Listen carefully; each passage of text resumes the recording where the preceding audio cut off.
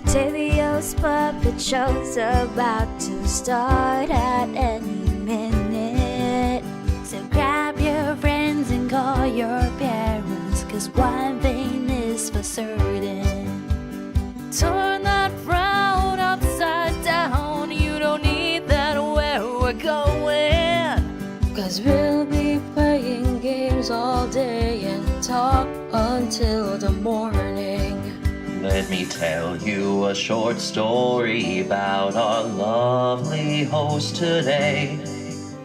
He once was very lonely and played puppets every day.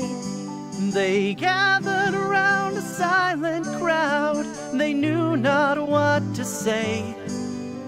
But since you're here, it's very clear those days have gone away. Octavio's puppet show's about to start at any minute. Hey, hey! Stage is set, the lights are out. He'll be here in a moment. Hey, hey! Turn that frown upside down. You don't need that where we're going. Hey, hey! Welcome to the greatest puppet show in all the planet. Octavio's Puppet Show. Hey, hey! Octavio's puppet show. Hey, hey! Octavio's puppet show. Octavio. Octavio's puppet show.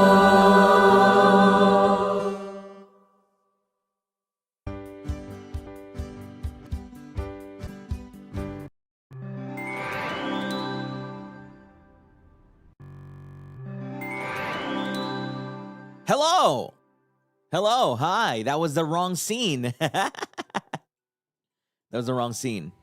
Hello! Hey! Oh, my voice still isn't here. Oh,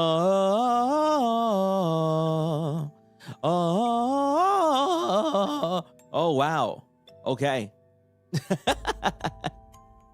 Yellow! I wish I could see... Oh, it's paused. Wait.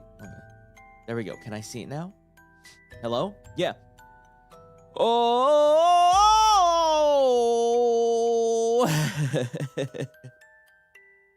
But hello? What's going on, everybody? Welcome, welcome. How are you? It is I, the opulent octatonic operatic puppeteer from Bounty Hunter Unit ARMIS of HOLOSTARS English. My name starts with an O and ends with an O. My name is Octavio, and as you can see, there is something new here. There's something new here, right? You see the YouTube chat and the Twitch chat. This is actually what I've been figuring out this morning. You know, I woke up this morning and this is all that I've been figuring out until the very last second of the stream. I was trying to figure out how to separate YouTube and Twitch chat. You know, because before we only had YouTube chat on our screen, but now we have both. And you know why? Because we had a freaking breakthrough. Haka specifically had a breakthrough with his Twitch streaming. Yeah. And previously, you know, what we found out from before was that we couldn't show both chats on screen, right? But apparently, according to the guidelines, you can't show both chats combined. You can't show both chats combined, right? But remember, we're gonna be debuting on Twitch on holiday, right? And one of the benefits is that we literally got like a direct connection. We have like a direct connection to Twitch and everything. And so we were, Haka was able to bring this up that if it's not allowed to have it combined, then can we just show them both separated? And they were like, yeah, like you can. So here we are, yippee! Both chats segregated. Yeah, because honestly, I didn't even read the guideline for that. I just based it on like word of mouth, you know?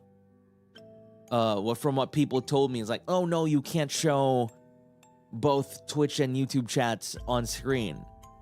But apparently, if you read it, it says combined. And so this isn't combined. Yeah, like literally, this isn't even like interpreting the guideline or something. Like that our Twitch like representative said, yes, this is acceptable. So here we are. Yeah, there is a border between YouTube chat and Twitch. Also, my voice is weird. I feel like my nose is stuffy. I think it's because of the weather.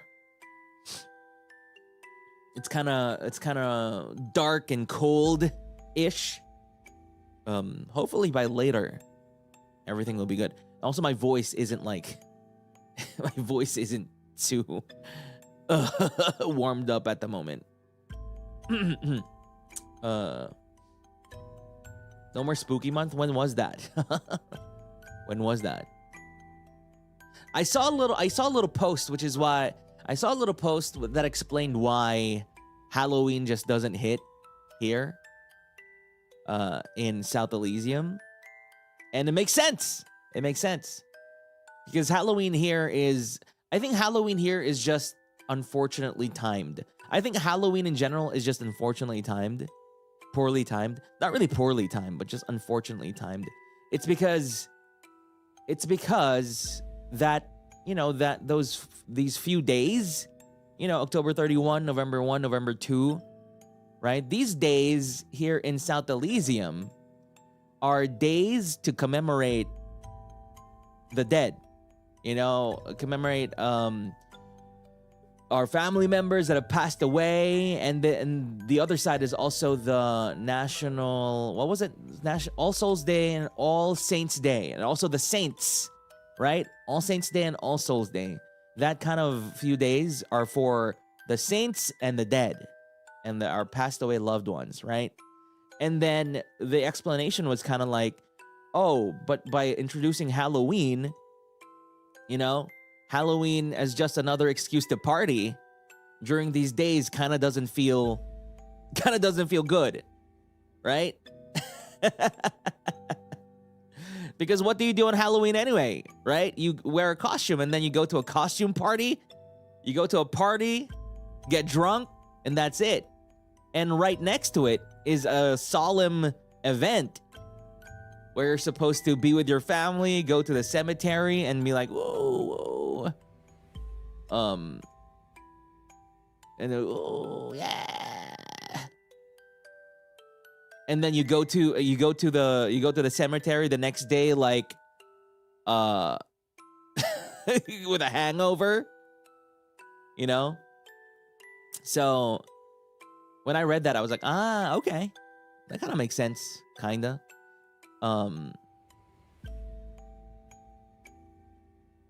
I forgot you don't have a proper surname. So I was confused when you kept popping up as Octavio Holo. No, I don't. I can't pop up as Octavio, though, because everyone and their mothers is Octavio for some reason. You know, there's so many Octavios on Twitter that Octavio alone is somehow always trending. Yeah. Like on a random day, nothing's happening. Maybe I do something mildly interesting, right? Let's say I do a karaoke. That's when Octavio trends like immediately on Twitter, because you get a bunch of Octavio posts because of me, and then a bunch of other Octavios arguing about, I don't know, the political climate in their country. So that's cool. But, you know, we've still gotten a bunch of stuff trending. Hashtag Octavio. Karma is Octavio. And other Octavio stuff. But Octavio alone is somehow just always there. Always has been. Yeah, arguing about cryptocurrency. Like, if you search Octavio right now, you'll probably see a bunch of people, like, fighting each other. They're fighting each other over, I don't know, their elections. Yeah, I'm the only real Octavio. Yes.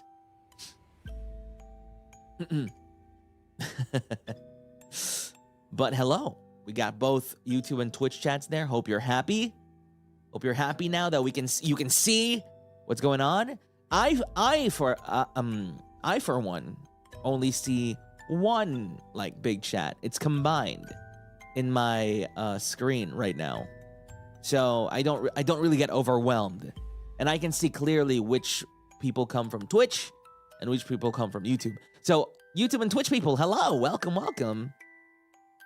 If you're over on Twitch, don't forget to subscribe on YouTube. If you're over on YouTube, don't forget to follow on Twitch. Oh, by the way, I think I also set this up. Will this work?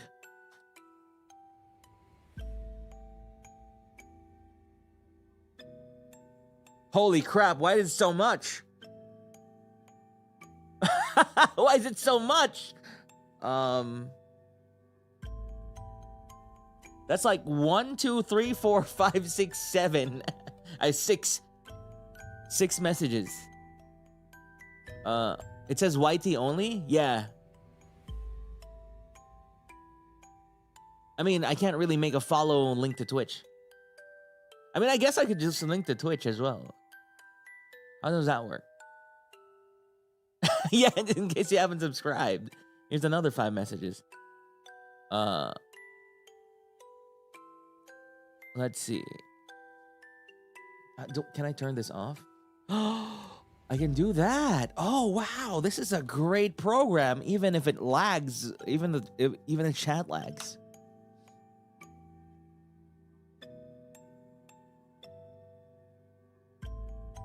That works. That works. Perfect. It's not insane anymore. So, whenever something happens, when we get a raid or anything, right, we can tell people, hey, don't forget to subscribe to YouTube, you know? And I guess we should add Twitch, maybe.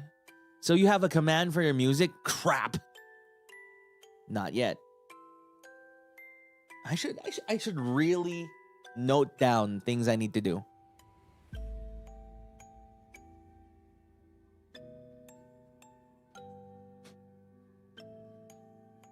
Okay, guys. I have a notebook. Okay. This is where I put my music notes. It's all here. I'm gonna write on the cover page so I can see immediately what I need to do.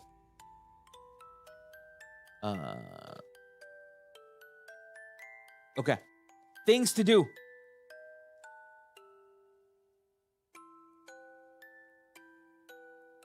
Music.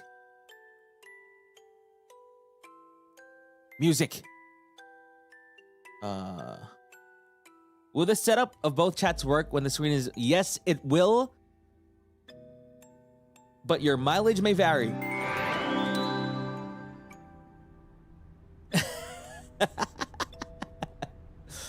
It's awful. But we ball. It's awful, but we ball. So music command, exclamation point music. Okay. What else do I need? It works. It just, does it work well? No. The Octaverse. Clip! What do you mean by clip? As in, it auto clips stuff? Clip for Twitch. Ah, clip for Twitch. Clip for Twitch. Okay. So you just type clip if you want to clip. Oh yeah, I think part of Holiday we get access to their like automatic clipper thing. I don't know what, I've never seen that yet. So maybe we'll try that in the future. If that program can just like do a little clip for me and then I can edit it down afterwards, like faster, that'd be great. You know, I'm gonna assume that, for example, if a bunch of chatters are chatting, like the Twitch thing, we'll just clip it. And there it goes. And that's it. We'll just do a little clip of it and then I can download it whenever. even without anybody like pressing anything. HS Everglow, but that's over now. It's over. It's Jover. Use Nightbot for that auto clip. Nightbot. Keep on playing. It's never over. No, it's never over. We're gonna add Billy chat next. I mean, if we triple stream, then I will.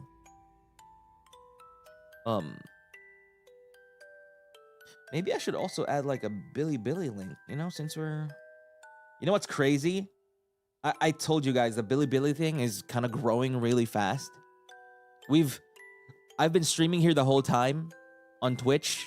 We've got up to 9,000 followers. On Billy, we're already at 12,000. Crazy. Crazy. Food Fanda for Gamer Octavio. Buong fund. Here you go. Here you go, Tol Patachong, dude, homie dog. It's Christmas feels now in the stream.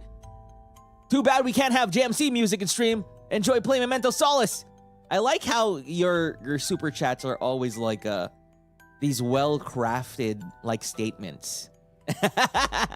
Pandaruki, thank you so much, Pudfanda. Thank you. Mga Pudfanda na naman. Yes. What should I order today? What should I order? Thank you so much for the Akasupa. Thank you. I think I'm gonna order Mang Inasal.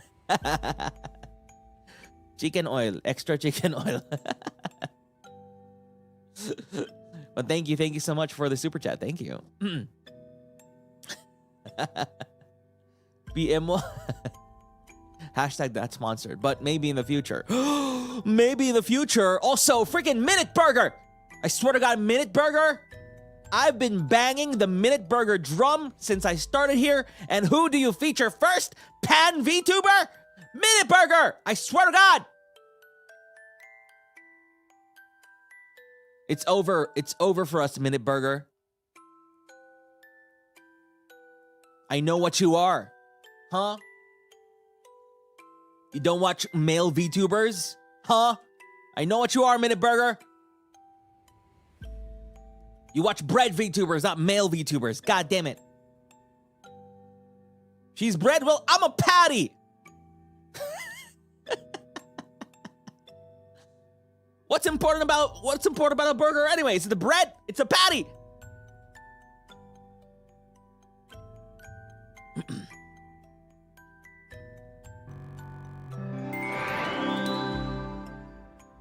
Okay, now, so the Twitch chat is not here. I mean, the chat is not here at the moment. Jarvis, clip that. Okay, thank you.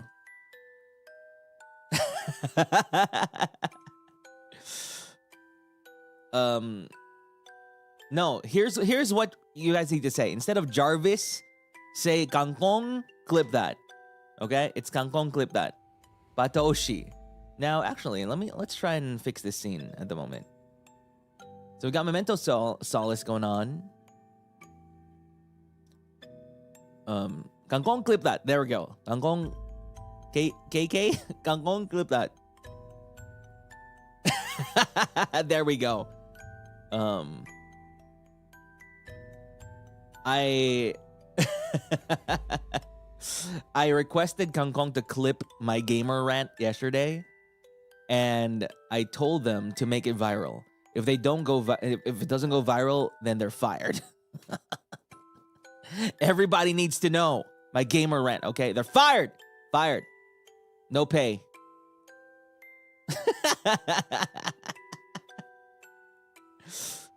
1 million views.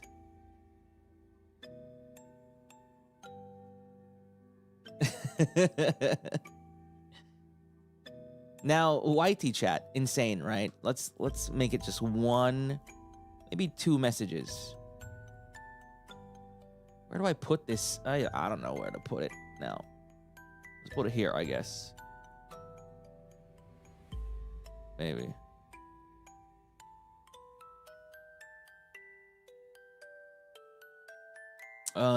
Crap. Maybe here.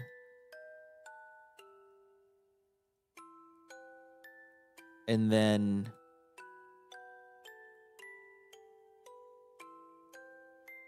oh.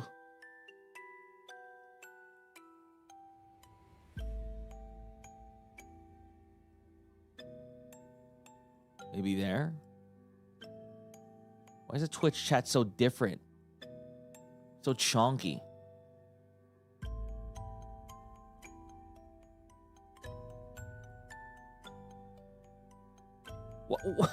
Why is it aligned like this? Wait, surely there's a way to align it better. The Pinoy clip got 600K. Well, maybe it's time to get Ranger Twit.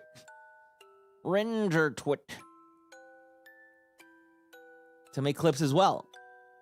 Ranger Twit. Clip that.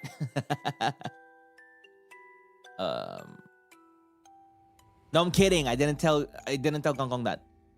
Okay? You can ask them. I didn't say that.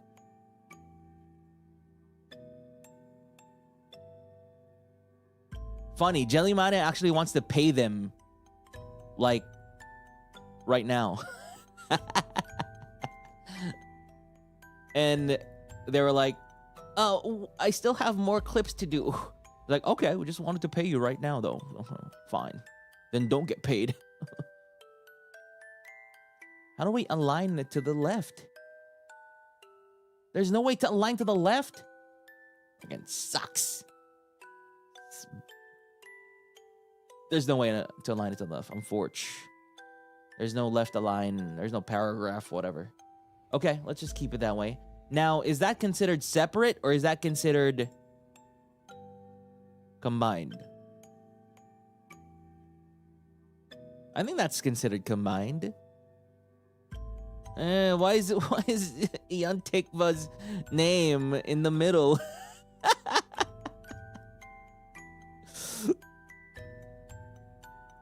Why? It looks wrong, I know.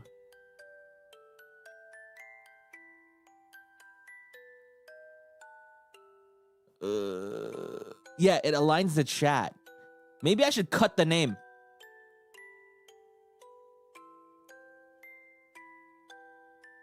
Yeah.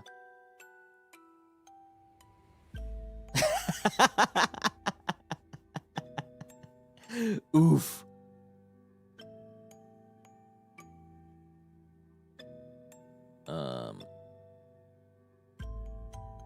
Anonymized. Okay, if that's gonna happen, then maybe it's better here. Maybe let's just put it here. God damn it, this sucks.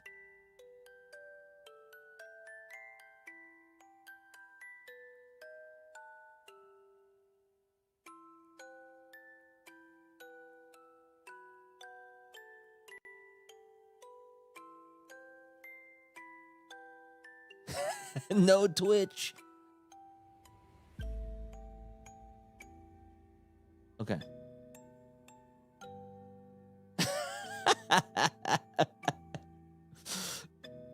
The separation between church and state. That works. Or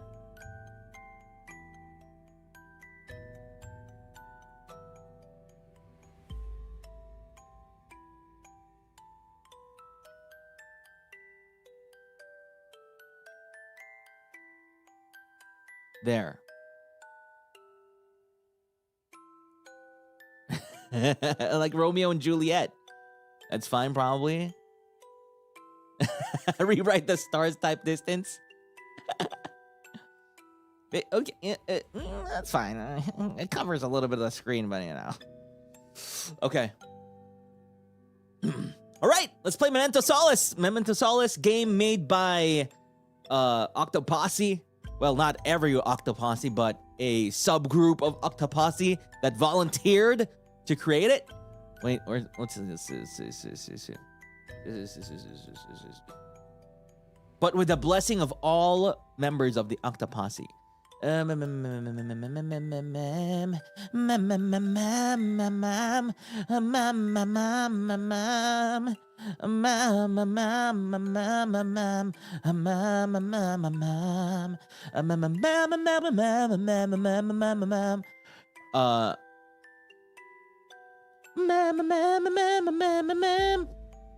there credits in the itch.io? Credits itch.io. There isn't?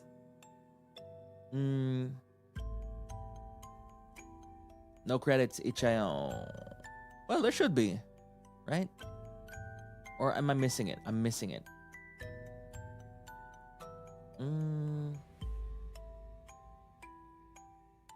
I can't see it. Because the previous one had. There's a credit in the game. Okay. Oh, there's a credits button there. So many people.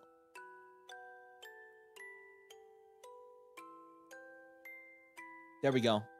All these people. Screenshot them. And then commission them for art. And stuff. And a bunch of things. You know, actually don't commission them for stuff and just hire them to your company.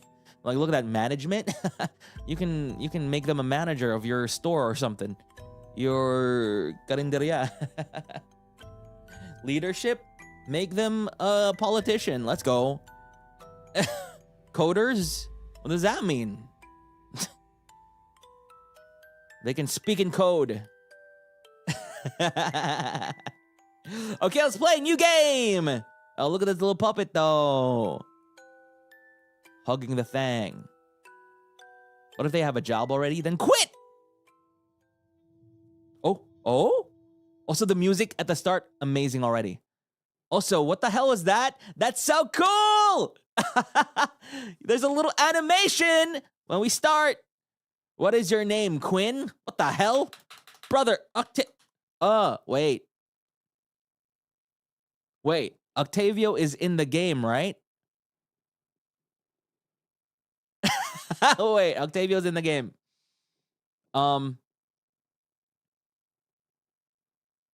Okay, I'm gonna close my eyes and open them in 5, 4, 3, 2, 1. First person I see is getting in. Ugh.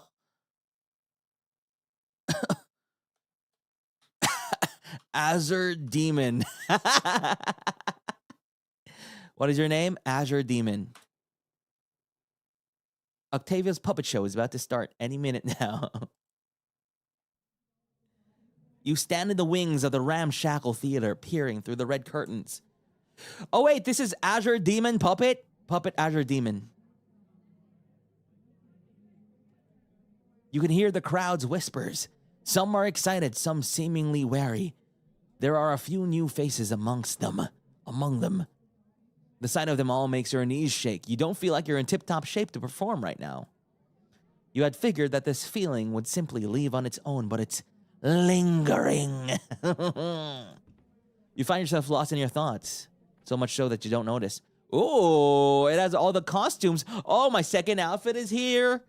Simang Tavi, the marionette thing, the flower. What is this? Is this Axel's tail? Cowboy?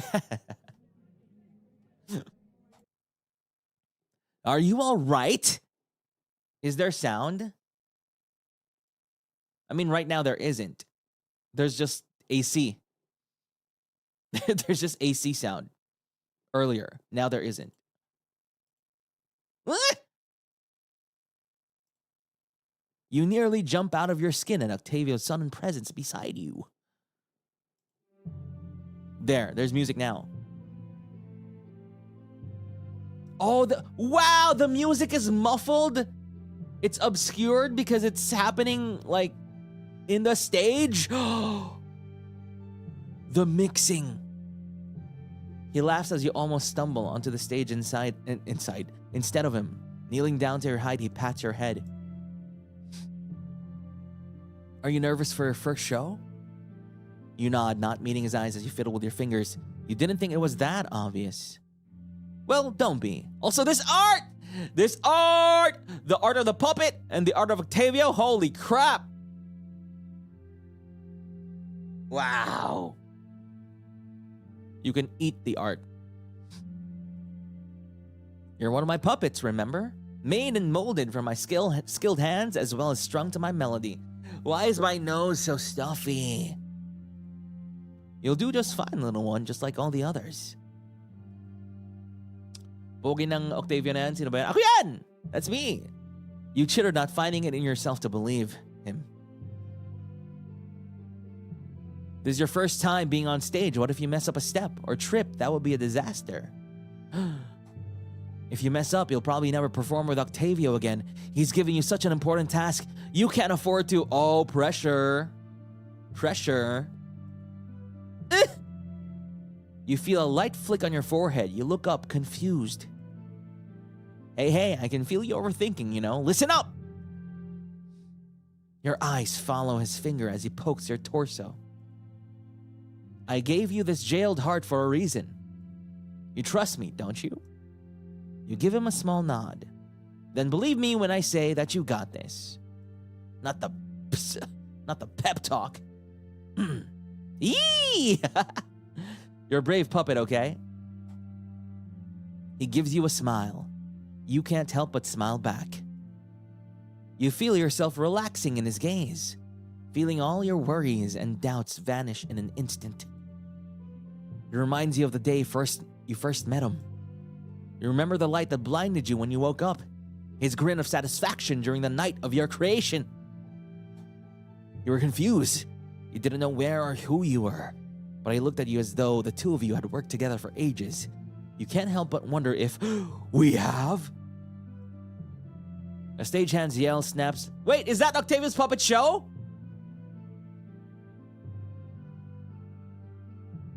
It's Octavio's puppet show in a different key? A different scale?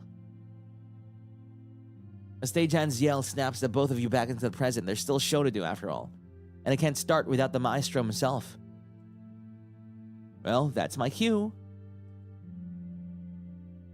He stands up straight and turns to you, flashing one last smile.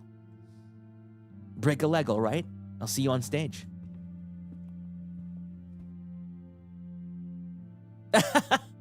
You watch him fix his coat, take a deep breath before stepping toward the center stand. Is this Crescia art? The strings on his coat start to hum, readying the first notes of a song, and give him a slight glow. He cuts a striking silhouette as grand as the night you first met. Ooh. Wow, the colors are so nice. Oh my god. You hold your breath as the stagehand counts down the seconds. It's showtime. Ooh? Hey, also the obscured like crowd talk. Octavio's grand puppet show. The puppet show begins. The curtains part and you watch as the stage lights fall on Octavio. He gives the audience a bright smile before holding his hands up to start the music. Game sound might be low. It's very soft, even for me. Oh, there we go. Now I bring it up. Okay.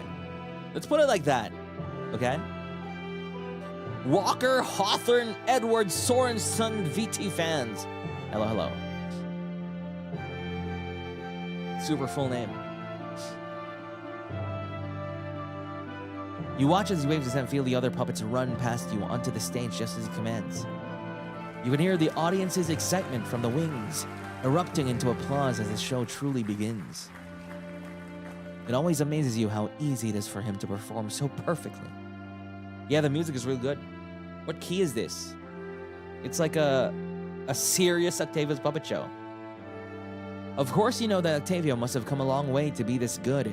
You don't know why, but you feel like you also put lots of time into something worthwhile. You can feel your brain picking at itself, trying to remember why. You can feel it settle on a place, somewhere far, a place where one wrong move could make the house of cards crumble. Somewhere beyond the first night you woke up. Huh? Ooh, all different poses. Thank you, thank you. Now, ladies and gentlemen, it is my greatest honor to present to you my newest puppet.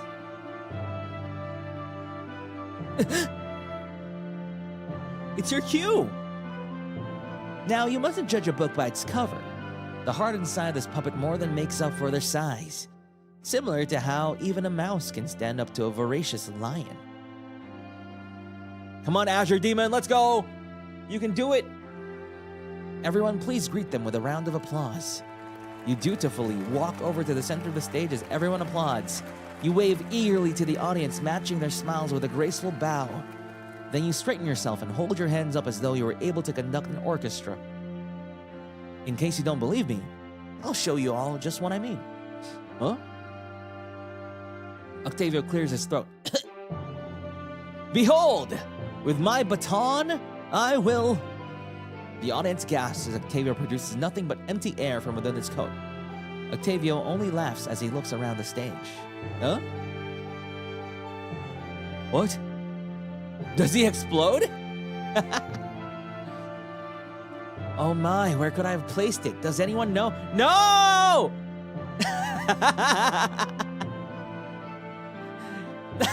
Is it a 3D reference? The audience murmurs quietly, some craning their heads to try and spot the baton themselves. The rest of the puppets look around inquisitively too, pretending that they don't know where it is. But you all do. Huh? Aha! Up there! Octavio points to the very top of the set.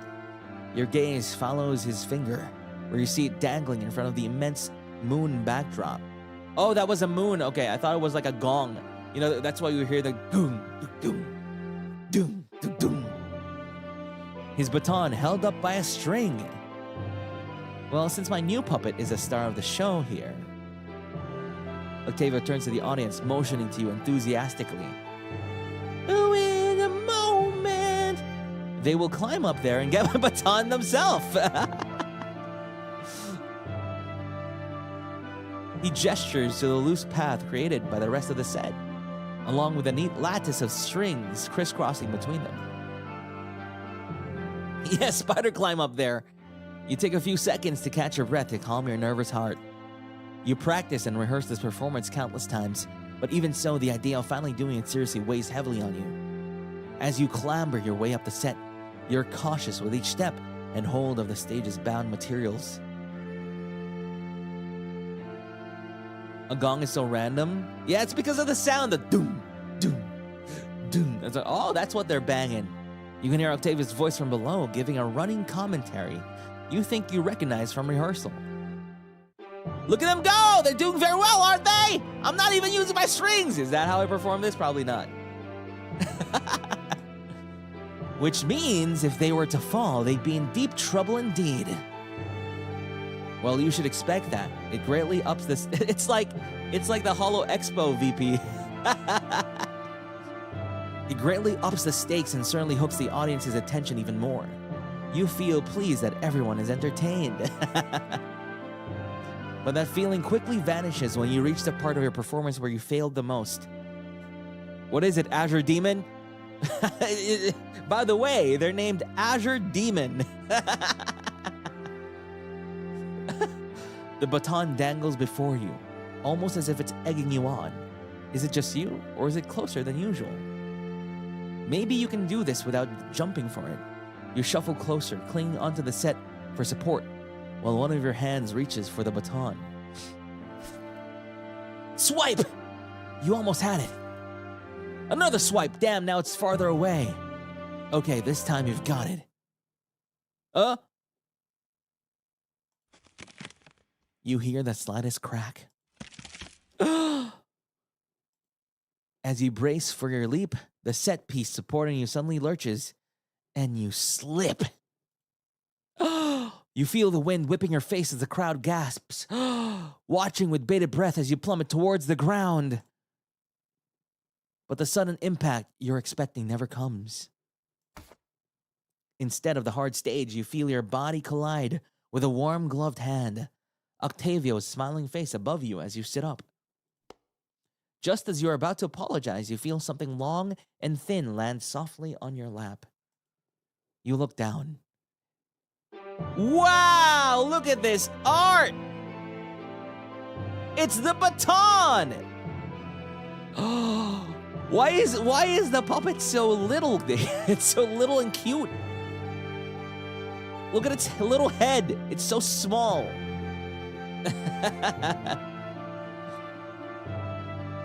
You look back up at Octavio, confused as to how it even fell when you didn't manage to grab it in time. Not missing a beat, Octavio promptly smiles and takes his baton from your lap. Ayo! What is this art? Oh! Whoa! Brother. Insane. Insane. Is this Neko-cha? Holy crap. You can put this in Bunny Garden. What? Neko-cha, what are you doing? Go apply to Bunny Garden right now.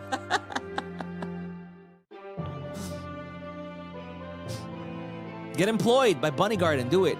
He only gives you brief conspirator's wink before turning to the audience with his baton in one hand and you in the other. Why in Bunny Garden? Because their art is so good. Right? Make art for the Bunny Garden too. Do it. Let's give it up for my brave puppet for retrieving my baton unscathed. Can I get this as a wallpaper? Can I download this? I want to make it a wallpaper. Unscathed, everybody. He presents you to the applauding audience and you quickly break away from your momentary stupor.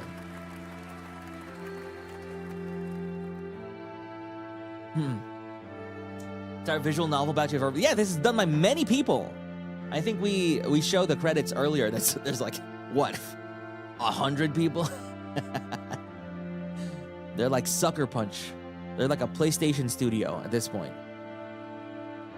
You can hide your UI. How do I do that? You can hide your UI. I don't want to mess it up. Now, how do I hide my UI with a controller? Wow. Wow.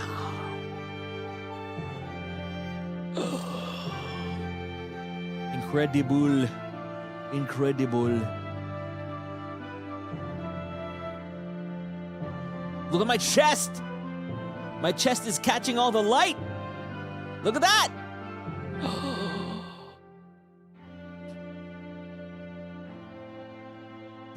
Octavio puts you down after a long round of claps, and you scurry back into the wings, proud of yourself for a job well done and not entirely fumbled, you think. You watch the rest of the show from the wings. You've seen this song and dance many times over, and yet it never gets old. No. You believe that you can do the whole spectacle with your eyes closed, though your precision may only go so far. Before you know it, the show is over. The other puppets file off the stage as Octavio bids the audience farewell. The applause continues even as the curtains draw to a close. He turns to you and the other puppets with a smile. Haha! Congratulations and a job well done, everyone! Make sure to pack up all the props first before getting the set pieces. We wouldn't want another ripped seam, would we? Everyone gets to work filling the backstage area with shuffling footsteps and cheerful chitters. A few gather the smallest props and put them away, while most of them busy themselves with folding the costumes and cleaning up after everyone else. Hey, you look around and decide to help out with the cleaning. Oh? Octavio holds you back before you can take another step.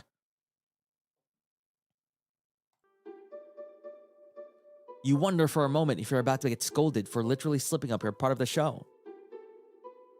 But instead, he scoops you up and sets you on his shoulder. Abby Phil, thank you for becoming a sock puppet. Thank you. Also, Neki Yoshiki, thank you for subscribing to the channel. Thank you for the resub. 15 months! Also, Marcus Maru, thank you for subbing as well. Thank you. But instead, he scoops you up and sets you on his shoulder. You were great out there. I knew you could do it. And the crowd loved you, by the way. Be a little proud. You look at him with confusion. You clearly remember failing to grab the baton and think it was sheer luck that it fell into your... What is this cute version of Octavio's puppet show? I feel like I'm playing House in Fata Morgana. Octavio waves you off. Bah! You were close enough, and that wasn't luck. That was theater magic, puppet. I let my strings drop it just as you fell. You could have gotten it if the set didn't break. I should triple check everything beforehand next time. Oh, wow. And besides, he gives your head a light tap. You didn't think I'd let you fail in front of everyone, did you? Exactly! Exactly! Like a bridge, my strings go both ways. I know you've got me, and I've got you, okay? You stare at his finger for a moment before looking up at him, nodding.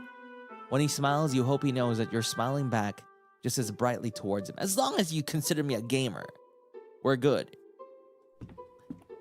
Your conversation comes to an end just in time for a stagehand's footsteps to reach your ears. Who the hell is this stagehand? Let me kick him in the chest. They're probably here to tell Octavio that everything he used in the performance is already taken care of. Oh, I almost forgot about the others. Oh! Octavio sighs as he scoops you into his hand and tucks you into his coat. It's a tight fit, but at least it's comfy. Hey, so happy! So happy, cute art! There's so much CG in this visual novel. Holy moly. There's the CG to dialogue ratio in this visual novel is so damn... It's almost 1:1. You're getting your money's worth. It certainly beats being crammed in the scuffet jar back home. Oh! Huh? What's going on? Whack! Huh?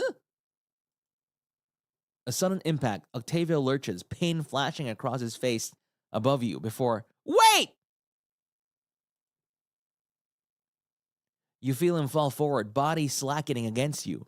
The back of your head hits the floor harshly, making your vision swim even in the darkness inside the coat. What? You can feel Octavio's strings loosen their attachment to you as your world tilts on its axis, slipping further and further away. It isn't long before you lose consciousness. Wait, I thought we were just gonna be happy. What? Oh, wait, the text box changed. What? Where? Familiar softness, fabric, information greets you as you test your surroundings. Dull, nonsensical images float through your mind. Of course, you are with the maestro, tucked safely into his... The maestro. No. Memory surges into your mind along with a horrific realization. Wait a second.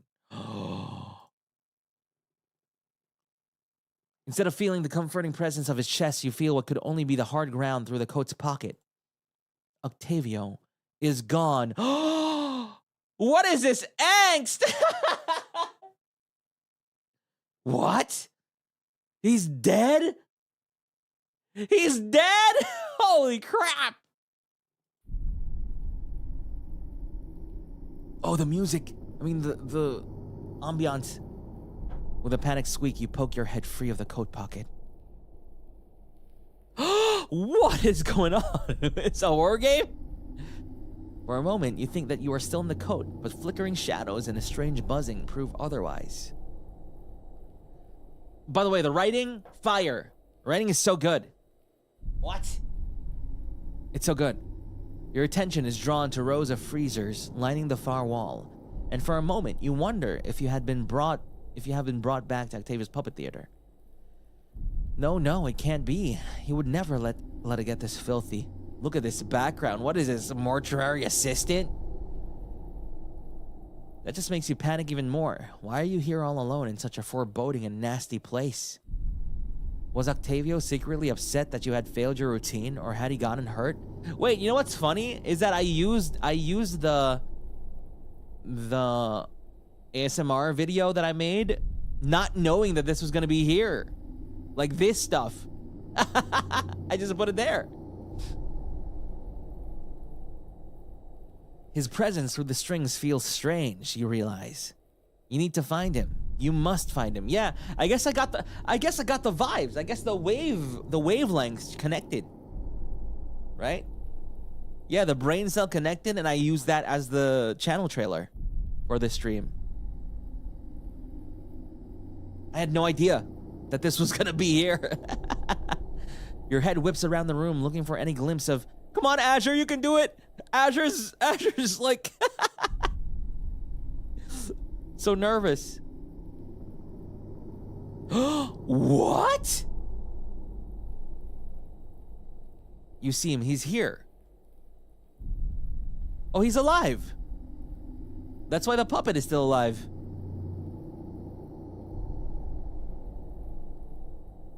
He's in a chair close to you, restrained by thick ropes.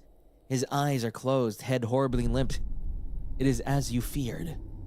Also, this art is so good. What? Who made this art? Huh? It is Saw. Yeah, it's Saw. The hair is so, like, detailed. You move faster than you ever have before. So earlier was Mary, and this was Seki. Darting out the coat and towards the maestro. Did they also make the background? You clamber up his leg, his torso, his arm. Look at this hair. What? His arm until finally you're perched atop his shoulder. Your fear ebbs slightly when soft breath tickles your ear. He is alive. Now just needs to be awake so you can both find a way to leave. You chitter. No response. You let out a noise akin to a muffled shout. BG's Tamira, I see. Let's go. Still no response. You raise all 6 of your arms and start rapidly poking Octavio in the face. Whoa! So much CG. Now whose art is this? Wow, so ikemen.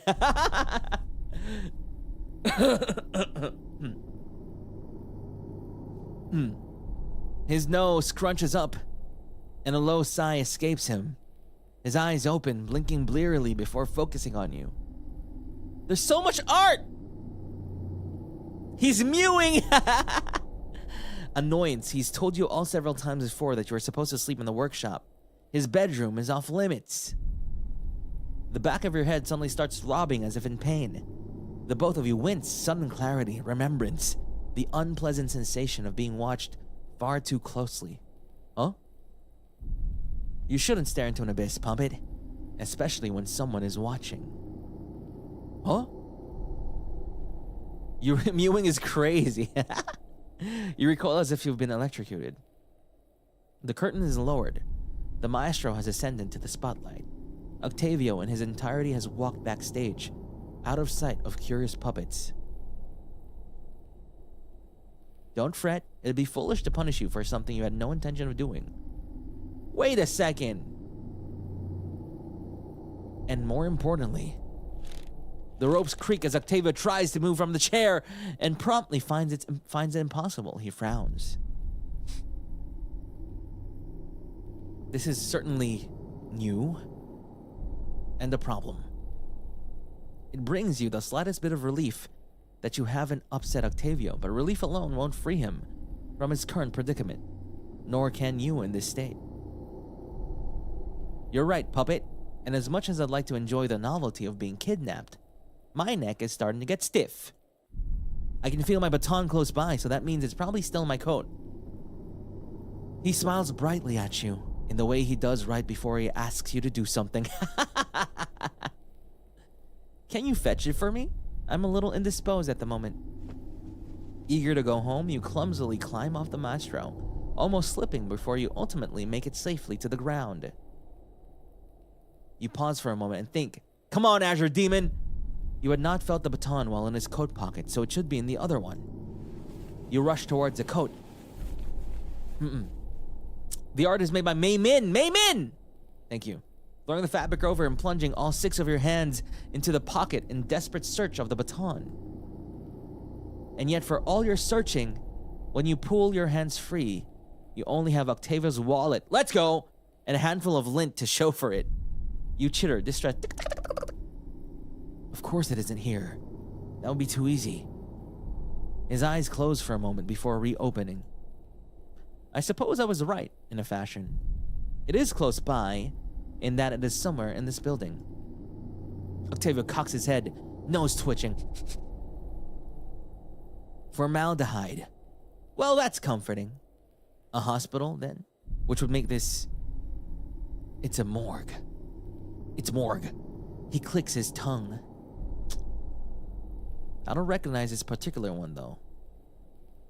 A look you don't recognize crosses his face and leaves just as swiftly as it appeared. But for a moment, you swear you feel something akin to a nervousness through the strings. No, that can't be correct. Octavio doesn't fear anything. Does he? I was not expecting this turn as well. Now, worried yourself, you deliberately chirp at him in an attempt to get his attention. I'm gonna try and turn off the AC for now. It's gonna get really hot, but maybe fan. Just fan for now. It's because my nose, it's stuffy, it's annoying. The likelihood is so low, and yet it would... He turns to look at you and gives you a wan smile. It's nothing, puppet. Just thinking out loud. He sighs dramatically, as if he was entering an unseen audience. Entering. Entering. Well, it seems we'll have to wait here until our captors decide to come for us. Unless... He deliberately motions his head towards the wall across him. Your gaze follows. It is clear that what he is gesturing at are the double doors leading outside. You tilt your head, trying to piece together what he means. Surely they would be locked, and even if they weren't, there's no way you could reach the handles without the baton. Then you spot it. A tiny hole at the bottom where the lower corners of the doors have been worn down by use. By what? A rat. I wish I didn't have to ask this of you, puppet, but I'm left with no other choice. I need you to leave this room and find my baton in my stead. This is your debut, puppet! Azure Demon! It's your debut! A moment passes as what he asked sinks into your head. Your reply is to squeal in terror at the prospect. Squeal! Shh, it's okay. You're small enough that no one will notice you if you're careful. A Last of Us Puppet Edition would be so cool. Imagine the gameplay of The Last of Us, where you're a puppet. That'd be great. Oh, look at his crying. You whine in protest, not out of stubbornness, but out of fear. The curtain is lifted ever so slightly. Warmth that does not belong to you flows into your heart. Imagine like a puppet with a gun or something. Like, the puppet is human-sized, by the way. Right?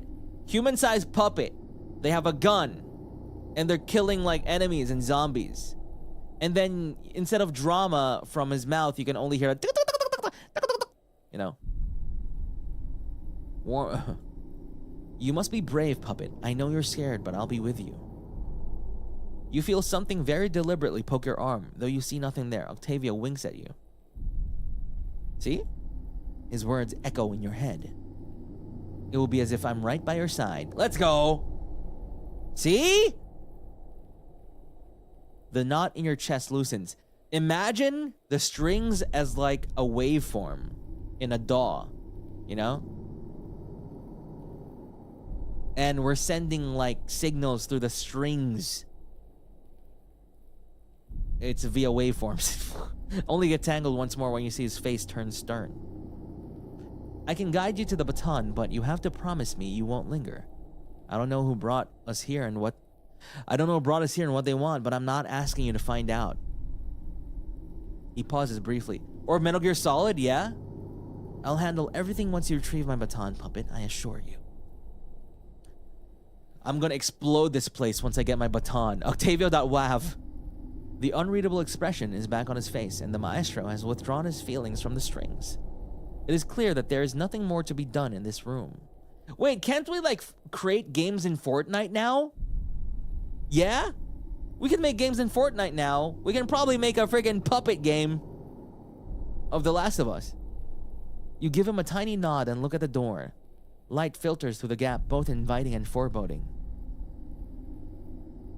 You take a step and pause, nerves clawing up your stitched spine. You turn your head to look at Octavio in an attempt to calm yourself. Tied up and shrouded in flickering light and shadow, he gives you a small nod but says nothing. You must be brave. You must be brave. A Fortnite map, a puppet theme? This sounds good to me! You approach a gap, place your hands on the doors, and slip through. Mercifully, the outside room is not as scary as you had feared it to be. It is just that, a room. It is darker than the morgue, however, to the point it takes you a moment to notice the flight of stairs right in front of you. I'm scared! Your ears droop. Stairs, of course, of all things, it has to be stairs. You have never liked climbing them, because they're short, but there's no other option at the moment. What's going on? After some time and quite a bit of difficulty, you manage to ascend the staircase. Come on, Azure Demon. Puppet Azure Demon, you can do it. This music.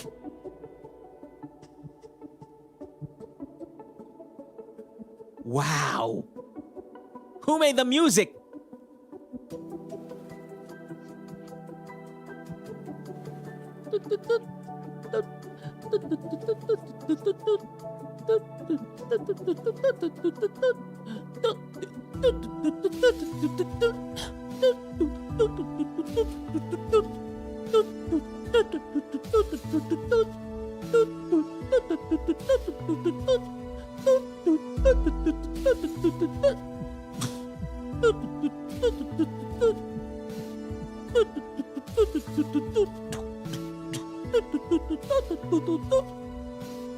After some time and quite a bit of difficulty, you manage to ascend the staircase. Ainsland, Marceline, and Mon Monster. Cool! Make a song for me. Do it. It should be a baby making song, though. Puppet, what's going on? Oh, I'm here. You hope you can somehow convey the idea of horribly tall stairs to him through your mind. That explains why you feel so winded. You can hear him hum to himself. I will remind you, Puppet, that as much as I'd like to, I can't see through your eyes. Our minds are connected through the strings, but not our senses. Then how will he be able to help you? Pretend that you're painting a picture, but instead of paint, it is with what you see. And the canvas is made of your thoughts. Does that make sense? Too complicated. Too complicated. Puppet can't spell. You think for a moment before agreeing. That's great. Now what do you see, Puppet? You focus on what is in front of you, taking in as much detail as you can, even with the ever-present gloam, and hope that Octavio can parse it. I like how we're getting a little conversation going on. I like how Puppet has a lot of, like, personality, even without any dialogue. It's just thoughts. You are in a hallway. Doors line the walls, each leading into its own room. A gurney rests under a nameplate, bathed in sickly light by what appears to be an exit sign at the far end of the corridor. I knew this was a hospital! The condition here is somehow even worse than the morgue. Even in the dim light, you can see strange stains upon the floor and even the walls almost reaching the ceiling. You wonder what happened here. Puppet, can you get closer to one of those stains? I need to be sure of something. You walk forward. You promptly step on something slippery and almost fall flat on your face. Thankfully, your training for the puppet show kicks in and recover your balance. Who made the puppet sprite?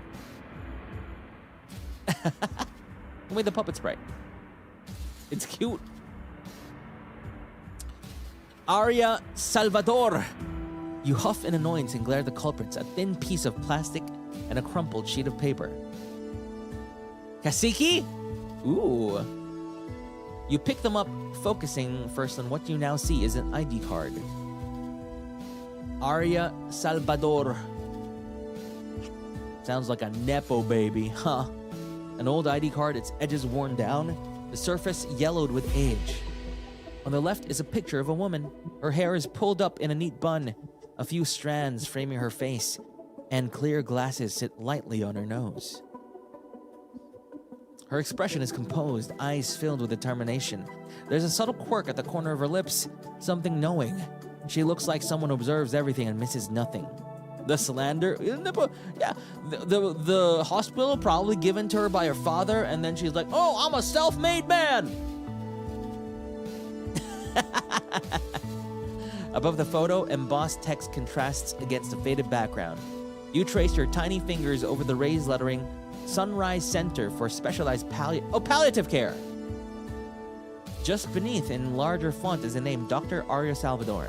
Below, her title is clearly marked Chief Medical Officer. Dr. Aria Salvador? You toss the ID card to the side and carefully unfold the paper. Oh, yeah, now this is interesting! The other one, just an ID card. Next one. Oh, look at this! Cool! Finally, something interesting. A show pamphlet, one you recognize. Its edges are torn, corners softened by time and handling. You try to smooth it as carefully as you can, bright colors peeking through the wrinkles. Yeah, neurons activate a meme, and Octavio can clearly see what's on Puppet's mind. Against a lavish backdrop featuring the full moon, the maestro stands at the center of the stage beneath the spotlight, his baton raised in a familiar, welcoming pose. At his feet, two puppets sit obediently, bright, curious eyes turned towards the viewer, waiting for the show to begin. Dark red curtains decorate the sides of the stage. Above them, Octavio's puppet show gleams in curling gold letters. This is the writing equivalent of describing food, you know? You serve adobo and they're like, this is chicken cooked in, boiled in soy sauce and vinegar with potatoes.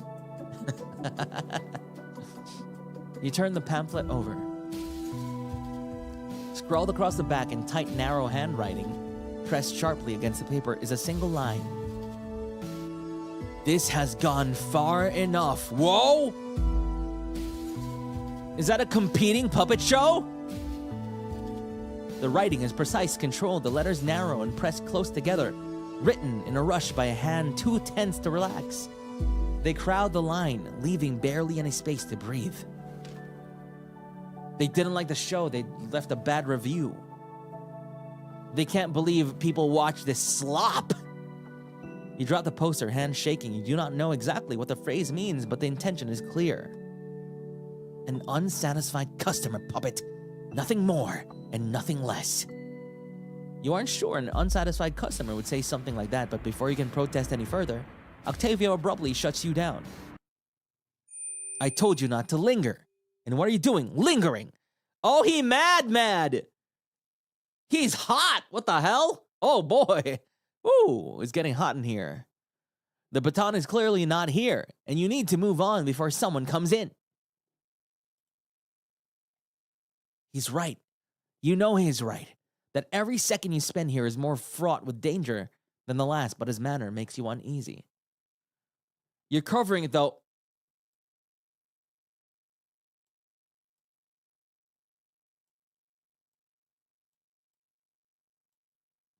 Okay.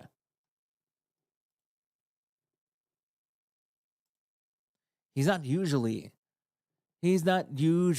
this way.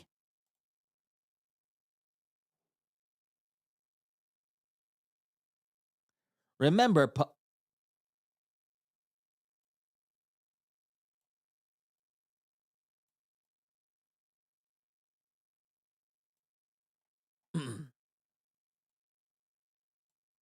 there we go. Remember, Puppet, just keep focused on finding my baton. The faster you can find it, the sooner we can leave this place. With Octavio's reminders echoing in your head, you creep down the hospital hallway. This is funny. It's like, you got games on your phone, right? You got games on your phone? Oh no. The quiet feels unnerving, the light of flickering fluorescent tubes above offering you little comfort. Shadows and silhouettes dance in the corner of your eye, making you believe you're not. Yeah, get this man a floating overlay, exactly. How does that even work? I don't even know how to do that. Give me a floating overlay like Shiori's. It's something that's grown? You don't want to stick around to find out, so you hurry, nearly tripping over the cracked tiles. At the end of the hallway, you find an open space with what looks to be an office. A tall counter surrounds several desks, with medical and office supplies scattered around. Sunrise Center for Specialized Palliative Care. Whoa. We're done with chapter 1, right? Oh, it's a nurse's station. So this place is still operating, despite all the wear and tear. Yeah, even the roof is like, guys, you need to patch this roof up. Yeah, this BG is really good. You chirp in agreement, wondering the same. Glancing around, you wonder if the baton is anywhere close by. I still can't feel it, but I suppose you ought to double check the place. Just keep it quick and be careful. Why do these nurses need such a big space? Huh? Just cramp them to the side like this. 10 square meters, it's good. It's fine. The warning serves little to ease your worries. You step closer to the station and find large red lettering painted on the wall. Sunrise Center for Specialized Palliative Care. Is that the name of this place? As you move closer, looks like a normal American nurse's station to me. So that's why. An unnecessary waste of space. 5 square meters. 5 square meters. That's what I see. You know, that's my experience in hospitals. You go to a hospital, see the nurse's station, it's like 2 square meters. Okay? As you move closer and inspect, you are startled by the sound of footsteps. Puppet, hide quickly! You don't look, you don't think, you simply obey, scrambling for the nearest hiding spot, a medical trolley, sitting just outside the station.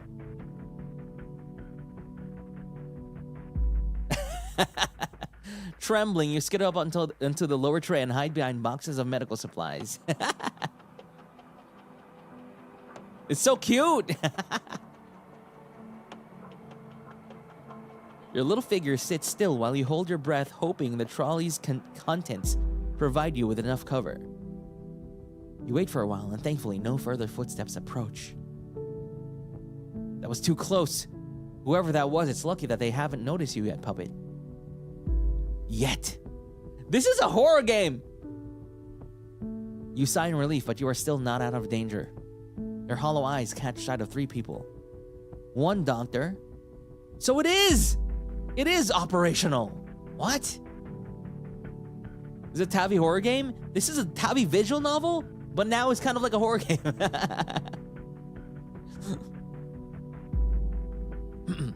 One doctor reviewing folders by the filing cabinet. And 2 nurses whispering beside a large notice board. I think the middle one is waifu material. Also, this one on the right is waifu material. The one on the left, we should kick him out. This is a gacha game now. Time to roll. It's time to roll for them. Let's roll for them. I want to roll for them. Let's go. So I can add them to my party and level them up. Then, who is this? Dan Hung? Get him out of here. We got March 7th. We got Stell. Let's replace this guy with, like, Saber.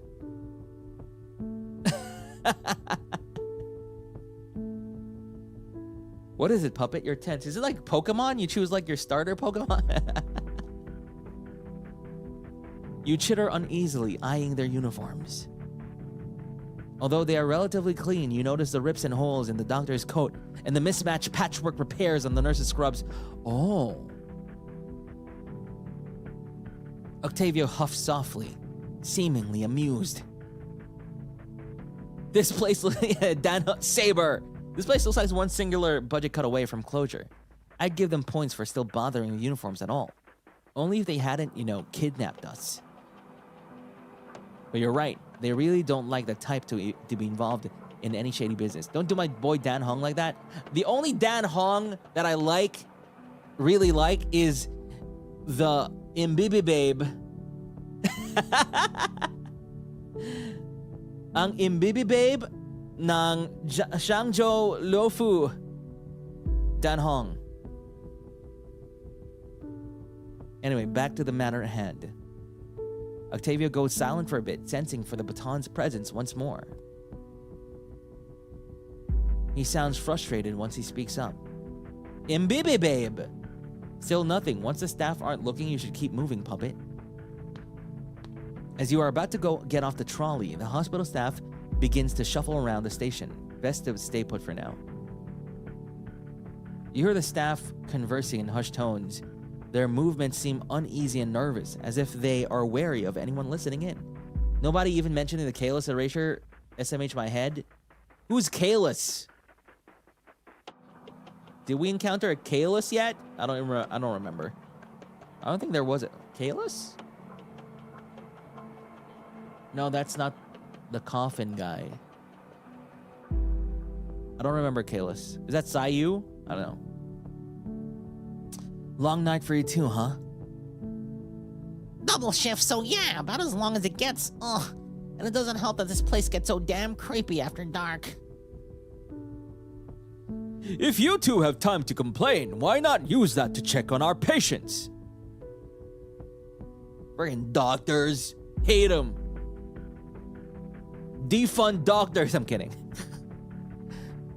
We're already done with our rounds, Doctor. With so few inpatients, what do you expect? I mean, can you blame them? Even if they don't want to be here. Look at this place. Almost everything here is on the brink of falling apart. Don't forget the somber atmosphere. I wouldn't want to stay here, even if I was already on my deathbed.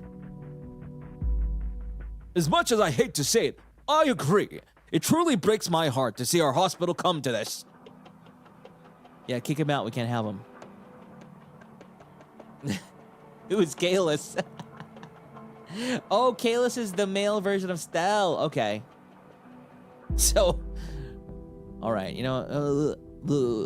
Wow, Kalis. Oh my God, incredible. Ooh. He doesn't have a thigh strap. If nothing changes, I wouldn't be surprised if Dr. Salvador's charity connections just pull the plug on us. Doctor, don't jinx it. Salvador, your ears perk up at the mention of the doctor's name. It sounds familiar. Oh! The ID card from before. Dr. Arya Salvador, could they be the same person? There's no response from Octavio, but you're about to ask him what he thinks when one of the nurses speaks up again. That reminds me, I heard something interesting from the night guard about the good doctor herself. Oh, about the good doctor herself. Oh, what you got? Well, he claims he saw the doctor bringing in a patient tonight, personally. Personally? The Dr. Salvador?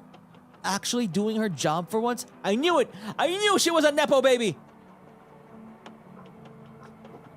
That's not the only weird part. The guard said that the patient came in all covered up, and he couldn't even see their face. So dead. And instead of bringing the patient to the wards, Dr. Salvador hustled the poor soul straight to the basement. So it's dead. The basement? Why there of all places? The guard asked and she lashed out at him, all agitated, saying that he should mind his own business. That sounds just about right for her. Still, it's unusual, even by her standards. Look, at least it's a step closer to actual work than her being locked up in her office all day with all those conspiracy theories. I know, right? She used to care about this place, about her patients, but now Dr. Salvador's just lost in her own little world. Bruh, she's the chief medical officer. she doesn't have to see patients. All she needs to do is sign papers, and that's it. She has changed, you're right, but considering, you know. Oh, right. I forgot all about that. You watch as pity washes over everyone's faces. A second nurse looks guiltily at the floor. Grieving's just another part of the job, I suppose, but still, those two used to be so close, and with the stress of her position, anyone would be taking it badly. This is like House MD. You're right, it's not easy to just move on, especially after losing your own... Your own what? All of a sudden, a haunting sound, shrill as laughter, fractured as sobbing, echoes through the halls. The conversation is cut short as the staff glance up warily. Oh no!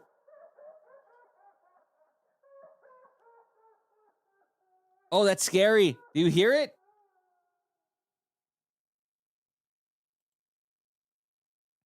The sound crests and crashes like a wave. Let's go, cutting through your heart deeply. Listening to it hurts and you feel frightened to the core the longer it continues. The laugh is like...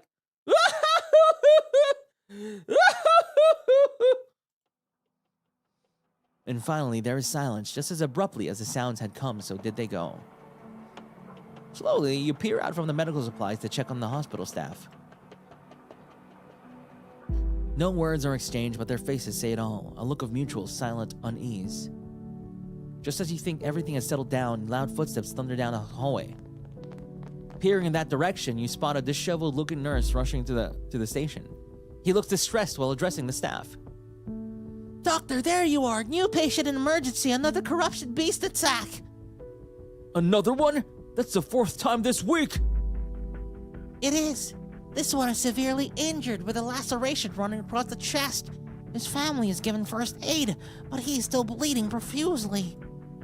Please, doctor, we need you in the emergency ward. There aren't enough doctors down there. Then we'll need all the help we can get. You two, go raid the north wing for supplies and meet me down there. Two? And leave the desk unattended? I can stay back. The last time no one was here, Dr. Salvador bit our heads off. There's no time! I'll take responsibility if she makes an issue of this. You can return to your post once everything is settled. I don't think it works that way, Doctor. All right, let's move! Move out! You watch as the doctor and nurses spring into action, grabbing medical kits and charts from their desks. You squeeze yourself deeper between the supplies while they rush around the station. Thankfully, they do not grab the trolley that you are in. What are these voices? Their voices. Stop judging. The sound of footsteps slowly fades in. I love the blur. Their voices grow soft and quiet until finally there is complete silence. Your head peeks out from the medical tray, glancing in every direction to make sure you are safe and alone. Finally, I thought they'd never leave. Come on, puppet. Hopping off the trolley, you are still shaken after everything you've learned and witnessed. That howling sound still lingers in your ears. But despite that, you find yourself drawn to the mention of Dr. Salvador. Why is that? Before you can dwell on those thoughts, a nagging voice cuts right through them. Save your game? All right, I should be saving. Just in case something bad happens. A nagging voice cuts right through them. Puppet? We've spent enough time here already. What are you standing around for? You chitter in response, recalling what you've learned so far. The nurse's story, the patient brought in under cover of dark, Dr. Salvador. It does seem like we have our culprit, which means she likely also has my baton. So Octavio was the patient that Dr. Salvador brought in. All right, puppet, go find this Dr. Salvador. Just remember to be careful. There is urgency in his voice, but also a hint of hesitation. You quietly wonder why, adding it to a growing list of questions. Seemingly sensing your uncertainty, Octavio chimes in once more. Puppet, remember why we're here and what it is that can get us out. Come on, go before those people return. You gaze at where the hospital staff headed off to. Yeah, she dragged us by the ankles with a cloth covered over our faces. Were we dead? Are we still dead? Is Octavio just a ghost? No footsteps or voices hint at their return. Most likely, they're still preoccupied in the emergency room. Octavio is insisting you move onward, but your gut is telling you that there might be something of note to be to be found here? Perhaps something more about what's being done with the baton or why Octavio was kidnapped? Wouldn't hurt to have a quick look around, right? Oh, wow, interactable? Retracing your steps, you find the medical trolley where you hid moments ago. Now that you aren't panicking, you can give it a proper look. It's lined up with boxes of medical supplies and personal protective equipment. You can spot the area where you squeezed in. Another tray above it, but it is barely visible from down here. There's something you can find up top, and the height can give you a better view of where to go next. You begin climbing up the trolley's legs. With a firm grip, you push yourself upwards, finding a familiar rhythm as you do. You reach the top, hey, they're happy, and find more medical equipment and supplies, antiseptics, first aid kits, and various medications. Just any regular hospital trolley, Puppet, packed with the necessary supplies for any medical scenario. You're pretty lucky that they didn't grab or search for this trolley while you were hiding in it. So now that you're up here, is there anything else you can find? You feel it, an unsteady sensation as the whole assembly sways and rattles under your feet. You manage to stay in place, or perhaps it's the panic that helps you stay frozen on the spot. Why is the world suddenly turning? Is there an earthquake? You can't think too far into that as the shaking continues. Wait, what if something breaks or falls off the trolley? Then that will make noise and bring those staff running back here. Lower yourself to the tray and crawl out of there. Do it slowly, or you might shift the trolley's balance again. You listen and follow his instructions without any complaint. Manage to get back to the post where you climbed up. Without further urging, you climb back down until your feet touch the hospital floor. Your legs still feel like gelatin as you collapse. Good save, Puppet. His praise goes unnoticed while you catch your breath and still your heart. You find it moved because the wheels are lopsided. Yikers! Well, that explains why the staff didn't take the trolley with them. At least nothing got broken in the end. You can still count yourself lucky, Puppet. Your response is a loud grumble, followed by a shake of the fist. Then, you hear an amused chuckle from your puppeteer. This gives me an idea. What if we add this kind of scenario during the puppet show for a little more danger and excitement? He's got to be joking, right? Yeah, I'm getting excited. All right, Puppet, let's find the baton so we can get out of here and plan the next show. You glare at the medical trolley with much resentment as you leave. First, you didn't get to find anything, and now it has planted a dangerous idea in Octavio's mind. It looks like you won't be out of danger even after you leave this hospital. Okay. What else is interactable? Ooh. Ever since overhearing the hospital staff, you cannot shake off this feeling about Dr. Salvador. What you know so far is that she is a medical professional with unusual habits and is generally disliked by her staff. But how does this connect to Octavio? Why kidnap the puppeteer in the first place? Trying to make sense of the doctor's motives. Octavio, on the other hand, remains silent. Usually, he would provide his input. But now, it is like he is ignoring your... Ignored! Well, if he's not going to respond, you might as well investigate it yourself. Scene! You continue roaming around the nurse's station until you find yourself in front of the filing cabinet. Aha! If there is information to be found, surely the filing cabinet would have it. Why is this puppet so smart? Azure Demon! Equipment, patients, personnel, finances. It budgets good, at least it's not impossible to pull out. You huff, and you puff, and you pull on the handle with all your might. You miscalculate the final pull and you begin falling backwards. Okay. Flailing your arms does not break your fall as you land with a loud thud. Squeak! You cradle the back of your head and massage the forming bump. Oof, that sounds like it hurts. You good, Puppet? Good? Your vision is full of stars, but at least Octavio's voice is crisp and clear in your mind. Well, if you can still joke like that, then I suppose you are just fine. If only you could send your glares back to Octavio. Once your vision clears, you get back up and check what you have pulled out.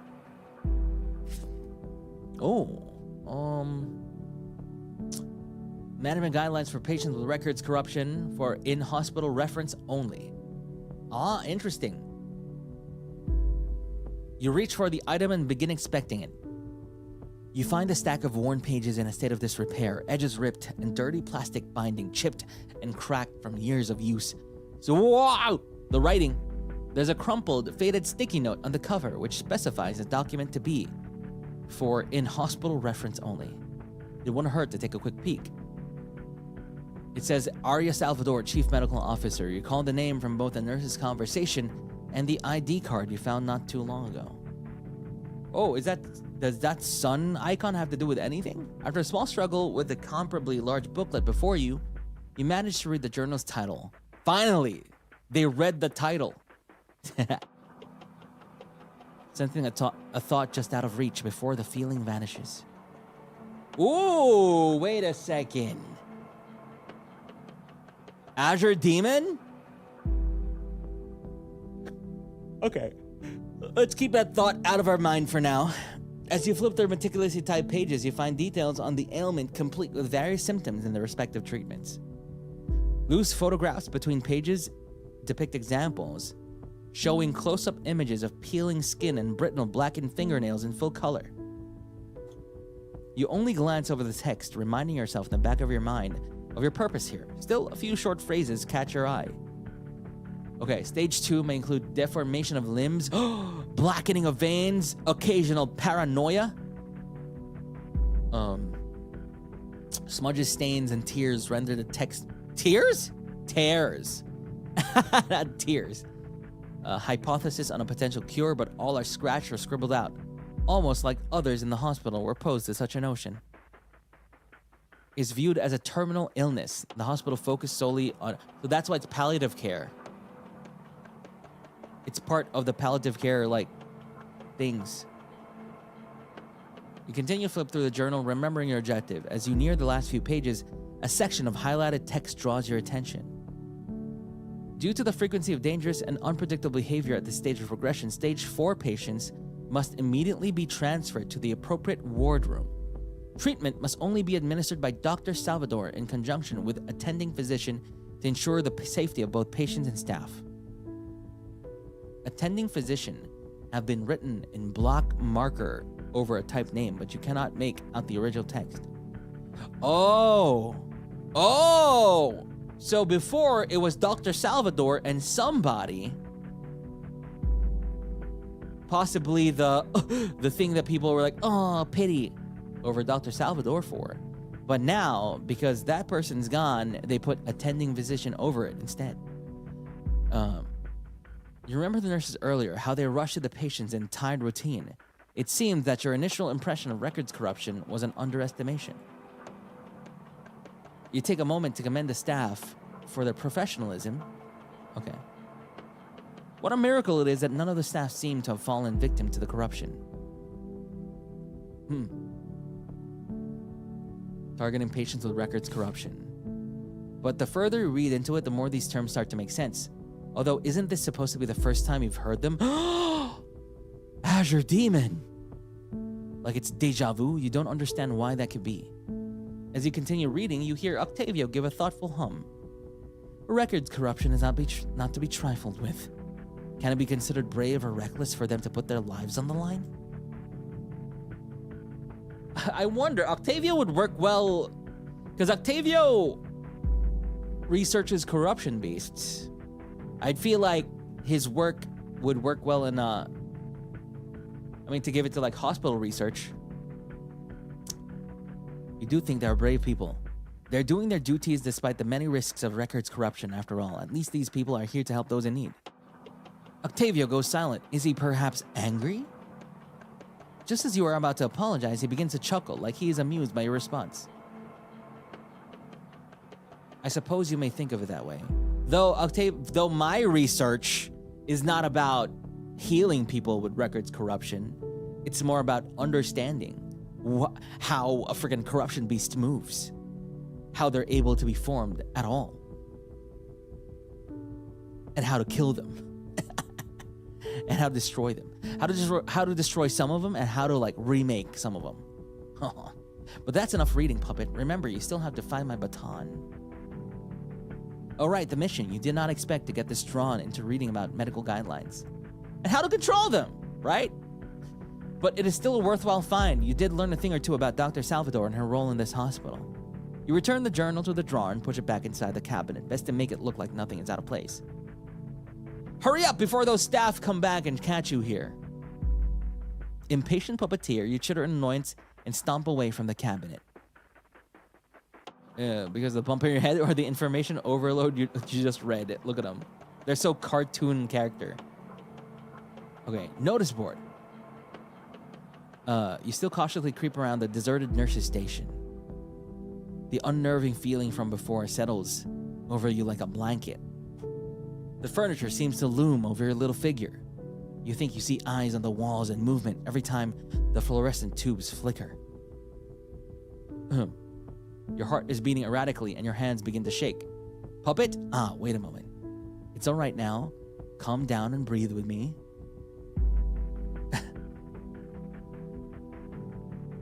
After following his instructions. That's it. Slow breaths. There you go. So, you inhale. Inhale for 5 seconds. Keep it for 5 seconds. Exhale for 10 seconds.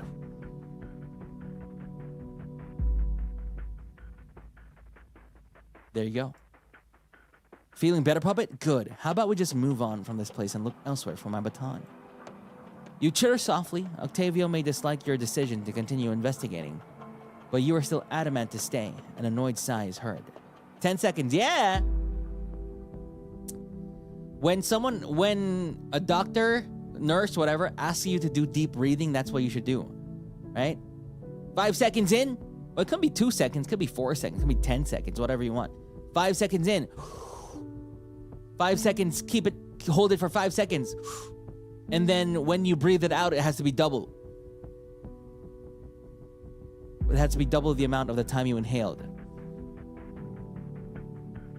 Yeah, it has to be double because what you're trying to do is exhale a bunch of the carbon dioxide. And the longer you exhale, the more chance you give the CO2 to go out. You send your thanks. At least he's kind enough to give you some more time. Now, if you do that over and over, your limbs, your hands start to tingle. And that's because of the oxygen saturation in your blood. A cold draft suddenly passes by you and you shiver in place. It doesn't feel like the air conditioner. Is there an open window close by? The wind responds with a stronger breeze and you clutch your body for warmth. What if you can't do it for 10 seconds? You can. Don't say you can't. The sound of fluttering paper makes you look for the source. A large notice board hanging on the wall above you. My first time watching a show. Hey, thank you for being here. We're currently playing a game made by puppets. A bunch of puppets, like a million. We really can do that? What do you mean? Like exhaling for a bit? So when you exhale, you need to purse your lips. So you need to control the amount of air going out, and you keep it for 10 seconds. So it's like... So yeah. So whenever you're nervous, lightheaded, do proper deep breathing.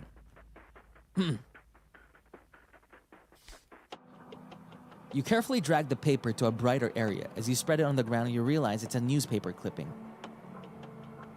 The newspaper clipping in your hands feel like it would crumble with a tighter grip. Like this, a little smaller, even smaller. We should be doing... Like that. The newspaper clipping in your hands feels like it will crumble with a tighter grip. Its paper is uneven, the color more of a yellowish brown than the white you suppose it had been back when it was first printed. Yeah, if you do deep breathing and you're just doing like this, like... Oh, that achieves nothing. That makes you that makes the thing scarier. That does nothing. But if you breathe like this,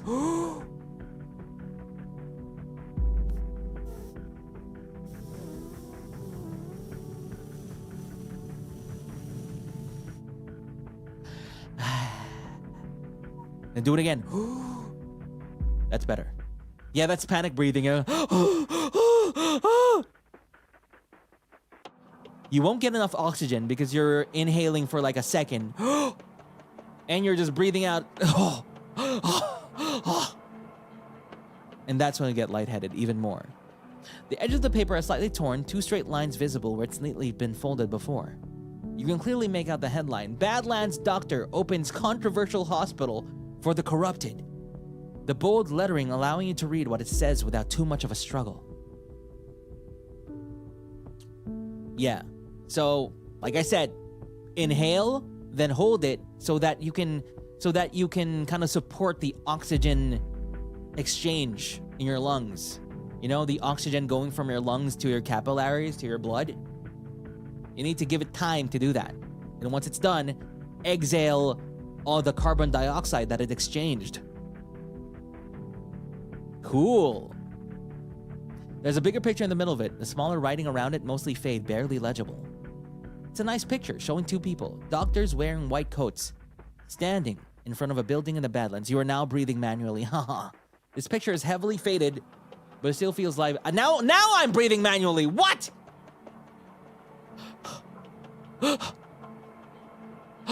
I can't control myself. I can actually. But I can't. I can and can't at the same time.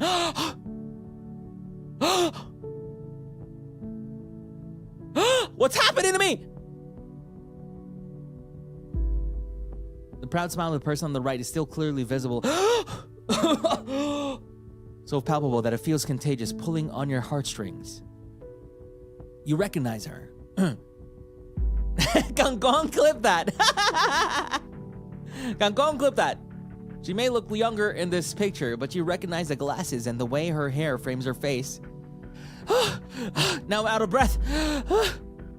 A picture of the ID card you found earlier appears in front of your mind's eye for a second. Who is this other person? You look at the other person too, the one standing right next to the... Okay, wait. Now I need water.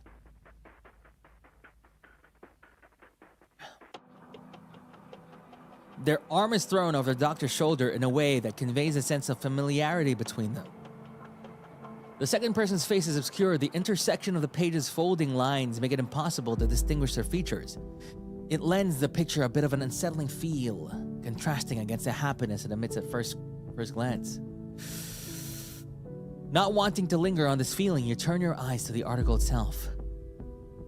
Former emergency physician Dr. Arya Salvador opens a hospital providing palliative care to corrupted patients. Around 5 years after the Sunrise Medical Center of Schultheim was abandoned due to a devastating localized corruption outbreak, it has found a new purpose. The hospital, renamed the Sunrise Center for Specialized Palliative Care, under the lead of Dr. Arya Salvador, focuses on the provision of medical care to corrupted people. Oh, so it's just for records corruption. A former emergency physician with experience in disaster relief operations following corruption-based attacks is the first medical professional in South Elysium to establish a facility offering palliative care to patients afflicted with records corruption. Her extensive knowledge on corruption in the human body makes her a pioneer in this emerging and unconventional medical field. Dr. Salvador stated that corrupted people have been stigmatized for too long. They might be lucky enough to survive a beast attack only to be shunned by their own communities and turned away from most medical facilities, stripped of their basic human rights to proper health care. And it's on us to change that. Through the palliative care the Sunrise Center is going to provide, I am certain that corrupted people will finally be able to live much longer and less painful lives. Wow. You'd be in awe of this doctor if only she weren't your primary suspect for kidnapping Octavio. Who is the second person? You didn't quite catch what their relationship was, but perhaps it could be this person. Your little hands gingerly trace the intersection folds on the newspaper clipping. The clipping and the photo show how happy and excited the doctors were during the hospital's opening, but you turn your gaze around you, taking the bleak surroundings. Surely this newspaper clipping shows how old the place is. For it to come to this point where almost everything is run down, even the way the personnel are talking about Dr. Salvador. And this person beside her, whatever happened to them? Where are they now? Did that lead to all of this? The losing someone part? I suppose they have fallen on hard times since then. The poor things. Almost makes me feel bad for them. Octavio's sarcastic remarks snap you back to reality. Right, even if Dr. Salvador established his hospital with good intentions, That doesn't change your maestro's current predicament. But it doesn't stop you from feeling pity to see how things have turned out for everyone in this hospital. Well, are we done here, Puppet? We're still not close to finding my baton. Whether this for better or the worse. Okay. You hear the sound of... No! I still want to interact with stuff. They're already coming back. Puppet, we have to move now. Without missing a beat, you follow his orders and rush over to the large doorway. You push on the closed door but find it too heavy to move. Is the door jammed? Don't give up, Puppet. Push with all you've got. Octavio shouts of encouragement break through your fears and help ground you for a moment. You take one big deep breath and willing every part of your puppet body, you push the door with all your might. You squeeze in just in the nick of time. In time!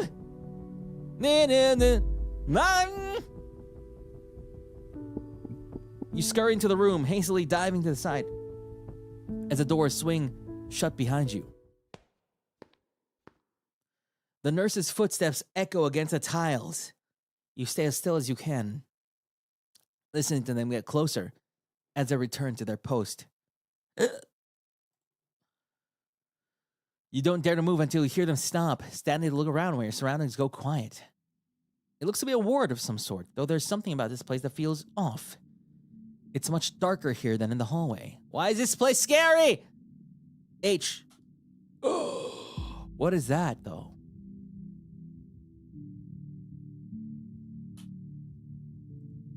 Many of them seem to be left off intentionally, leaving the stretchers lining the walls, casting dim, cool light. You can see human forms sprawled atop them, but it's hard to make out details. Save for the patients, there's no one else here but you. You're moving to step further into the center of the room when you notice movement at the edge of your vision. You flinch away, only to turn and see splatters of inky black liquid. There's corruption. There's the sterile, stinging smell of bleach hanging in the air. Whatever this is, it's fresh. Did something drip into it from above? But then the fluid's stark borders twitch. It's almost a spasm, as if it's alive. A brief flicker of prismatic color against the darkness. Or unnaturally sharp jolting from the rounded edges that have settled into the grout between the tiles. It flickered, like a glitching hologram display. A decidedly unnatural trait that sets your body alight with anxiety. Uneasily, you look at the smeared trail leading off from it that creeps up the nearest wall, then streaks across the room. You turn slightly, seeing where the floor of the doorway is speckled with it. How close did you come to touching it, or accidentally stepping? Why is the writing so good? Huh? The more you notice, the heavier the atmosphere in the ward becomes. It's everywhere. It's as if an inkwell exploded, leaving jittering ichor in its wake, much of it pooling underneath the stretchers. The curtains drawn between them have a little fabric that is neither torn nor stained, struggling to give some weak degree of privacy. The patients themselves are indistinct, obscured aside from the vaguely human silhouettes sprawled over the mattresses. Oh no!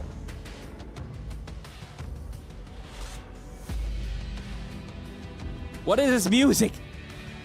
You approach one of them timidly, peering into the shadows.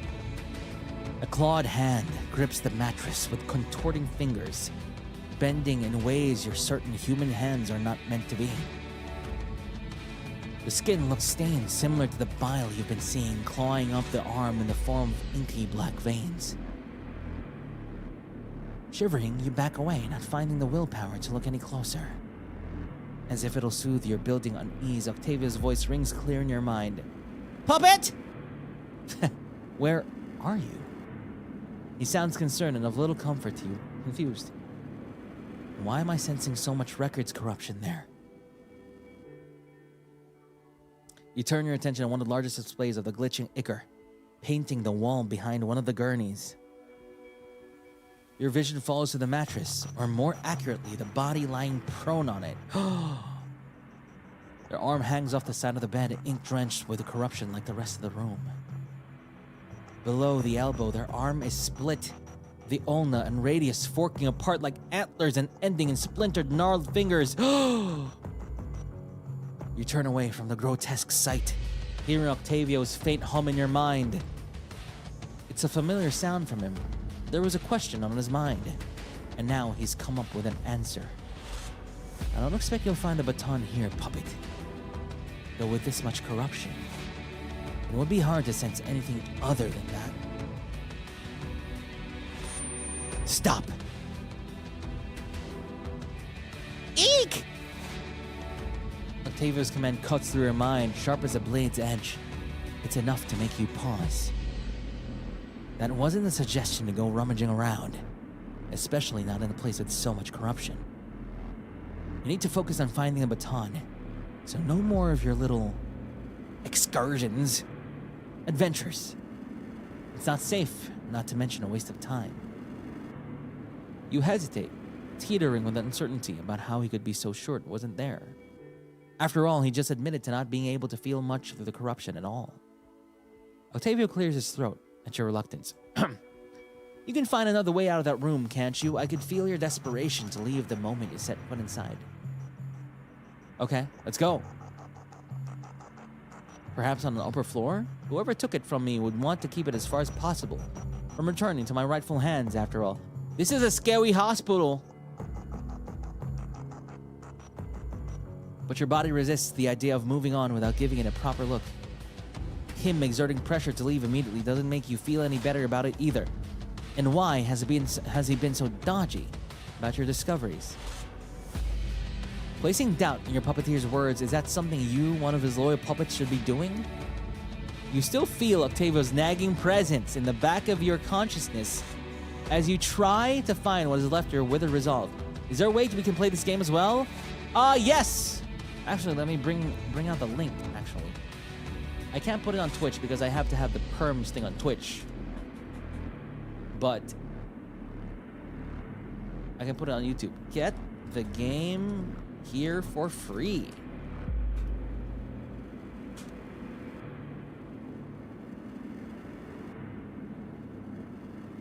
And I can tag it. Wait. Bee boo bee boo bee boo bee boo bee boo bee boo one and player two, we see it through, let it make a way. Okay, let's go. It's free. Bro, I am so smitten by her song. Holy crap. What a great song. It's so good. It's so catchy. And the MV2 is really good.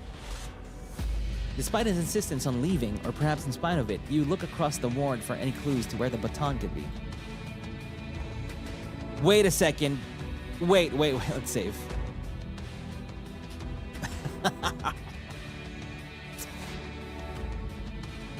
You know what, Octavio? Screw you. I'm gonna look for the baton, okay? The humming fluorescence and hologram monitor displays aren't the only source of light in the ward. Moonlight cast through a window at the far side of the room is comforting in comparison to the sterile and flickering lights overhead. It would be too lucky for the baton to be conveniently waiting for you outside the window, but you move closer to investigate regardless. Convenient and an easy climb for you. Okay, climb again. This is what you trained for. The rest of the ward is covered in. But like the rest of the ward, there's damage, just as worn down as the rest of the building. Torn piece of cardboard that has been nailed directly into the frame. The moonlight halos the jagged edges. Ooh, you feel fresh air seeping through the gap. The remaining glass is relatively intact, save for hairline fractures that cover the surface like cobwebs. You sweep one arm across the condensation, fogging the view. I'm actually doing like the action. Then lean closer, pressing your mask up against the glass. The moon is high in the cloudless sky. Like this one, all of them are falling apart, crumbling in disrepair. You don't see any lights in those distant broken windows either, leaving you to wonder if they're abandoned. How desperate must the patients here be to turn to a facility in this condition for their care? Oh, let me just turn on the AC because it's hot now.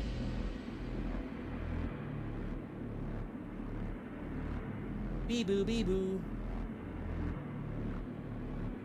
Bee-boo, bee-boo. Octavio's voice chimes in as if on cue, soft and clearly teasing. Oh, planning to leave without me, are you? You can't imagine abandoning him, of course, then the thought would never cross your mind. Would it? Hands tracing through the slick condensation once more. This time you wipe with more precision. Who really is kidnapped here? Is it Octavio or is it Puppet? Azure Demon. Then beneath them, you swipe your arm wide like a paintbrush, leaving a curved arc against the foggy glass. A crude rendering of your maestro's smile. The silence hangs for a moment.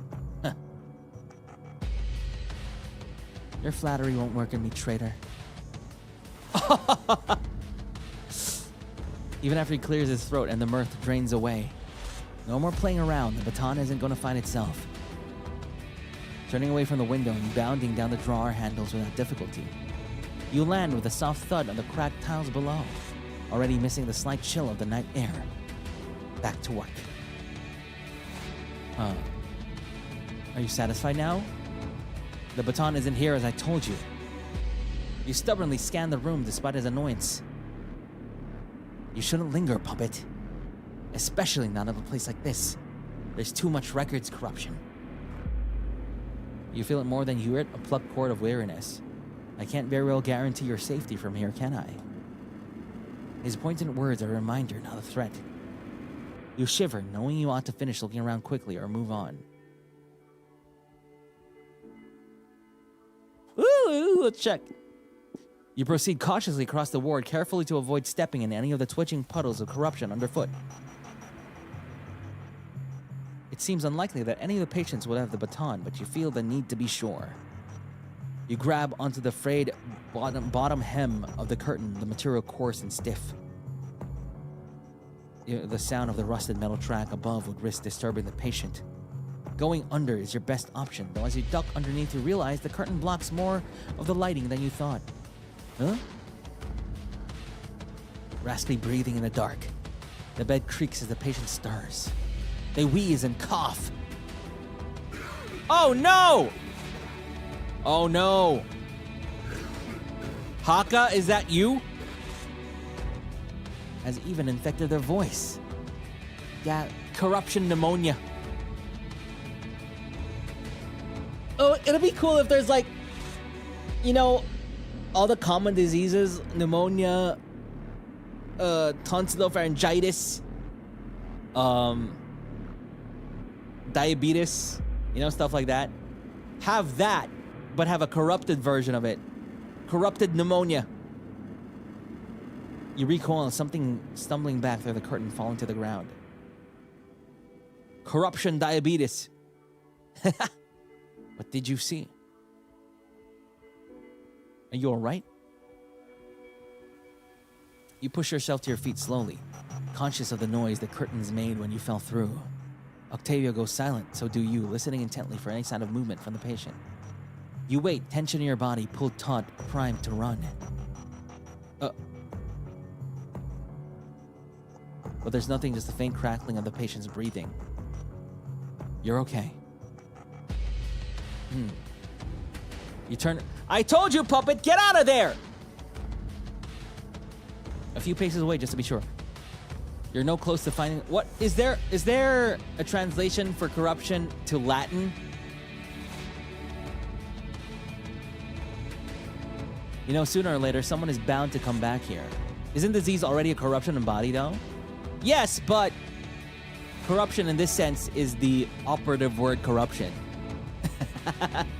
In South Elysium.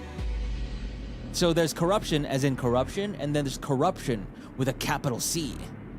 The tone he takes when you've been a little too creative with his meticulously planned stage directions. Of course, the nurses outside are the least of your worries, aren't they? The real danger here is the corruption. Any of those patients could wake up at the drop of a pin. He pauses for a moment before his voice sinks into theatrical sadness, mourning almost. What would a poor lonesome puppet hope to do if one of them woke up and spotted you?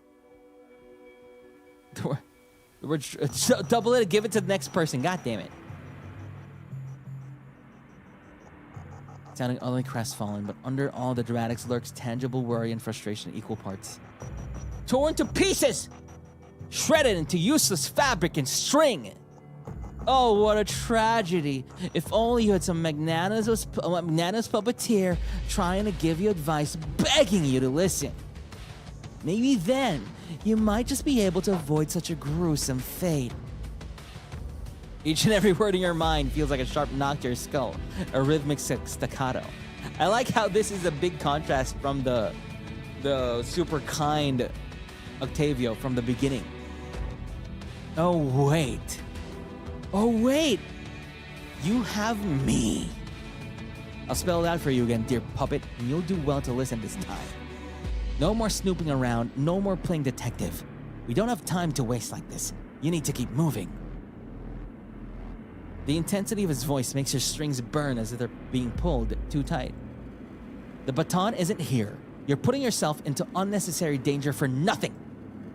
I can't save you if something goes wrong there, puppet. You need to listen to me. His voice has a simmering emotion that threatens to boil over. There's urgency, yes, but something more than that. Fear. But you've never known Octavio to be afraid. Is it fear on your behalf? He's experiencing fear. Or for himself, as fate without his baton. Unless you have a very, very good reason, you should take my advice. Get out before something happens that I can't protect you from.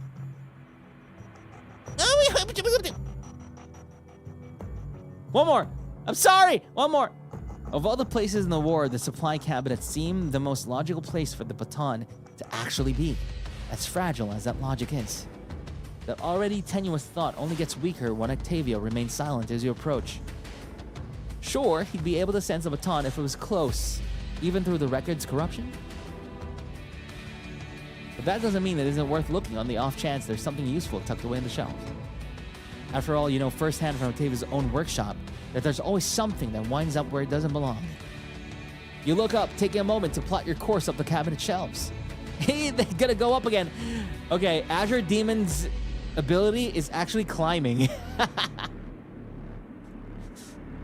Your mind flickering back to the poor condition of the uniforms that the medical staff wear. It seems what little funding there is has been almost exclusively diverted to patient care, not much else. You try to strike a balance between being quick and thorough as you lift boxes of gauze and check between rolls of surgical tape. Though you can't help but wonder what formula would even affect the corrupted wound, or if they could even work for that at all. Okay, until you check the last cubby.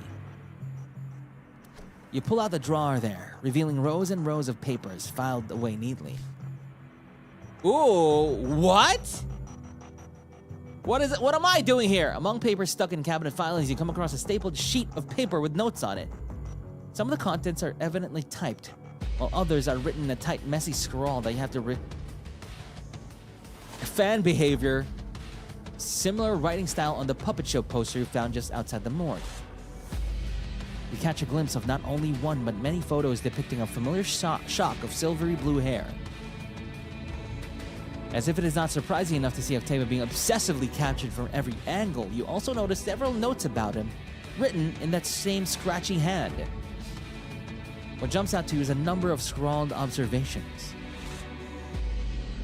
He's part of one of Badlands' many mercenary units of bounty hunter. I recall from some chatter among the residents that they are called ARMIS. However, it would seem that the mercenary work accounts for only half of Octavio's career.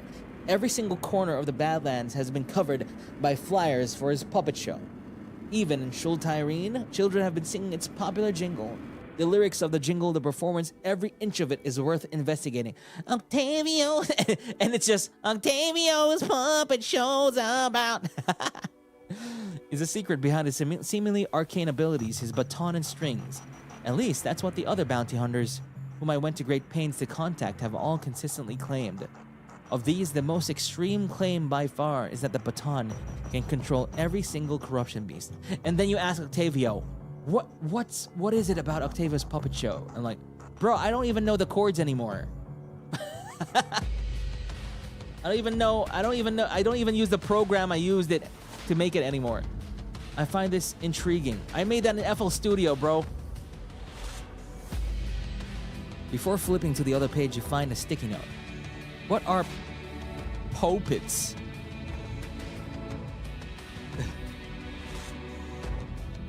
Octavio's puppets, usually found in Octavio's puppet show, though some hunters swear to have witnessed Octavio using them in combat. Rumors persist that these familiars may in fact be tainted by Record's corruption themselves. Ooh! Ooh! You know what? This would be a great game even if you didn't know anything about me or Holostars or puppets or anything. It's great. I like that there's a bunch of like little descriptions, explanations, you know, to explain stuff. You flip several pages trying to glean all the information you can from these strange case notes. Finally, on the end page, you find another scribbled entry. When dealing with terminal patients, as is the case with all corruption victims, one cannot help but wonder at what point we draw the line between extending a patient's life and needlessly prolonging their suffering. I have learned through years of experience that past stage 4 of progression, there's little we doctors can do, but... You got feedback from people? Oh, really? There are some people who don't know about us that play this? And assuming this Octavio knows something of corruption itself, I just cannot fathom how he can be complicit in prolonging the pain of these corruption beasts. And for his own gain at that, no illness should be a tool, and nor should its victims. Put this on Holo Indie! You clutch the papers in your hands tightly. The pages flip back to the front page. You're faced with the photos of Octavio once more. You had never put much thought into how little you knew about him, or how little you challenge him in his... Yeah, put in a Holo Indie so it gets like a spot on Twitch, right? Twitch, on Steam. You know, so... Don't even... I guess you can. I guess you need to reference like HoloStars, HoloLive, Octavio and stuff like that. But it'd be cool if you could put this on Steam and just not mention anything about HoloLive, HoloStars, any kind of branding, and see how little you challenge him and his intentions, and how little he chose to share of himself with you. His voice cuts in before your thoughts can continue. You know exactly as much as you need to know about me, puppet, no more, no less. You hear him laugh. It's dry and humorless. He doesn't find any of what he gleaned secondhand from your mind to be funny. Yeah, you probably can't do that. You probably need to directly reference that it's a fan-made work of All-Star stuff, you know. But still, you get Steam. I don't know how the algorithm works on Steam, but you know, at least you're there. He sounds bitter, but not in the least bit surprised. Surely you don't believe any of that, do you? There's a moment of hesitation in your thoughts. Hiccups! Doubt! Did Octavio? Ouch!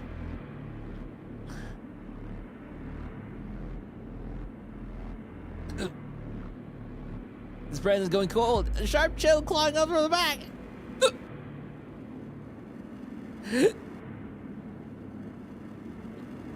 Ah!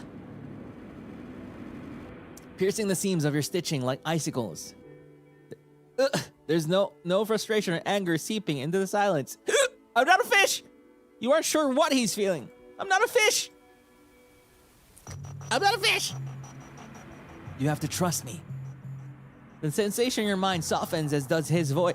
I'm not a fish! Beyond anything else, he sounds tired, if not straight. It's for the best. You slide the sheaf of papers back into where they had filed away before descending the cabinet again.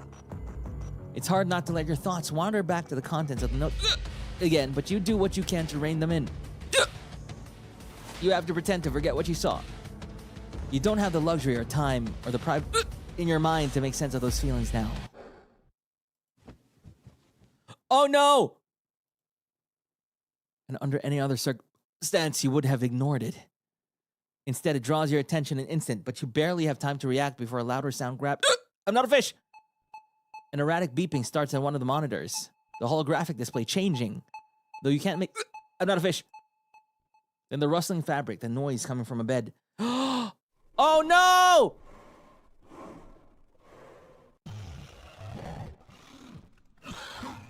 Ooh, I love the crushed sound. Oh, no fish.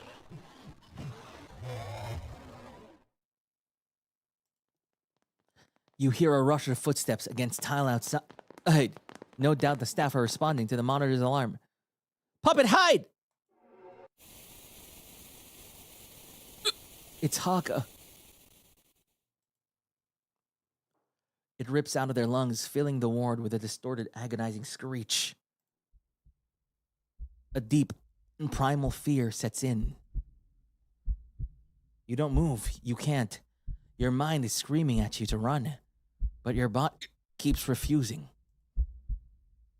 The footsteps are barely audible under the wailing, but you're sure they'll be here at any moment. They'll catch you, or the patient will corrupt, and then... Puppet, what are you doing? Octavio's voice pulls you from the flow of your thoughts, snapping you free from the frozen panic. Move! Without further thought, you run, the thunderclap screaming, only getting louder. You sprint for the exit, praying there's no one coming into the ward from this side. But just as your hands outstretch to push through the doors, you stop, a strange feeling overwhelming you. The panic in your chest is accompanied now by a deep ache that rattles the bars of your jailed heart's prison. What? Something tells you to look back. Renewed fear sparks as you do, watching the patient writhe in a desperate struggle against the corruption. What? You swear that for a split second you can see prismatic glitching between the patient's outstretched clawed fingers. The patient screeches echo behind you as you turn back, pushing one of the swinging doors open just wide enough for you to slip between the gap. You dart through, not daring to look back again. Your chest won't stop squeezing itself anytime soon. You rashly scuttle along the endless hallway. You can't hear your own footsteps. Ouch. This will increase your odds of escape, surely. Puppet, hurry! You stagger, panting. The rest of the hallway is enshrouded in shadows. Despite the path being straight, you find it hard to tell what's left or right. I can sense it. The baton is nearby. Don't lose focus now. His tone is cold yet firm. You continue to run. If you remember correctly, the end of this hallway is a staircase again. Good job, Puppet. Ow. Something hurts you as you raise your head to the view upstairs. Huh? What are you dawdling for, Puppet? I'm waiting. We're close. Hurry up and find the baton now.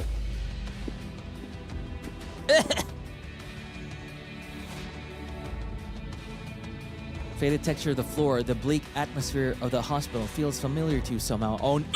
Oh no. Dr. Arya Salvador, have you heard of her before? On the other hand, Octavio, what exactly do you know about him? A door partially ajar comes into view. This puppet has too many thoughts. This puppet is woke. Puppet is woke. You stagger, falling down a couple of steps. Puppet, what are you doing? Octavio? Who is he? Oh no. He's your puppeteer. He delicately grasped you earlier. When you were scared, he reassured you that you'll be fine. Why is he shouting at you? Puppet, the baton, please! Hurry so we can go home! These ropes are starting to itch.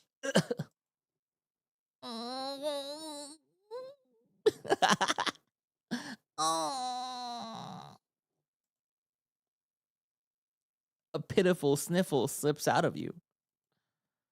Puppet, what's wrong? Footsteps from earlier remain faint, but they're not far. This is no time to be idling around, you think. Puppet. You take a few stilted steps. Wait. I do need my baton back, but I also need you safe. So take a moment, just a second. It's so cute. Who drew this? It's so cute.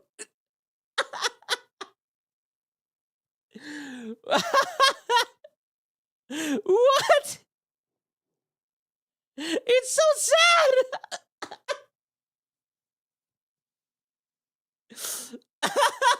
It's getting further and further away. The zoom out. Oh my god. This art is great. It's so I can't. I'm not a fish. I'm not a fish. You try to move forward, yet your body refuses to budge, and you give in. You collapse to the step, leaning your back on the step above you like you would back home. I'm sorry, Puppet. I'm sorry if things aren't making sense right now.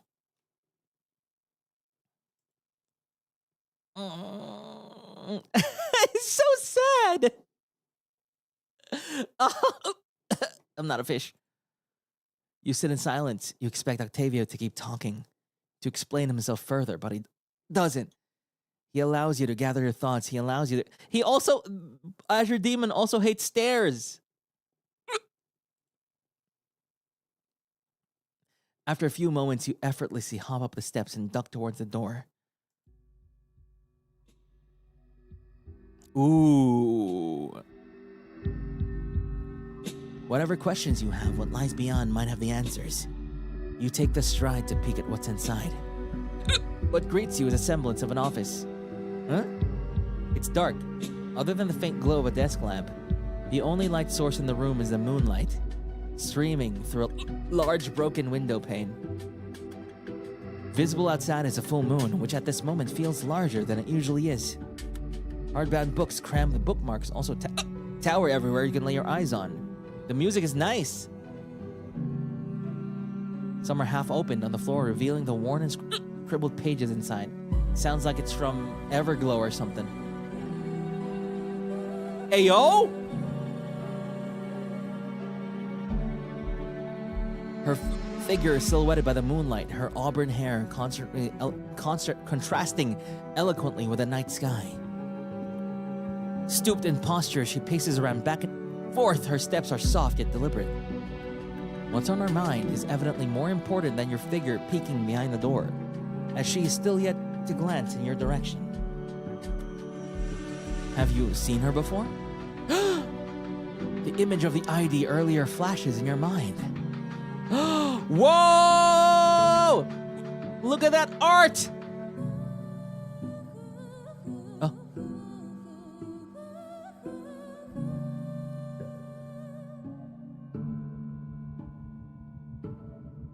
Bro, this music? It's like,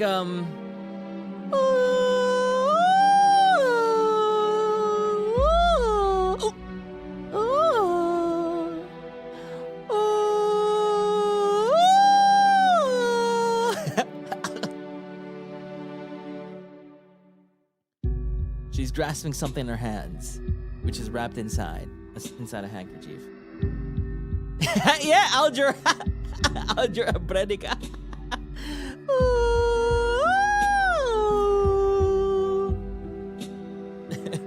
She's grasping something in her hands, which is wrapped inside a handkerchief.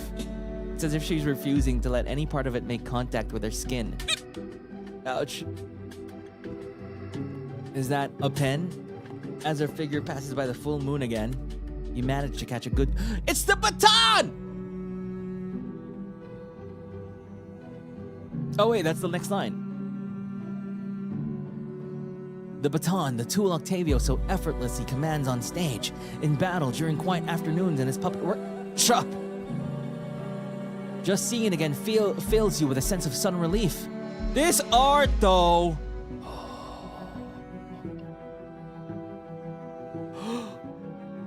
Such good art.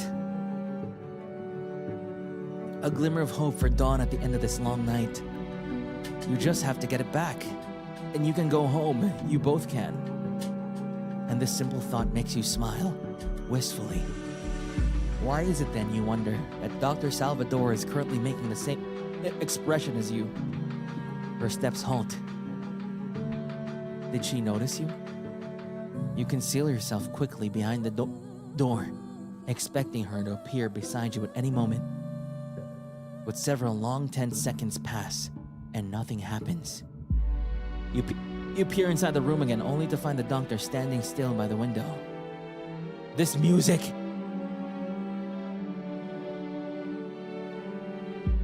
Oh, this is Dr. Aria Salvador! Full moon again. Another one you're missing. She chuckles to herself, the sound cold hollow. Am I gonna cry? I feel like I'm gonna cry.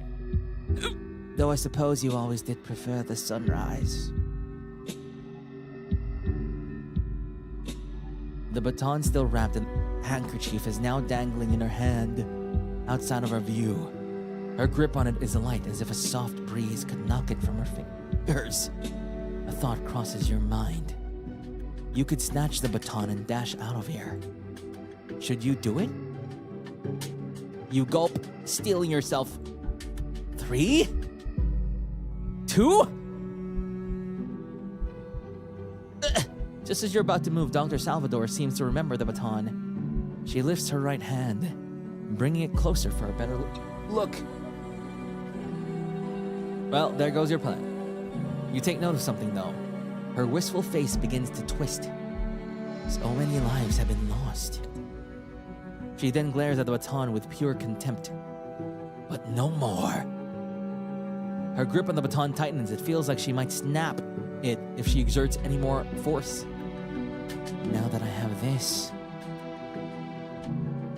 What are you gonna do with it? She's still pacing, still muttering, still clutching the baton with that frayed handkerchief like it's a venomous thing, until all at once she stops. A breath catches in her throat. Her shoulders twitch. Then she laughs. God, the sound design, let's go. It bursts out of her in a harsh bark, raw and stilted, like it's been trapped behind her teeth for years. You've heard it before. Downstairs from the nurse's station. Oh, it's her! That laugh. It crackles like glass under pressure, like something trying to mimic joy and failing, splintered at the edges, half laughter, half sob. You freeze as the doctor's laugh collapses into a sharp, breathless gasp. She flings the baton away from herself, as if it had bitten her, tosses it carelessly, violently, and it lands atop a stack of half-organized patient files. Then both her hands dart to her chest, clutching the locket at her throat so tightly the chain draws taut. She turns on her heel, stiff and sudden, back to the window, where the moonlight bleeds silver over her shoulders. What is this writing? My God! What is this writing? Ah, it's so good! Ah, I'm not a fish! Her lips move in frantic hushes. Sorry, I'll make it right. I swear, I'll make it right. Even pressed into the corner shadows, your small body coiled, tight as a spring. Something about her posture makes your chest ache. Fear, yes, but beneath it, faint recognition. The way she holds herself like something broken, trying to remember how to stand. There, do you see it? You twitch at the voice echoing across your thoughts, softer than usual, but coiled tight with expectation. Go right for Bunny Garden! 2. Reluctantly, your gaze drags from the doctor to the desk. The baton gleams dully atop the scattered papers, half lit, half shadowed by the moonlight that cuts across the room. Take it now, before she... You hesitate, small fingers curling against the floorboards. On stage, it had been theater, choreographed falls, rehearsed catches, applause at the curtain call. Here, there are no safety nets, no second chances. Just you, the baton, and a woman who once mended bones, now whispering prayers to shadows that do not answer. Bunny Garden will end up full of puppets, and good! Good, then make 3 options that are all my type. Then make the darkest, most angsty story that you can from a host bar. Is Octavio afraid for you? Don't start questioning me now, puppet. There's no time for doubt. I wouldn't ask this of you if I had any other choice. Please, go! His words crack like a whip across your skull, sharp enough to draw blood from the thought itself. I wonder if you release it on Holo Indie, can I voice the lines? I wonder, is that possible? Like my own lines? Your body moves before your mind can protest, launching from the shadows on pure instinct. Moonlight sears your path, each step painted in stark, unforgiving relief.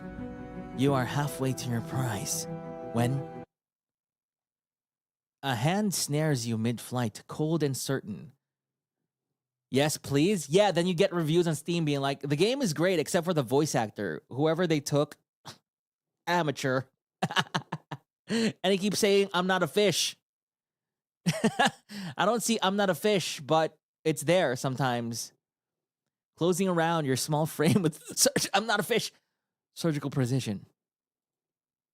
You writhe, kick, emit a strangled squeak of alarm, but it is futile as fighting the tide. Damn it! She lifts you, turns you, sets you down with deliberate, careful grace. I'm not a fish. The desk is hard and cold beneath you. Oh, this art! And across from you, no longer trembling, no longer whisper, apologies to the night, stands Dr. Salvador. Wow. Wow. Wow. Wow. Wow. Wow. Wow. Wow. Wow. Wow. Wow. Wow. Is this Tomira art again? The locket hangs loose in one hand like a pendulum at rest. The other rests beside the baton, fingers spread like a spider's legs ready to strike. Is it my Miru? Let's go, Miru, Miru. Such great art. Oh my god, Miru. Oh. Oh. I like how the thing behind her, the sun thing, the window pane thing, frames the back of her head. It's so good. Also, you have a fisheye lens effect. You. She simply watches you with the patience of someone who has spent years cutting truth from lies, who has peeled back skin to find the corruption beneath. As if she knows exactly what you are. This music! As if she has been expecting you all along. Counting it. This should just be my stream music. All the music here should just be all of my scenes. You know? This should be the music for this scene.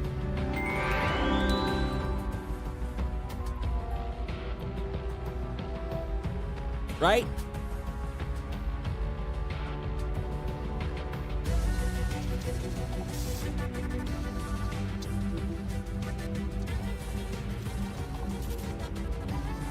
Scratching my butt.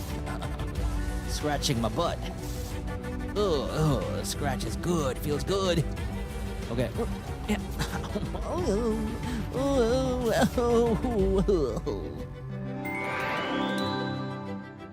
Wow, this music! Teach me how to do strings like this. As if this moment, this confrontation, is as inevitable as gravity. Like the coin that spins between heads and tails, knowing it cannot go on spinning forever. And now, it's about to fall. Dr. Salvador peers down at you, her face thrown into shadow by the cold moonlight pouring in through the window behind her. She might be grinning, or glaring, or grimacing, or all three at once. The sound of that sudden, terrible peal of laughter won't leave your mind. You know what's crazy? This is some new puppet fan art. Look at that. Crazy. Wow. That's cool. You tremble in place, paralyzed in fear where you stand. You could run, you should run, but I've never seen one of his familiars up close before. You force back a squeak of panic as suddenly the doctor moves, stooping to be at eye level in front of you. That's what you are, right? One of Octavio's living puppets. A POPPET. She cocks her head thoughtfully. But how did you get here exactly? You're a very long way from Shul Tyrene out here, little one. I can't imagine you walked. This close, the faint glow of her desk lamp softens Dr. Salvador's features, robbing the severity from her angle, thawing the chill left by the moonlight. Calm curiosity suffuses her tone and manner, entirely at odds with the way she snatched you up, with the outburst you witnessed with that laugh. You'd almost believe you imagined it, if not for the baton, lying atop the desk, just to your left, where you watched her cast it aside, as if it were venomous. That's right, Puppet, the baton! It's right there, isn't it? At your very fingertips! You're so close. Just get it back for me. Get it back, and I'll handle the rest, I promise.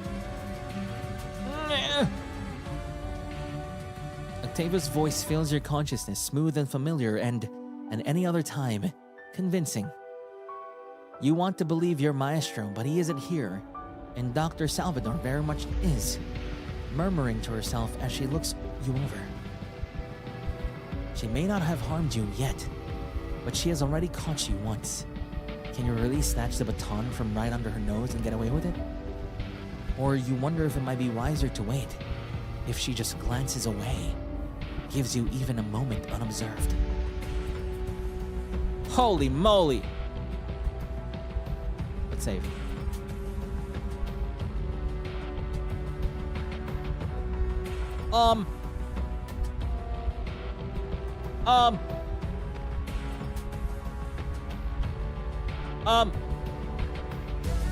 She's just an old doctor. Grab it! You quiver, glancing wildly between Dr. Salvador and the baton. Something sings in the back of your mind, whispers soft and wordless and wanting for its host. Octavio is still waiting for you, counting on you. Once you get the baton back to him, you can go home. And that's all the convincing you need. Ooh! This music! What? A gasp of shock leaves Dr. Salvador's lips as you lunge for the baton, your tiny arms wrapping around it and clutching it tightly to your body. Run! Run! Fleetingly, this music! It's warm to the touch, unnaturally so, and then you're tumbling off the edge of the desk just out of Dr. Salvador's reach. Yes, Puppet! Just don't look back now! This time, you don't question him. The baton throbs in your grasp, a hummingbird heartbeat that your own rises to match. A hummingbird heartbeat, let's go! That your own rises to match as you hit the ground and scramble for the door. A hummingbird heartbeat. Movement behind you, frantic, clumsy. A chair scrapes as it's pushed out of the way, and the doctor's voice. No! You don't know what you're doing! You can't! Wow. Wow. That's how intense she feels. This is so good. The story is so good.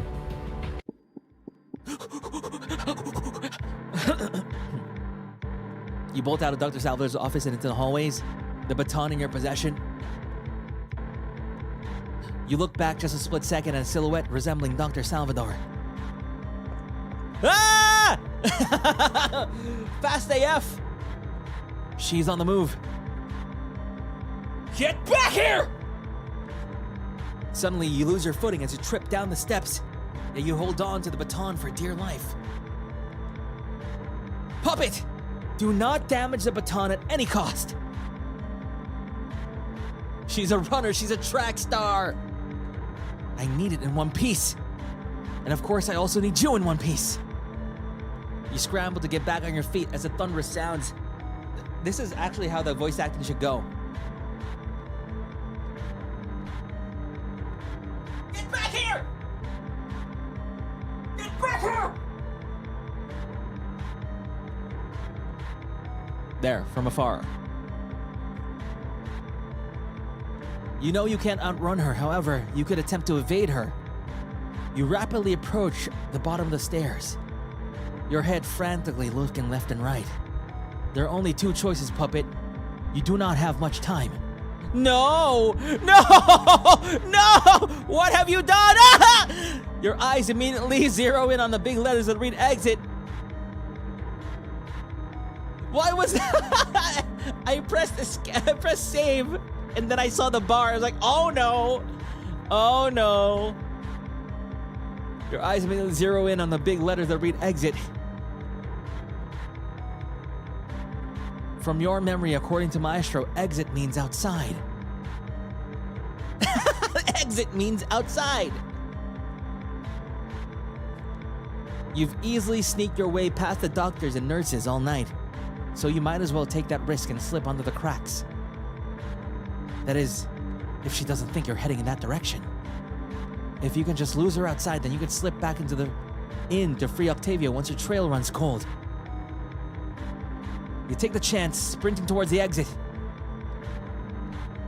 However, unlike the other doors you've managed to slip through tonight, it appears there are no gaps. Damn it! Try opening the door! You drop the baton by your side and try to open the door with all your puppet strength, but it stubbornly refuses to budge. No! You keep tugging and tugging, hoping for an inch of movement, but it gets you nowhere. I know you're somewhere over here, little poppet.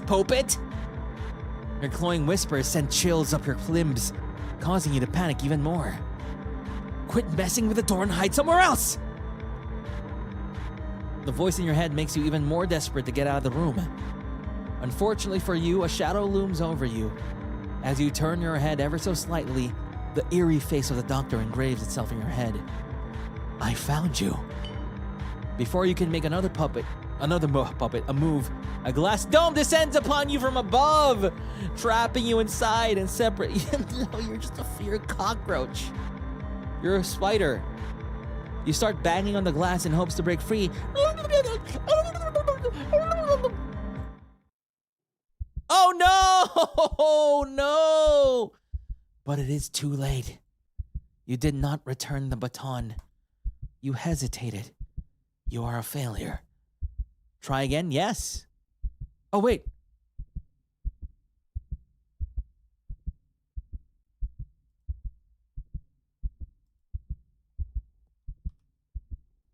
No.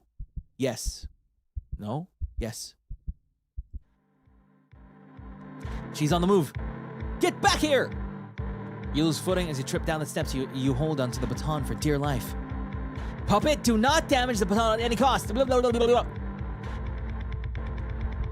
Only two choices, Puppet. Do it! A familiar lit room draws your attention as you're running for your puppet life. The patient ward. You remember earlier how a few of the doctors and nurses were trying to soothe one of the corrupted patients. So much pain. Stop thinking! Eek! He's right. You stop thinking and duck your way underneath a crack. Upon entering, you notice a few things are different. One, the lights are on, which means navigating through the room will be easier, but it will be hard to hide. Two, the same doctors and nurses from earlier are frantically moving throughout the ward, while monitor alarms blare and patients groan. No time to catch your breath. You need to get out of here. Move! Nodding your head, you start shifting your way through the ward. Yet you cannot help but stop and watch in transfixed horror as one of the patients hacks a disturbing cough. Black ichor oozes out of the patient's mouth with each successive cough. You get a bucket, stat! Bucket naman, bucket. Bedpan. And you go get one of the medical trolleys. Just calm down, one of the nurses will get your medication, and you're gonna be okay. Focus. You snap out of your daze and continue on forth. You duck underneath the beds and trolleys, yet the groans from the patients still agonize you. But there's no other option than to move forward. As you make your way through the room, you hear the doors swing open and familiar heels clicking. You, have you seen a tiny puppet? You! Have you seen a tiny puppet? A what? A puppet! It's escaping with something of value. We need to capture it at once and retrieve what belongs to me. Now the doctors or nurses seem interested with her demand as they continue to tend to the agitated patients. Dr. Salvador lets out a heavy sigh and tries to walk past one of the doctors. Get out of my way! Stop whatever you're doing and find it now! But doctor, no one knows stage 4 like you do. Just pull yourself together already!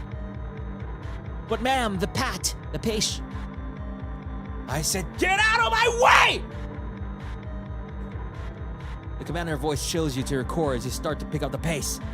Finally, you escape out of the ward, hoping that the commotion behind you will slow her down.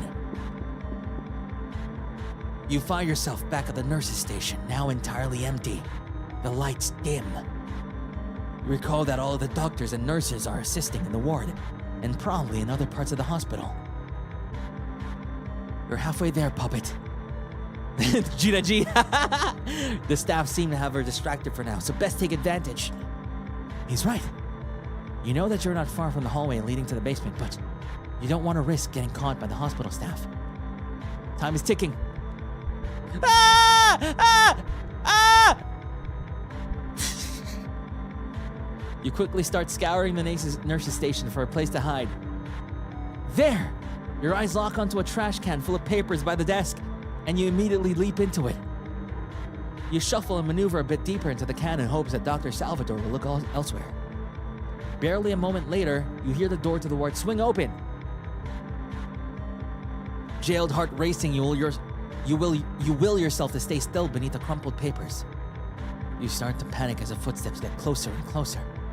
And that's when you realize the baton you are still holding glows. I'm choosing all the wrong options.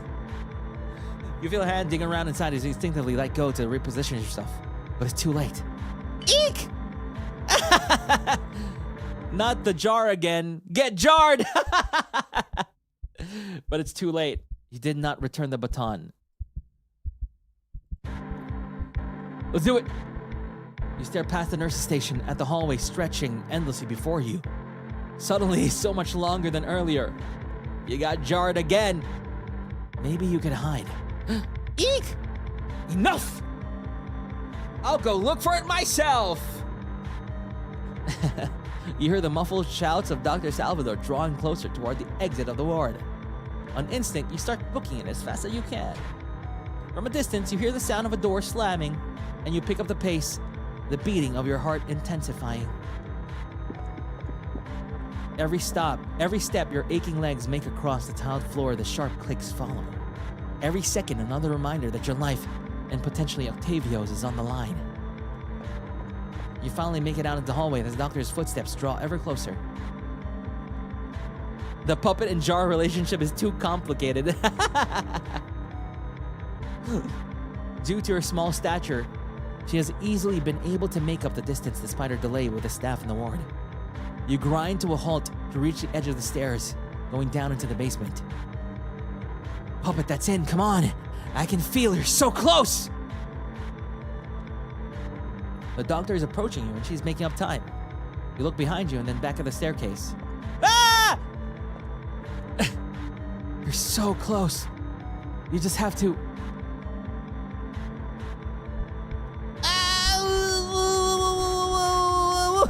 Take a leap of faith. The longer you stare at the bottom of the stairs, you start to remember your moment. Your special moment. The audience's oohs and ahs. The roaring applause just before you. Just for you.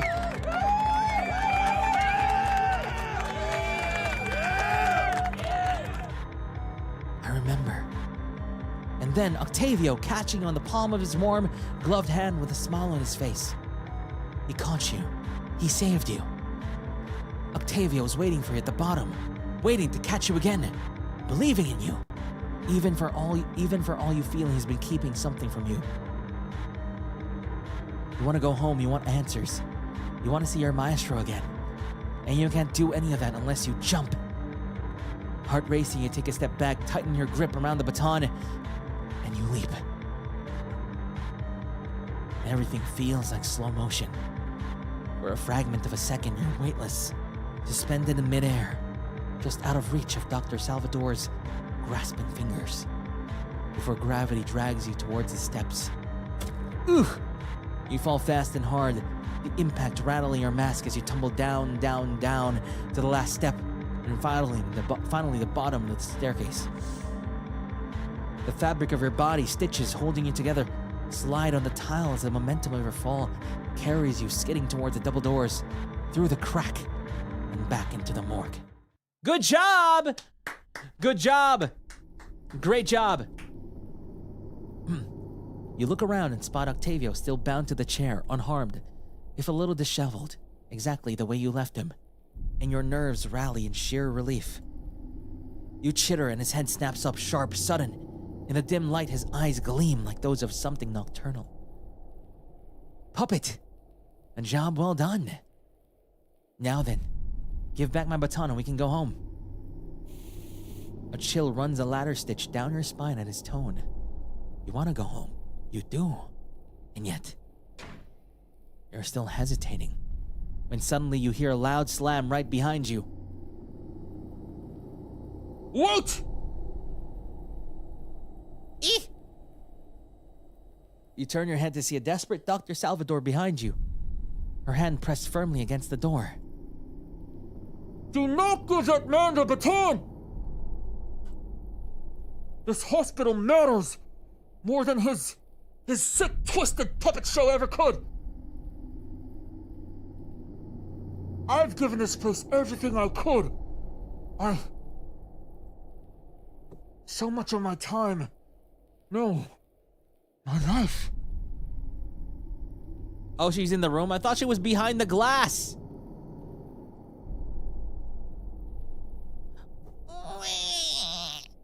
Step, step, step. My soul. She lets go and points at Octavio, her teeth gritting. You give the baton back to him. You give the baton back to him, and this entire place crumbles down. Wait, what is Octavio gonna do here? What does he think I'm gonna do here? I'm gonna take I'm gonna take the friggin' hospital for myself. Ooh, let's make this a hot pot restaurant. You wanna help? Then help me. Yeah, I'm gonna sue him for sure. Your ears slightly twitch at her words as you watch her extend her hand to you. You clutch the baton tighter. Help me, and we can save every corrupted patient in this facility. Oh, won't you shut up? You don't know a damn thing.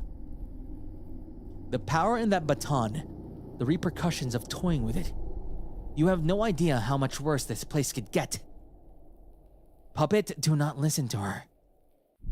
Just hand over the baton, and we can go home.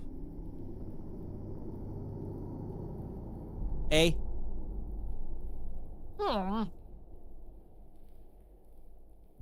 Oh my god, this art! You missed the other puppets and you made him proud by following his orders. Everything could go back to normal just like that. However, you cannot help but feel the aching pain and cries from Dr. Salvador. Her desperation dredging up the doubts about Octavio you've been trying so hard to ignore. Quick save. Your head throbs trying to wrap your thoughts around everything at this very moment.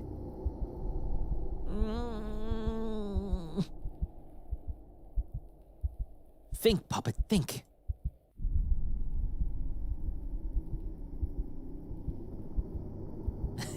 Do they both have to look crazy? Yes.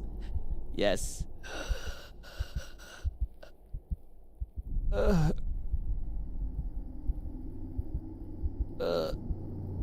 Oh, save. I'm just gonna save a separate file.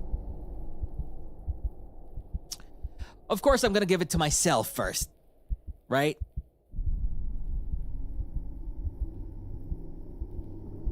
Wait, did... I wonder if this is the correct option. You glance at the baton in your hands, gripped tight, as your jailed heart thunders in your chest from the wild chase you just endured. What you need to do next should be obvious, yet looking back and forth between your maestro and the desperate doctor, you hesitate. POPPET, Please. Puppet, you know what you have to do.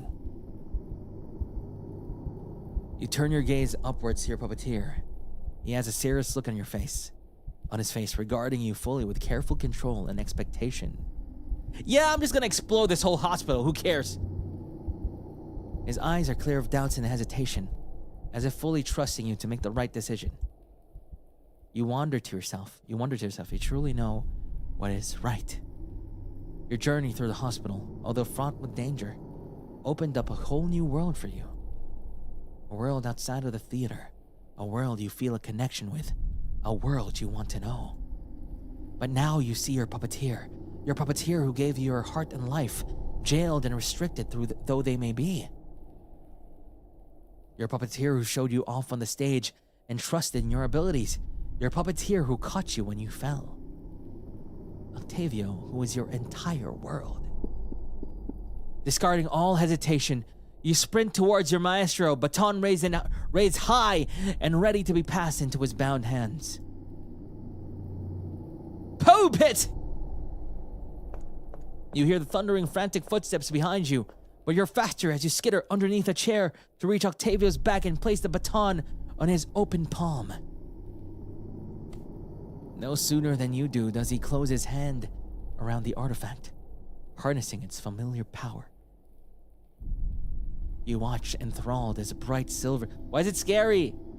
Silvery blue strings manifest around him, tearing the ropes around his person and setting him free.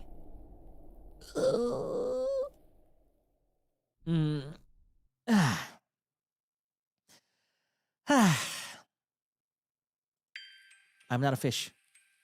Scary! What's happening? You watch your maestro stand up and stretch, lifting his arms high. Why is it scary? Almost flaunting the baton in his grasp. The music. The doctor seems rooted where she stands, a grimace painted heavily on her face. You. Octavio coolly ignores her in favor of bending down to carefully pick up his discarded coat.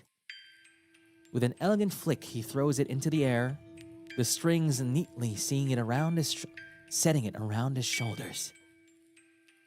You look at him like you did the first time you opened your eyes as his puppet, full of awe, and wonder at his regal and refined stature.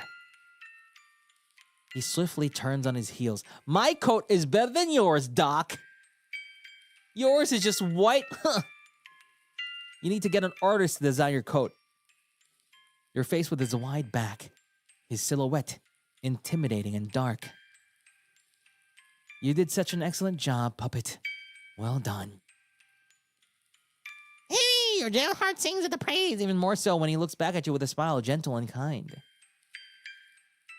It's at odds with his rigid stance and the powerful aura he emits, as reassuring as it is chilling.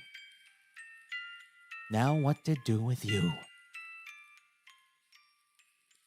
Yeah, she is taller than me, yeah. But I'm scarier. Octavio looks at Dr. Salvador with glee, the curve of his lips blade sharp and wholly unlike the smile he gave you. You will be handed justice one day, you monster! With her frantic declaration, Dr. Salvador hurriedly turned to his escape. Yet Octavio is quicker, nimble, fingers orchestrating his strings at the first sign of movement. You don't get to run away from me. Strings fly from around Octavio's shoulders, quick and efficient as they wrap around the doctor, binding her in place. Look at this art! Look at that art! Oh my God! Gah! Tentatively, you move away. Puppet's like, ooh. You move away from your hiding spot behind one of the legs of the chair, watching your maestro stalk towards the now bound doctor. Octavio moves slowly, deliberately. And we're gonna string her up kind of like what we did to Puppet for the Puppet merch. The Puppet plushie. That kind of detailed, like, friggin' string up. A grim metronome to the doctor's distressed breaths. You can barely see what's happening. Maestro's coat wide enough to cancel the struggling doctor. Still, you try your best to listen. Jailed heart thundering. You don't know why you're scared, but you know you're not scared for yourself. Bro, I know, right? Scary. Now then, I guess it's time to talk. Ugh. You scuttle forward, worries dampening now that your pursuer has been subdued. But she's being difficult. She struggles against her restraint, hurling insults at Octavio. Puchang galang yan. You will never understand corruption like I do. I will stop you from prolonging the suffering of others. Your poaching of lives lost to disease ends here. Ends where exactly? If you didn't realize, you're in quite a tangled situation right now. Tangled, one of the best Disney movies. The confident cadence of Octavio's voice seems to chill the entire room. Instinctively, you wrap your arms around yourself. And I said we were going to talk, weren't we? But it seems like you don't want to. No? There's nothing to talk about. You've already made yourself clear. How so? I don't think I've ever had to explain myself to anyone before.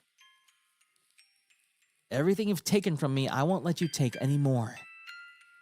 Taken? From you? What exactly did I take from you? Or are you blaming me for something you yourself have lost? Octavio leans forward, hands behind his back as if observing a specimen. Tell me, what did you lose, oh good doctor? Play the fool all you want, you snake. And here I was, trying to be nice, asking for your side of the story.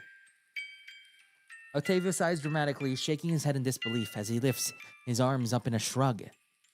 He waves his baton carelessly, as if dangling a carrot on a stick just out of reach. The doctor eyes him with contempt. Man, all doctors are annoying, huh? Why are you guys like this? Anyway, you can count yourself lucky that my puppet made it back to me all in one piece. Octavio moved to the side, giving you a clear view of the bound doctor for the first time. The sight sends a chill down your spine. Feeling the faintest of tugs at your heartstrings, you look up, hollow eyes meeting those of your maestro. He looks relieved.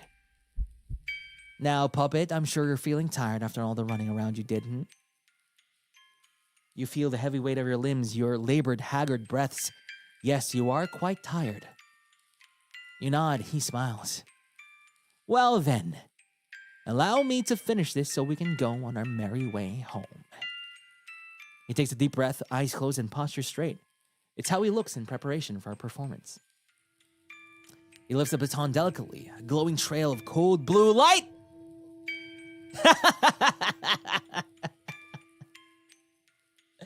Cold that they're trapped in.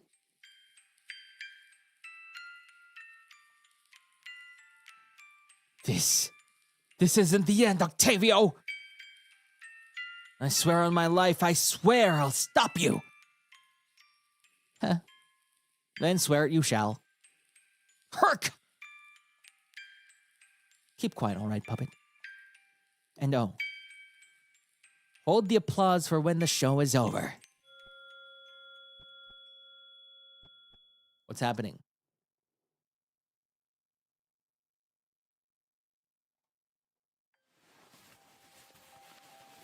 What happened?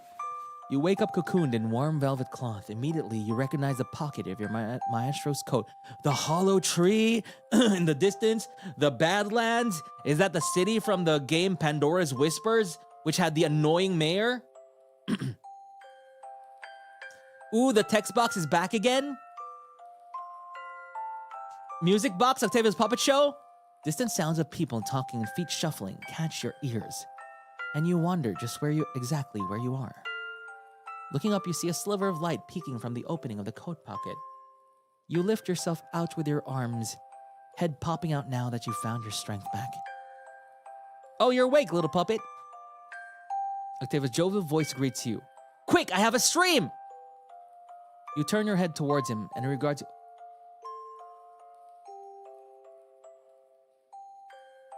Wait, the music changes a bit. Let's listen to the music for a second.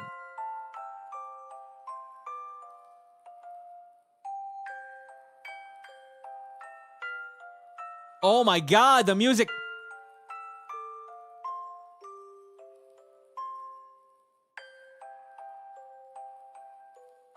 There's a bit of dissonance. What the hell? There's a little hint of dissonance. We're almost home, just a little bit further. The winding desert roads are unfamiliar. You haven't been out of the workshop all that much, and you're just newly made, still adjusting to life as you get to know it, with only your puppeteer's guidance to go by. But if he says you're almost home, then you believe him. You watch quietly as dawn breaks on the horizon, slowly illuminating the dusty silhouette of a town. You don't see the familiar tavern or the theater. The doctor must have brought you somewhere out far. A lingering thought interrupts from the back of your mind. Something anxious and just a little afraid. The doctor. Sensing this through the strings, Octavio laughs. You have nothing to worry about anymore, little puppet. I already took care of everything. Of course you don't doubt that. You don't doubt your maestro at all now after the events from earlier. Nobody's out to get you. Or me. I made sure to keep everything spotless, in fact. That hospital could really use some helping hands. He sounds happy, carefree, and just a little smug at his declaration. You tilt your head to the side. And the good doctor made peace with me, as to be expected. His voice drops lower, a little secretive and a little mysterious as he flits his gaze at you with a smile. He turned the hospital into a hot pot! Yeah, this is a fan game. This is made by POPPET. They've learned their lesson to not look too close. You can get the fan game. You can get the game over at the link on YouTube. It's there. I have a link up. The pinned comment. Silence falls between the two of you, yet the early morning hustle and bustle of the town ahead only serves to remind you that despite everything, you left safely. Just as you're about to nestle back into his pocket, Octavio hums, getting your attention. You're brave out there, puppet. Eek! I know I can rely on you. I made you in my image after all. Smart, courageous, but most importantly, perfect. Hey, is this a reference to the it is I, the puppet you've forgotten, like the scene before that? We're in the desert as well. This time when he looks at you, there's an undeniable warmth in his eyes. Why is this always happening? Why do we find ourselves outside in the desert and the puppet being like, oh no, Octavio. Even though I felt your fear, your terror, even though you risked your life to get the baton. At this, he brings a hand up, patting the other side of his chest and sighing in relief, presumably feeling the tangible weight of the baton tucked away in his coat. I already checked you before putting you in my pocket, but are you hurt anywhere? Eee! He laughs lightly at your enthusiastic declaration. You release a soft squeak when he starts rubbing your head fondly for the briefest of moments. I'm glad you're not hurt. Octavio sighs as if releasing all of his pent-up worries to the world. He brings his arms up, stretching as you meet the day ahead. You don't remember what exactly I did? That's okay. You were scared and tired. It's understandable that you don't remember. I told you, right? You have nothing to worry about. Absolutely nothing. Wow! You look up at him. He's looking back at you with a slight smile before turning to face the Clementine horizon. The sun is more than halfway up the sky. Nice art. It's so cute. The only thing this lacks is a chocobo. We need a chocobo in here. You let yourself fall back into the pocket, curling in on yourself and closing your eyes, worries abated and heart at peace.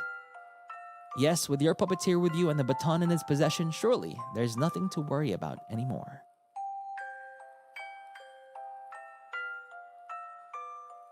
Right? Right? Ooh, that was great! That was great! But there obviously is more to the story. Obviously, there's more. So, It's so good. The dialogue, the descriptions, all the events are so good. Credits to all these people. Credits. Nice. Now, let's go return to some of the other options. Right? We need to know what the hell would Octavio do to the place. Let's start from here, I guess. This ending is like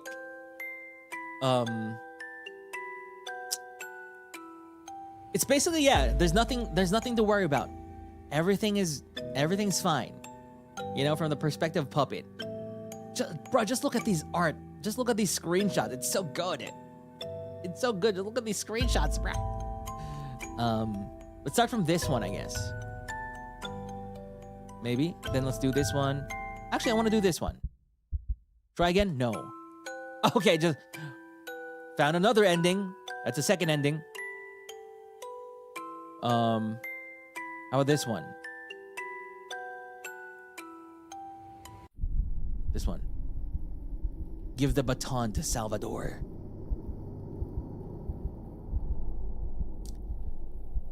You look back at the baton in your hands, jailed heart still thundering erratically from the wild chase you just barely managed to escape from.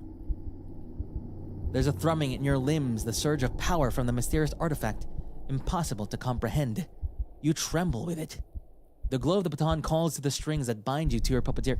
You know, something else, just the whole UI design, I really like it. It's nice and simple, and the elements all just fit together. It's so good. Or for a nagging sense of uncertainty at the back of your mind. You did your task and your puppeteer praised you for a job well done. You didn't disappoint him. You made the jump and didn't fall, unlike the first time. Still, you hesitate. A thought unbidden and strange in its suddenness alights in your mind. Your puppeteer never really told you who you are. Puppet, stop standing around and give it to me. Jerking in slight surprise, you curl into yourself away from the frantic voice of your maestro. Though not actively being controlled, you still feel the pull of his strings, insistent and agitated. He's been pulling you every which way for as long as you can remember, from the moment of your birth. You wonder if this is really what someone who claims they care for you would do. Puppet! You look over the haggard doctor at a distraught expression in her messy clothes. You saw her pacing in her office and muttering madness to herself. Your jailed heart clenches. You remember her anguished cries about lives lost and making things right when she had the baton. You don't know what she means. You don't know if you'll be able to eventually. Your hollow eyes meet.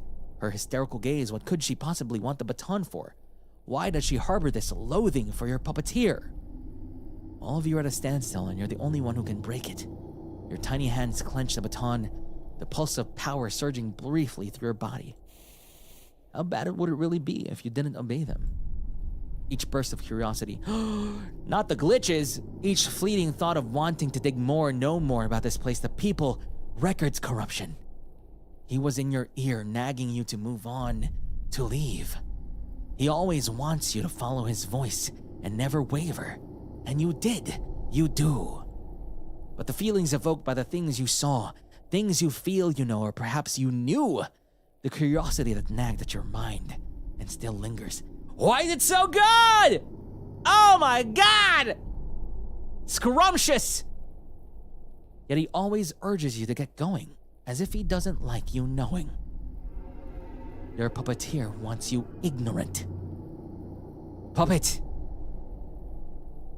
Puppet, no, what the hell are you doing? Come back here and give me the baton right this instant! The pull of the strings is strong, your limbs locking in place. The moment you take one step away from your puppeteer, still you rebel. Your body feels like it weighs a ton and pulled back and taut. Your arms especially feel rigid as stone. But 1 foot at a time, you continue to move. Maybe the answers lie with the other person in the room, the other one who has something to fight for. Puppet! You ignore the panic yells from Octavio behind you, your tiny feet finally making it right in front of the doctor. Dr. Salvador doesn't move as she looks down on you, a stark contrast from her desperate chase earlier.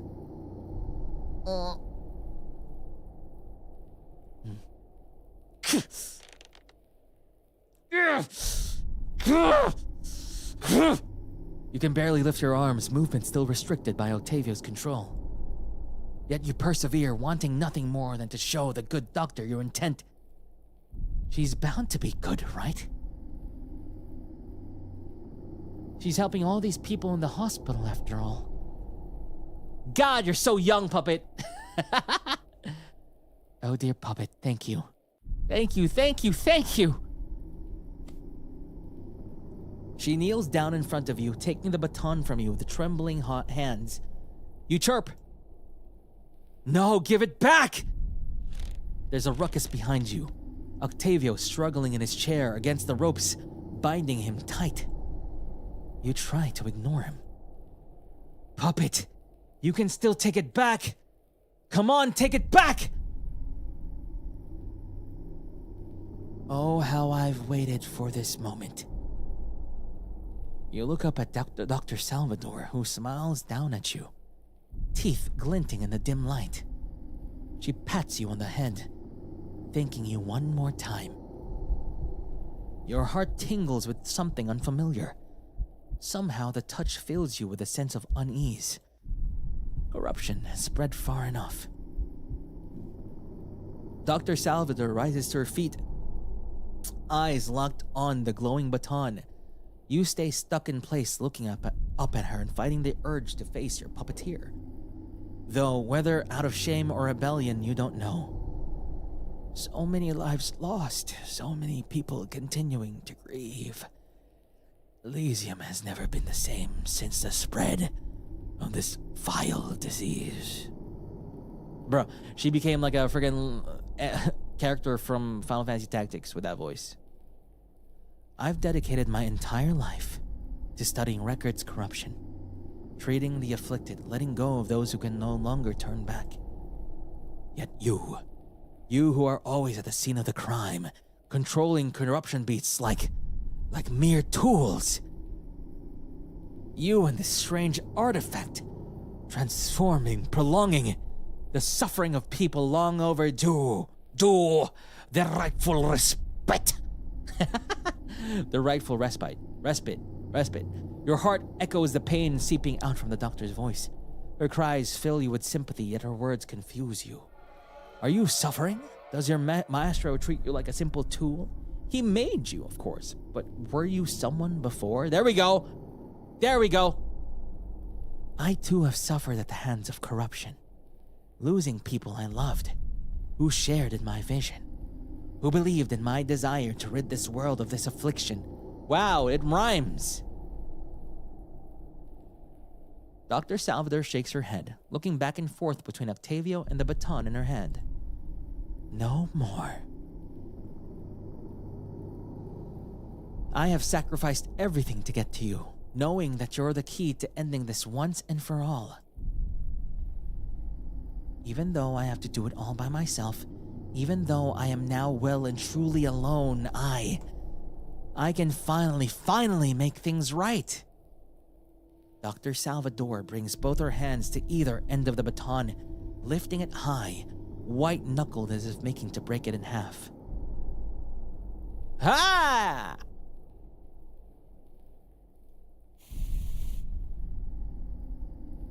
Wait! No! You have no idea what you're doing! Break the baton, and you, me, puppet, hell, make this entire hospital and everyone in it, are all done! God! History! History. That's not a threat. It's a promise, do you hear me? Hey! Are you even listening? Hey! Drop the baton now! Eek! You start to feel afraid, a chill settling into your stitches. You don't know if you really made the right decision. Stop!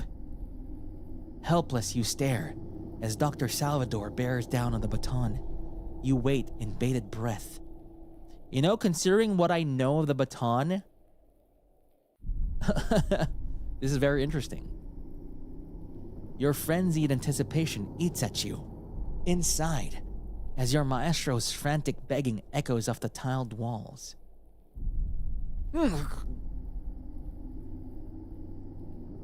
Why isn't it? I can't. I told you to let the damn baton go.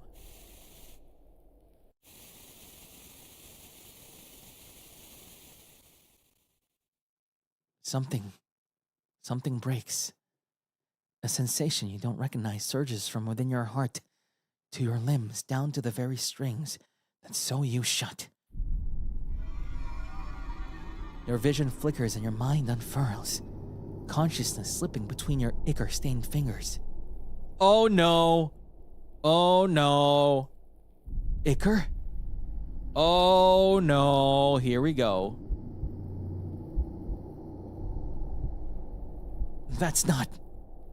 You're not. Hesitantly, your eyes flick down.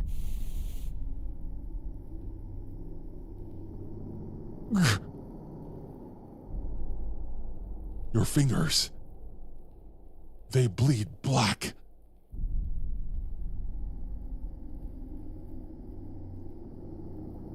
They bleed black.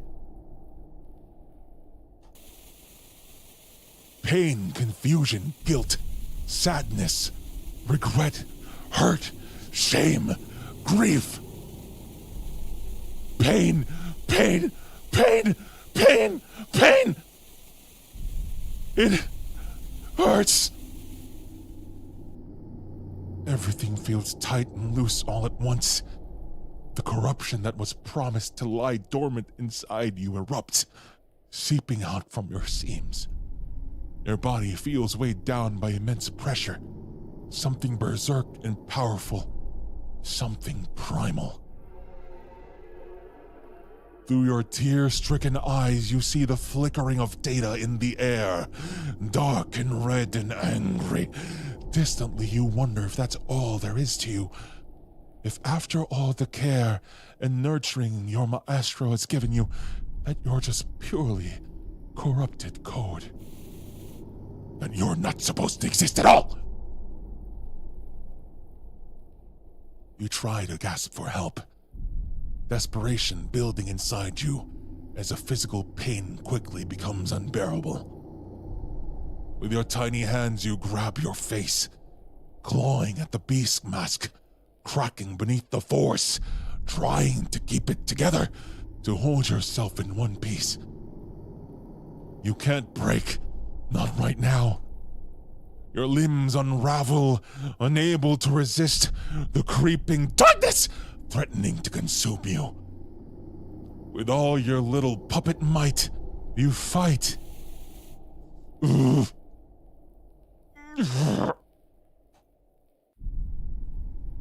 it's not enough. Your whole body feels alight with fire, scorching you until you're dissolving into the black mire of corruption. Broken pixels and distorted noises emerge from the torn seams without the baton. The power of your maestro's strings falters. Gasping at the last fraying senses of control, you wrap your arms around yourself, trying to keep the unpredictable contained within. But still, it hurts. It hurts to move, to think, to feel. It hurts. Above all else, you feel remorse. Guilt eats at the darkness flaring up inside of you, intensifying the pain of the data spilling from your seams in waves, the sticky tar of corruption accompanying their escape. crying. You can't feel anything but pain anymore. And you know you're crying. Your head throbs and your vision blurs. Through tears you start mourning the loss of yourself. Your body made just for you, and your heart which is still beating despite it all. Your heart barely being kept protected for the very jail your puppeteer put in place. Your puppeteer!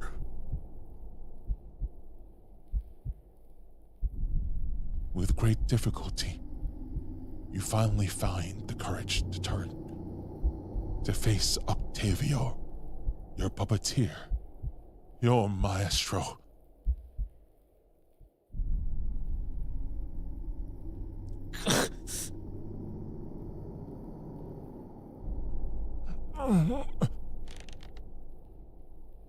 The chair has toppled over, and with it, Octavio, still bound and struggling against the ropes. You can barely hear his haggard breaths over the ringing in your ears of your own groans of pain.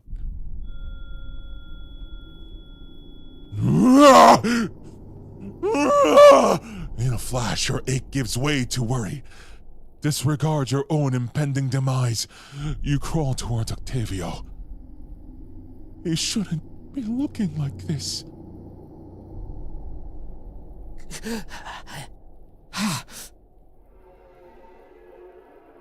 In panic, you lift your head, wincing at the dizzying blow the sudden action brings. You try to find help, knowing that your tiny body won't be able to carry him out, but everything is in chaos.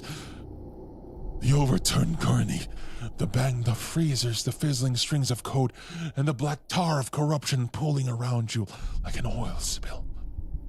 It's nothing like the cold, perfunctory, impersonal, albeit run-down morgue you've come to recognize.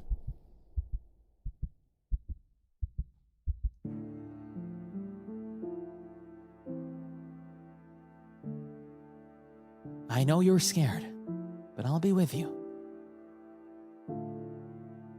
Octavio's softly spoken words echo in your mind, surfacing amid all of the agony you're stewing in. Yet instead of reassurance, it only brings you heartbreak. Defeatedly, you look down at his vulnerable form. Down? Since when did you ever not look up at him?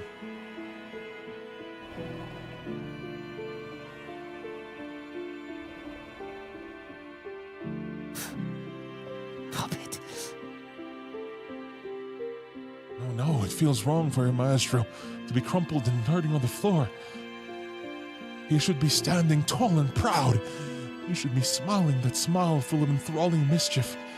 He should be looking at you with pride for a job well done. Desperation bubbles up inside you. You can't bear looking at your maestro like this. You just can't. In a flurry of movement unseen since your strings began to fray, your hands move to untie him, trying to be careful. Trying to be as gentle as he is when he gets a chance to sew you back up again, after everything is over and done.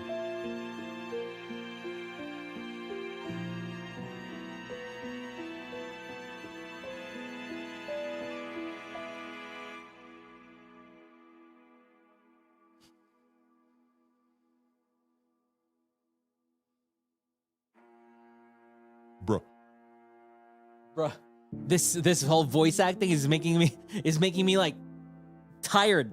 Not tired. My hands are so tingly. My hands are so tingly. Oh my god. Okay, let's chill for now. Let's chill for now. Remember when I played the other game? What was that game again? What was the title? I forgot. The Tactical Elysium game, the first one. When I got lightheaded? Damn. No, you didn't mean to do that. Your little act of assistance causes the chair to break into a brace of splinters. Pro-Star Twilight! Freeing Octavio from his bindings and slicing into his torn clothes and worsening his wounds. Your heart aches. This isn't how it's supposed to go. The doctor's voice cuts to your subconscious like a sharpened knife. Your senses dull and your limbs fall short of trying to help Octavio again. Instinctively, you turn at the sound, at the cause of all this pain. You're suffering at the one who made you betray your maestro. Even more dark, disjointed code spews from the wounds, alongside it the sticky tar that now has reached the door's once pristine shoes. Ugh! No! Get away from me! Pain, fear, anger, betrayal, hurt, grief, resentment, rage. Anger. Oh my god, that image of Puppet is so cool. Emotions are so troublesome. Those are Octavio's words that stuck to you, said in a quiet afternoon in his workshop as he patched up a fellow puppet. Emotions are troublesome. One moment you're happy, the next you're sad, and then you're anxious if you're going to make the jump or not. But never in your short life have you felt something heated, all-consuming like the embers of hatred. Oh my god, until now. Your consciousness is now far from recognizing you. The howl that erupts from your fractured mask, arms that have grown swollen and massive, and the heavy crash of footfalls that no longer belong to you. It's so good, the writing! Don't come any closer, you monster. Yeah, Azure turned back into a corruption beast. Ah! Rage, anger, pain, loss, grief, corruption. Corruption.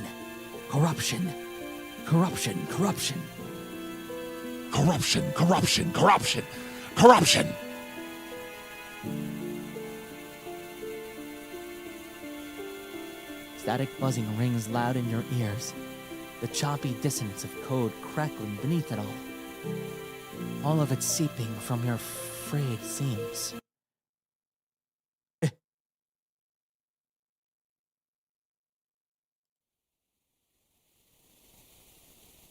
It did change, the text did change. Beneath the static is an eerie quiet, like time has stopped and the world has frozen on its axis. You blink and you twist your head around. The sight around you is unfamiliar in its familiarity. The morgue.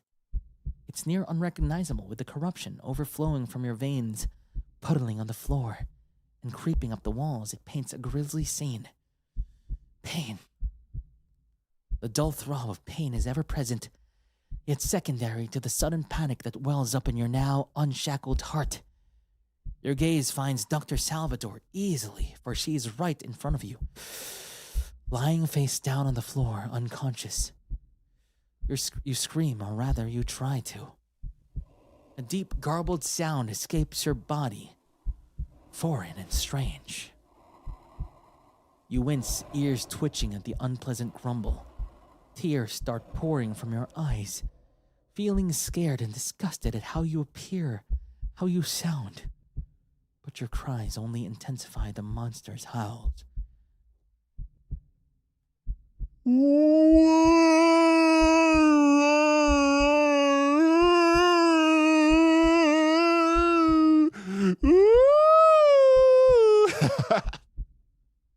Let's go, Algebra Brenica. The one who you know can fix you and make everything right. Make everything just like before. He's there. He's there and you see him and he's...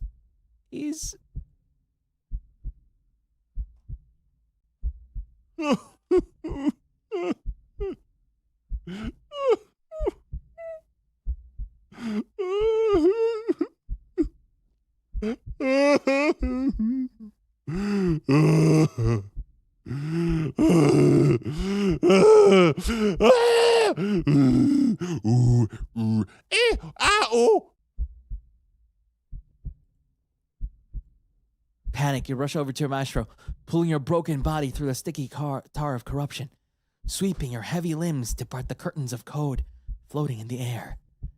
You remember freeing Octavio from his bindings. You remember hurting him. You remember the pain, the regrets, the bad decisions. You betrayed him. Puppet. Hearing him speak so small, so feeble. It's so unlike the maestro who stood tall under the grand stage lights of the theater. Pain. Wow!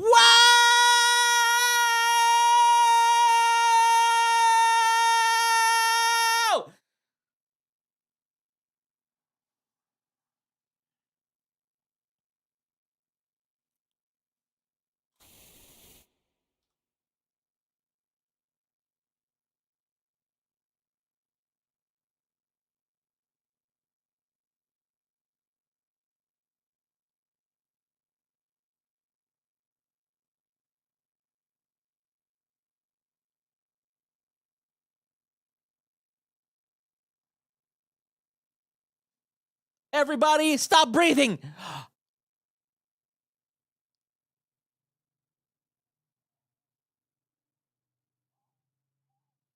Oh my God. Oh my God. This is better than Bunny Garden. You're crying again. Your chest heaves and the hollow of your eyes sting, not from the pain still surging from your wounds, but from the weight of your betrayal dragging you down. Ignoring the darkness looming over you, you lay Octavio on his back, cradling his head in your twisted arms. Wow, this art, holy moly! What is this art? Arms lie limp at his side. This music! What am I'm playing something as good as Fata Morgana, what the hell? Knuckles brushing the pool of thick ichor bleeding from your wounds. Your own body is barely holding together. Look at the hair, the braids, they're undone!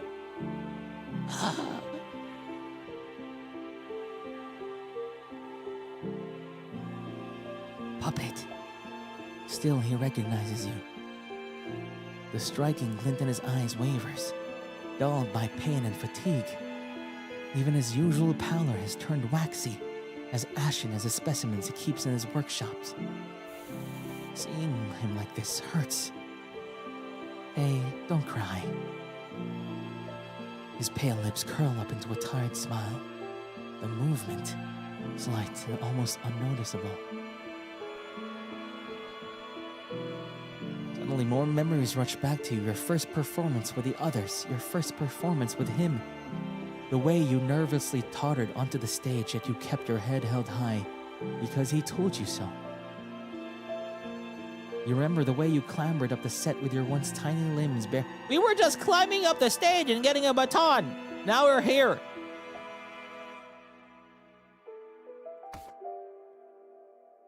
Ugh. He caught you just in time, saved you. He saved you. And what did you do? A light tap interrupts you from your spiraling thoughts.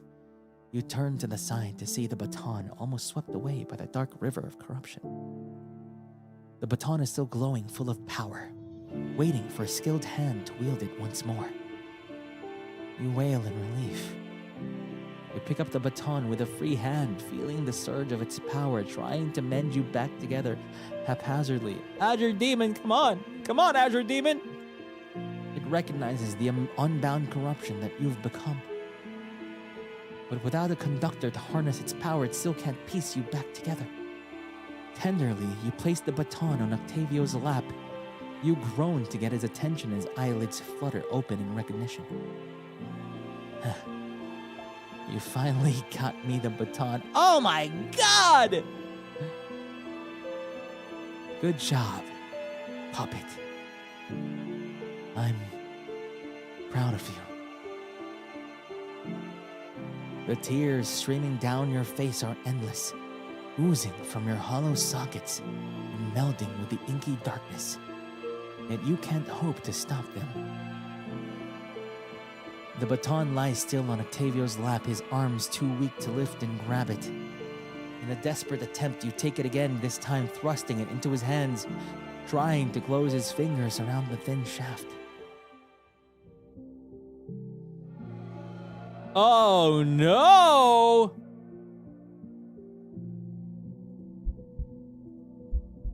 The glow of the code begins to consume him adagio, first from his fingertips and up to his palm, his wrist to his arm. Pain. Your hopes of going back home to the workshop fizzling to nothing. You wonder if your maestro can still hear your cries and understand your regrets and your apologies now that your strings have come loose unbound from him. The choices that you made, the choices you continue to make, the choices to make things right. You wonder if redoing them can grant your maestro another chance at life. Octavio's eyes are open, yet they only stare listlessly at the ceiling as broken data consumes him. With all the pain in your heart, you stay put, supporting him as much as you are able. You groan one more time, putting all of your unsaid words, all your sorrow, into that one anguished cry. But no matter how hard you cry, no matter how loud you beg, you pray, you beseech, no one will heed your call.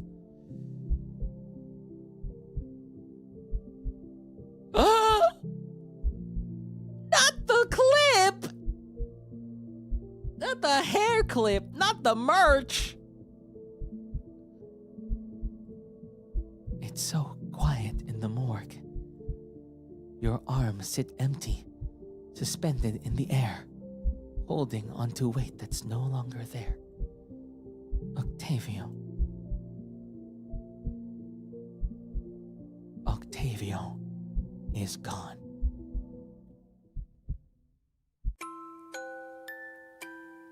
Just like that's it!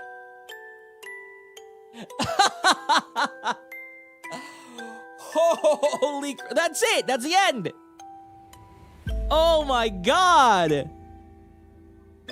Everybody get the merch that's currently on the HOLOLIVE store. It's not of the hairpin, but it's of an infinity bracelet you can wear so this won't happen. Guys, I'm telling you right now. Do you want this to happen or not? If you don't want this to happen, get my merch at the merch store. Okay? Get the merch. That's the link to the merch. All right?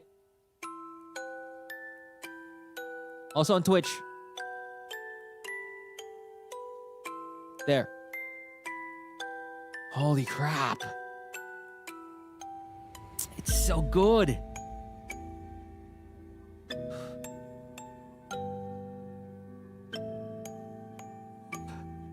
Oh. Man.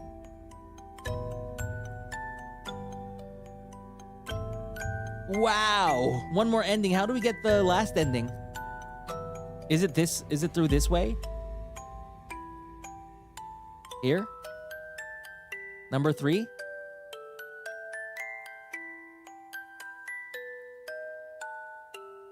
Yeah, Puppet's cooked.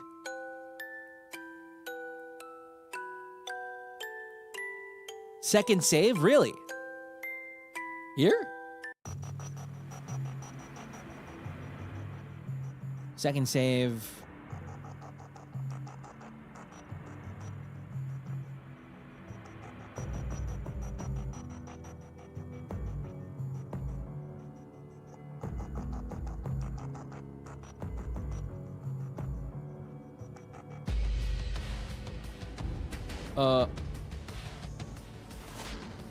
Will it like show up?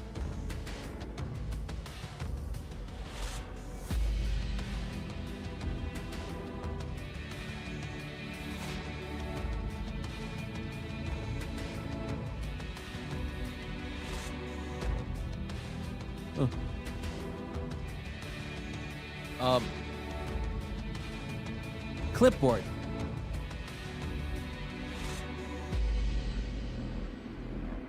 Where is the clipboard?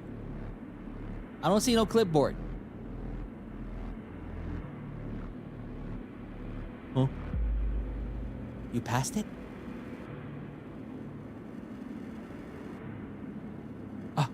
Oh, there it is.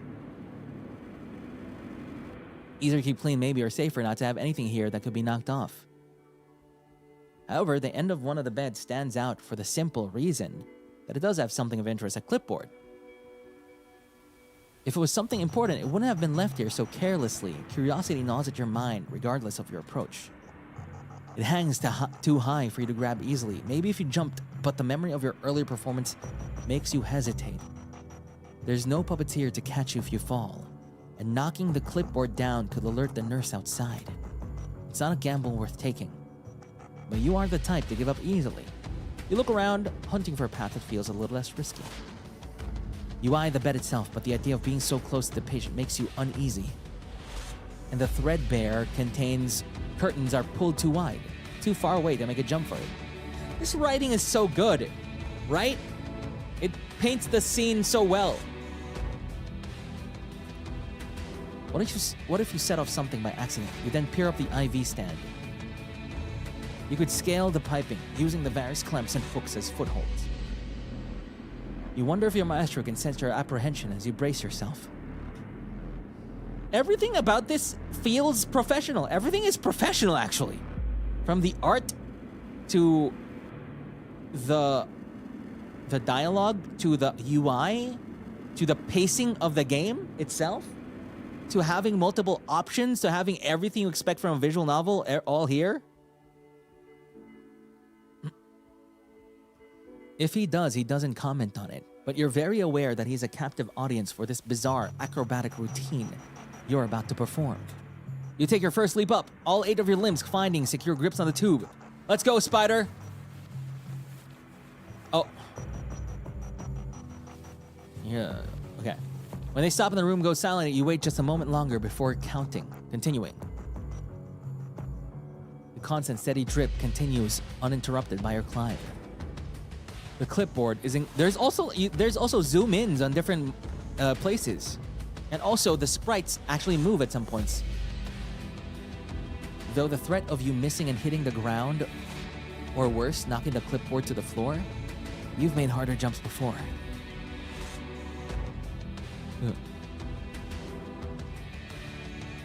You leap. The motion is smooth and practiced from your show rehearsals, though your landing isn't.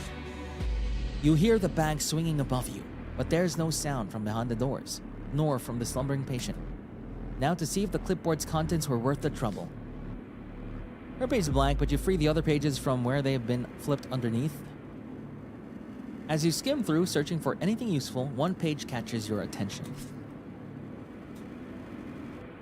And the assigned doctors has been smudged, leaving only the surname Salvador visible. In sloping, messy curve. I'd feel better if I could get Arya's eyes on him, but that's not happening anytime soon. Oh. It's another Salvador. She's either on a research trip or in her office planning the next one. I know this job can wear people down. I've seen plenty of good doctors burn out. I just thought that out of everyone, she would. The note stops suddenly, resuming after a short break in the page. Stop writing in your patient's chart. Next round of meds needs to be administered in 8 hours. I have no idea if Arya will decide to make an appearance before I leave for the day. Seems like whatever she's doing in her office is more important than anything else here, including the patients we're supposed to be saving. Protocol for stage 4 calls for 2 attendings present during treatment. We don't have the staff for that right now, but I remember what my priorities are supposed to be. The words blur together, spiraling. It's not just the writing, but also the world around you. Landing mask first.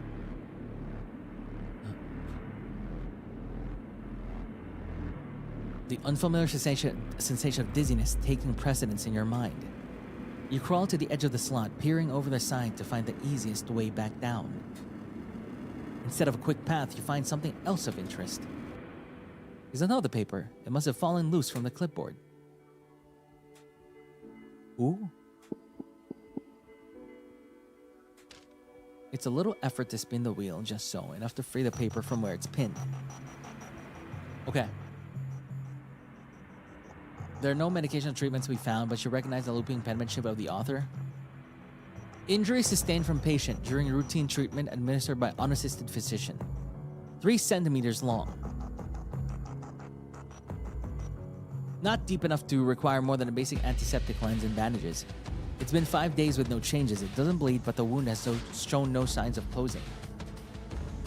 I'm not gonna bother running the tests. I already know what the results will be. Wait! So this is the doctor! This is my mistake, and I won't punish the hospital by taking away one more doctor when we're already stretched thin. Thought about telling Arya a few years... Wait! The doctor is in the bed. Wait, huh? Anyway, hell, I'd let her put me on leave if she thought it was best. But right now, I think it's best... Is the Dr. Haka? With how she's been lately, her research takes up all her time, and I'm... The writer's text cuts off here abruptly, continuing further down the page with a steadier hand.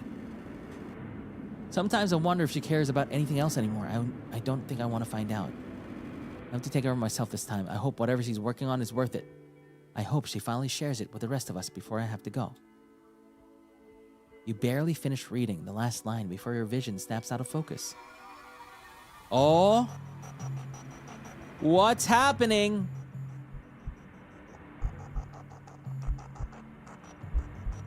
Huh? Open wounds, small and bloodless. They typically are red trails of an infection instead of a deep bruised purple under the skin. Pale heart stings with corruption. Then the vision is gone. You're looking at your own thread and fabric arm, trembling fist gripping the paper. Huh? You try to make sense of it, the sudden vision you had, the dizzy spell before. But Octavio's voice snaps you for, oh no! It's nothing, Puppet, don't dwell on it. It's nothing, Puppet. Move on, let's get out of here, quick! If it isn't bringing us closer to find the baton, it's just a distraction. His tone is abrasive first and then softer, but still firm as he fine-tunes the harshness of his voice. A note from some begrudged employee isn't going to bring us any closer now, is it? Oh man, the point of contact blooms, the black ichor soaking through and rendering the contents illegible. The writing all but consumed by it. Oh! You learned nothing about the baton's location despite your best efforts. And what you did learn has made you feel worse rather than better, leaving a knotted feeling like tangled threads in your core. Okay. Are you satisfied now? Oh, we already know this. Save? Okay. So we know that. Then I'm gonna assume we...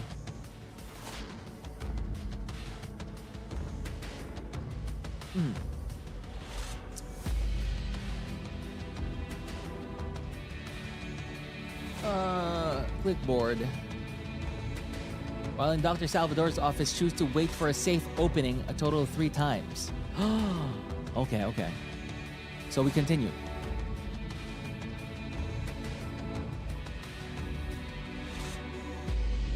But you can't very well double back through to the nurse's station now. Go on before someone comes back to check on the patients. Okay.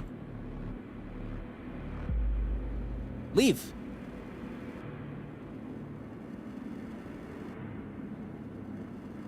Nurses will come in and check the patients soon.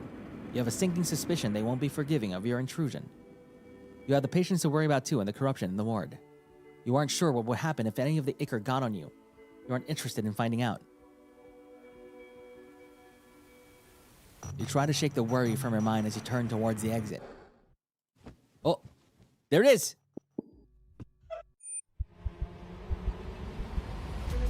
Okay.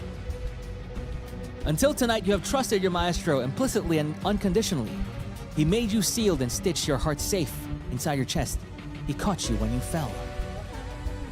This music is so good. How's the story going? It's going great! It's so good! The baton gleaming at you like an accusation from where it lies. Puppet, Puppet, are you listening to me? Can you... You poor thing, you're shaking head to toe. You shrink back, Octavio's voice fading into the depths of your mind, as Dr. Salvador leans in again, eyes shadowed, exhaustion etched into her face. Exhaustion and something else, time-worn and aching, sorrow turned outward. This stranger knows what you are. Called you by the name Octavio gave you. Azure Demon. And she pities you. Though I doubt I've made much of a case for myself, what with this whole business with your master. Azure Demon? I'm really not going to hurt you. This place has seen enough hurt for a lifetime. For people like you, especially. Her gaze softens and her voice with it. Surely you understand. You've seen this hospital. She's moving! You're just like them. You're corrupted, aren't you? You must be. She's right and she knows it, and yet you think she might prefer to be wrong. You chitter quietly, eyes downcast. The weight of her sigh tells you she understands. This music. Octavio's puppets, corruption beasts, tamed like pets and turned to his will. Hearing about it is one thing, but seeing you up close like this. She pauses to take in a long, shallow breath. You notice her hands are trembling. The line of work never does stop breaking my heart. A loaded silence follows, heavy with a pain that feels foreign, for all that the doctor seems to believe it yours. You don't understand. There's a lot you don't understand, you realize. About this place, about Octavio, about the baton. It draws your eye again. That eerie glimmer from the desk. You'd almost forgotten you were waiting for an opening, but... that wretched thing! Eek! You glance back up, panicked to find Dr. Salvador following your gaze, eyes narrowed at the baton. He sent you to fetch it for him, didn't he? That's why you're here, doing Octavio's bidding, retrieving the very tool he uses to poison this world. There's an uneasy cadence building in her tone, her words coming faster, less steadily. I can't be the only one who sees it. The only one who questions the public story. Controlling corruption beasts, how convenient an ability. Just leave them alive and let the nice man put them to good use. Don't mind the spreading corruption.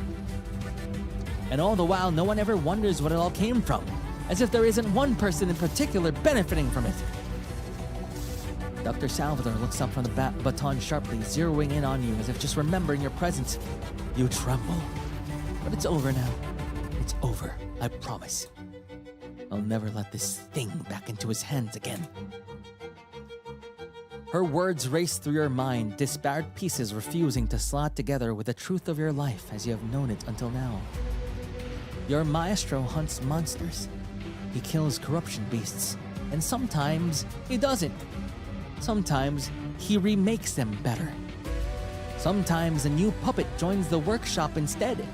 It's that simple. Ah, this is so cool! Wow, who is this Octavio? What a cool character! Except sometimes you ask him questions, but he doesn't answer. And here you are presented with more. Puppet! Eek!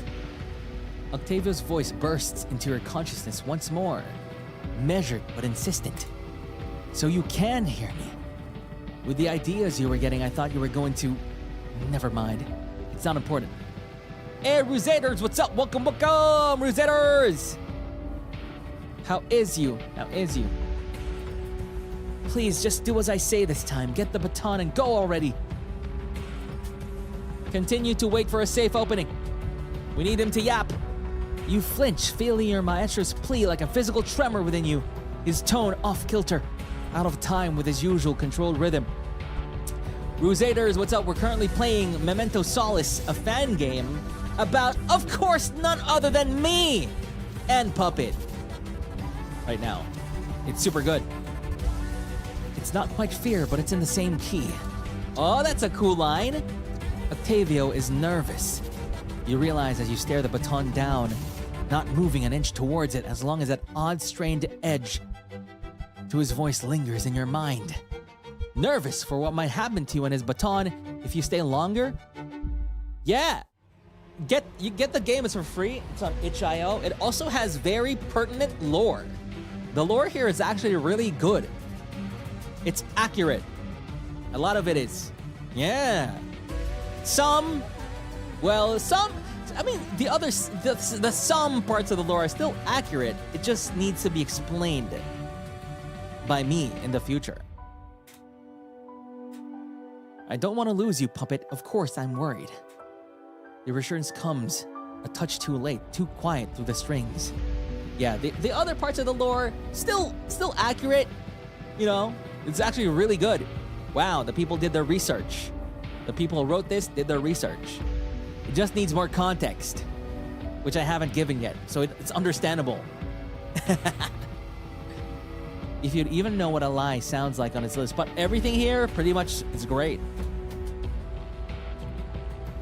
Your mind is an open book to him. You know he senses your question, and yet no answer comes.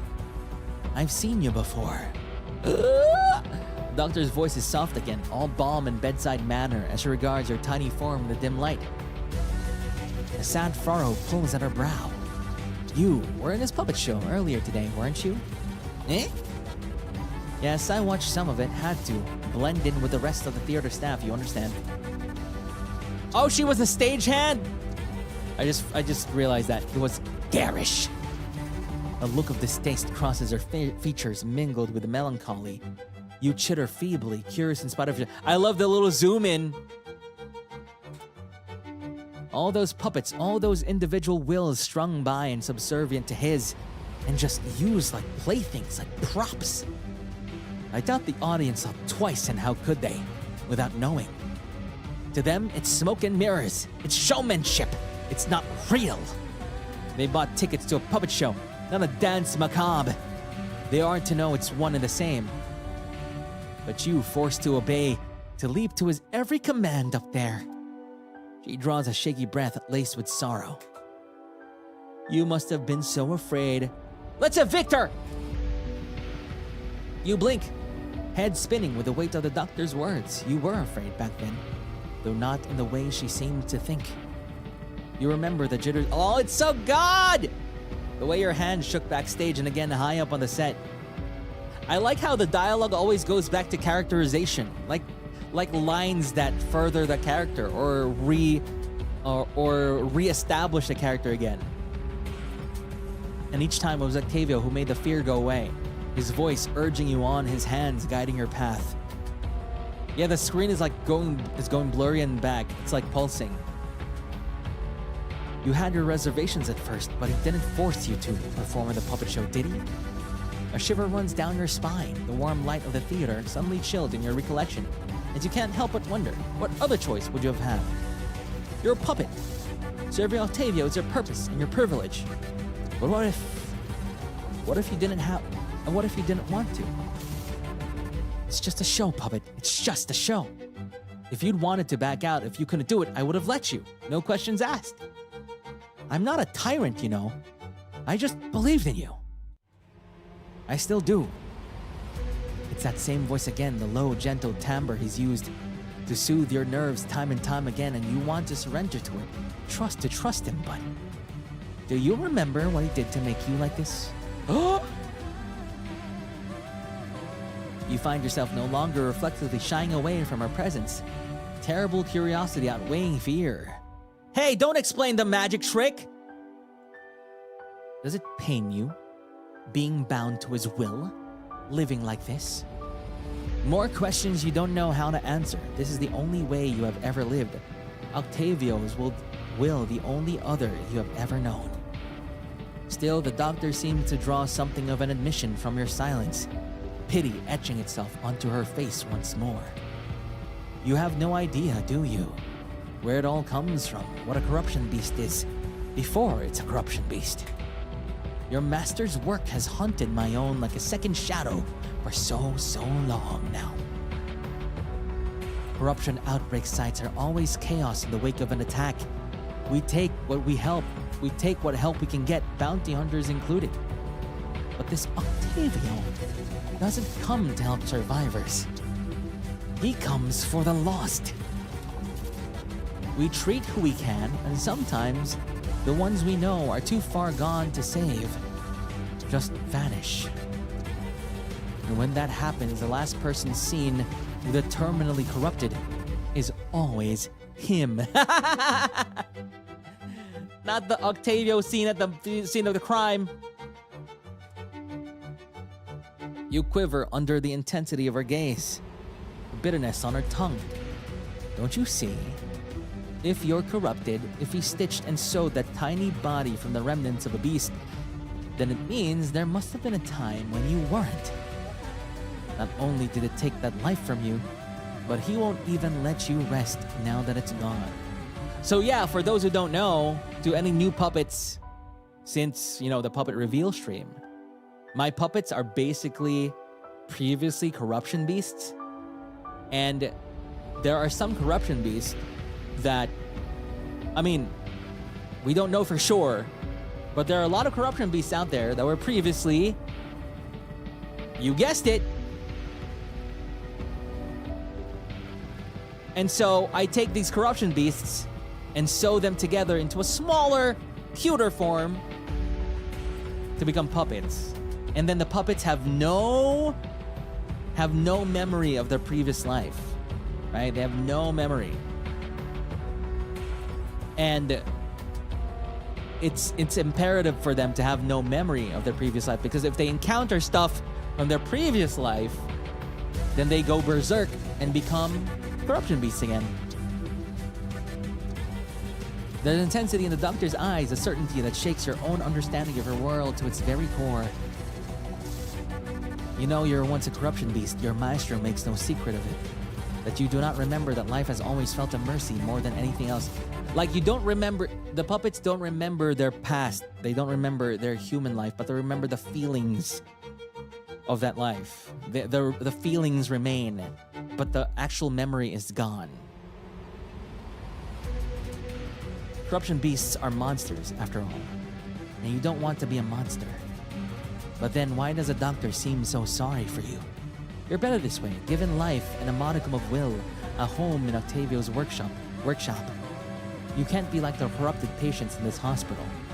There can't be a before for you, no matter how familiar some of the things you've seen here might feel. There can't be, because if there were, you would remember. And if you didn't remember, why would Octavio keep it from you?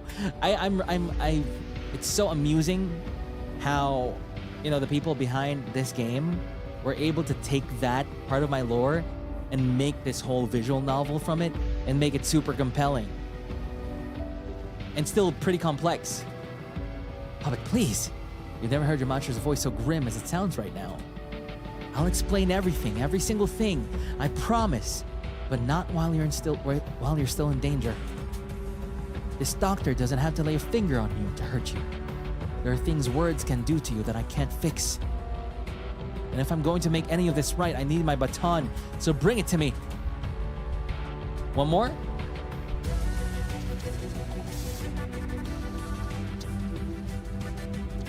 The doctor doesn't know. The doctor doesn't know completely what she's dealing with. She just thinks it's like, ooh, little puppet. Oh, you're a puppet. Your eyes flick again towards the baton, pale and eerie upon the desk. Its presence tugging at you like a physical conduit for Octavia's will. Well, we found out from the other ending she really doesn't know. She doesn't know the details of stuff. Once, that pull would have been a comfort, a reminder that no matter how far you wander, you are never truly alone. But now you're just giving free labor for all. You're not sure of anything at all. Don't do this, puppet. Yeah, and the Octavio was there. Not now. For once, your maestro's voice feels like an unwelcome intrusion.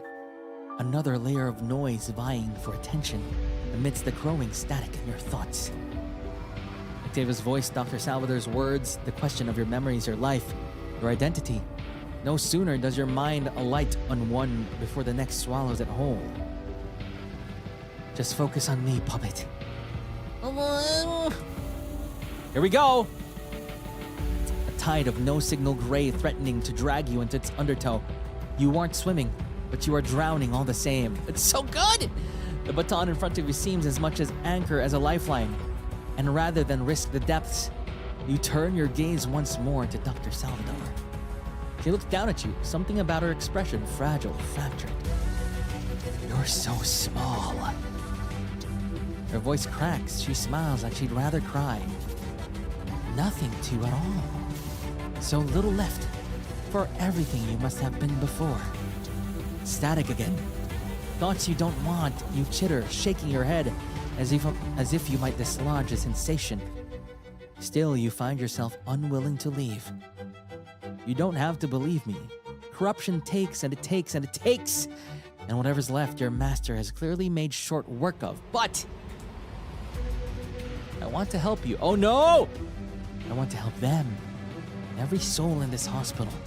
Every person out in the wastes. Bleeding black and believing themselves already dead. I told you we do what we can. We do what we can to slow the onset, to ease the pain. But there's so much we just can't. So much we couldn't unless. The doctor doesn't realize that she and Octavio are actually on the same side, right? It's not like I'm the cause of corruption, right? We're both studying corruption in different ways. We're both dealing with corruption in different ways as well. I love it. I love it. You watch resentment flash across her features before she snatches the hand away. No, I'm not him, I won't. I was just... Your eyes zero in on her still trembling hand, now pressed tight to her chest by the fingers of the opposite hand, as if she's afraid it might disobey her again. Sharply, she turns her back on you, the tremor creeping to the set of her shoulders as she casts her gaze to the moon through the cracked window. Yeah, unfortunately, there are corruption beasts that are too far gone, that really don't have they don't even have the memory or the feeling anymore. They're just corruption beasts. And that's when Ruse just does his thing. Ruse is like, ha ha, shing! That's when that happens. But otherwise, you know, we try and turn them into puppets. She breathes loud in the quiet of the office for several dragging moments.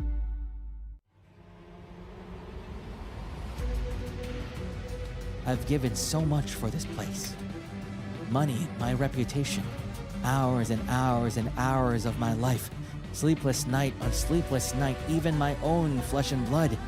My...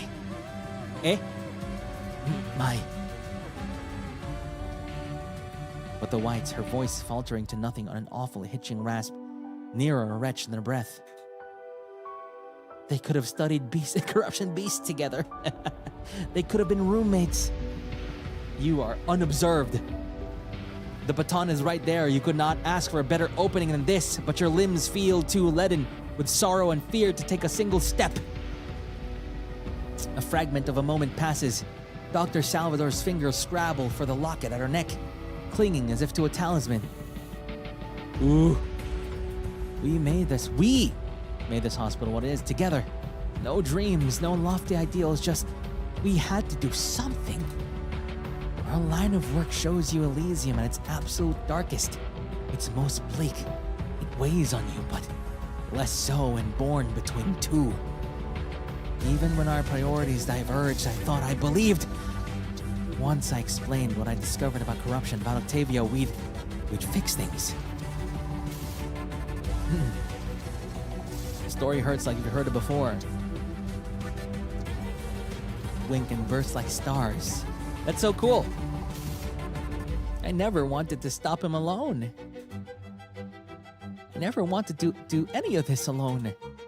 I offered and I begged and I hoped that in time, the one person who mattered more than anyone else in this place would understand just what this meant. Dr. Salvador whirls around, entire frame quivering in rage, in pain, in loss so heavy you could buckle under it as you meet her eyes. The writing is so immersive, and your world stutters. A touch off axis. An errant line of code, a glitching sensation rends your vision. Your hearing, your thoughts only to pass as suddenly as it had come. It's night. You're in Dr. Arya Salvador's office. Nothing has changed. Everything has changed. Short, brusque steps from bookshelf to cabinet to bookshelf again. You're watching. Something about your perspective feels off. Higher! This is it, the reveal! I'm telling you, I have something. It's impossible. A breakthrough. The source of the corruption. She pauses then, looking at you expectantly, eyes bright with fervor. You don't respond. A frisson of something ugly hums within you. Fury that both is and isn't your own. You're at your wit's end and you don't know why. The silence drags. Her eyes grow a fraction duller. A furrow forming between her brows. You're upset. I gave you the best news of our careers, of our entire lives, and you're sulking? You know I would have told you sooner if I could. I wanted to tell you before anyone else, and now I can. It's him, the bounty hunter, the one with the puppets. Him and his baton at the heart of it all, and we could end it. We could cure it. I know you want that as much as I do. You have to, or you wouldn't still be here. And if you just help me, then we can... Arya. A voice cuts her off, the voice of the only other person in the room. It's Azure Demon! It's Azure Demon! Yours? He's hot! Can you listen to yourself for 1 second? You think I'm angry because you kept this from me? You really think that's what this is? What other reason could you? You left, Arya! For weeks at a time, you swanned off to hell knows where. Chasing ghosts where there were people in this hospital who needed you. Everyone here thought you were losing it. That you'd cracked under the pressure. That one day you wouldn't come back. I kept telling them over and over that you're not like that. That whatever you were working on had to be something important. But this? You abandoned everything we built for what? A half-baked vendetta against some guy who happened to be the wrong place at the wrong time? You're not listening to me. Then I guess that makes two of us! A fierce breath burns in your lungs, your throat. You can't bring yourself to look at her anymore. My rounds are waiting. I'm not doing this right now. I can't.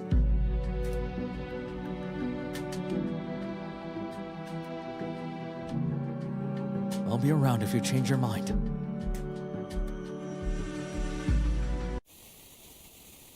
Motion. Your body turns into space, away from the doctor. And before you, you see only static again. Jittering, shutting the dull roar of slate ocean crescendos in your mind, louder than before, pulling you deep, deep below until... Puppet! Puppet! Eek! You jolt. Your master's voice as much a sound as it is a hand wrenching you from the tide. The strange vision fades as suddenly as it had come, and you're you again. But your relief at being of your own mind once more is short-lived as Octavio continues to speak, less questioning and more interrogating. What was that? What did you see? Your thoughts, puppet! Damn it! I should have never let you out of my sight, not here! The strings that bind you to him throb with a cold rage that chills you almost more than the looming figure of Dr. Salvador. Mid-sentence, her words not reaching your ears. You've done something wrong, seen something you shouldn't have, but you didn't mean... I know you didn't mean to, but it doesn't matter. What matters is that... You'll have to forgive me for this. Bring me back my baton. Now! Through your bond comes a sudden dizzying sensation. See? I literally have not been controlling Puppet. Everything so far has just been a request. You'd feel it if you were under control. A compulsion undercutting Octavio's words that seizes your body from your control. And you move. What? As gasp of shock leaves Dr. Salvador's lips as your body lunges for the baton, your tiny arms wrapping around it and clutching it tightly to your chest. I love that little detail. You know, because all this time you're like, he's a puppet, he's following Octavio's orders and stuff like that. And now you actually get to see that, oh no, Octavio can control Puppet. But it doesn't work that way. You know? Puppet has free will. That's right, Puppet, exactly as I commanded. Just don't look back. You could not question him if you tried.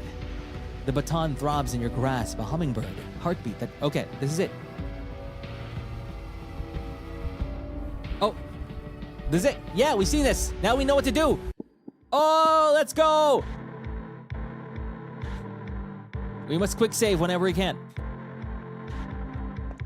Ah!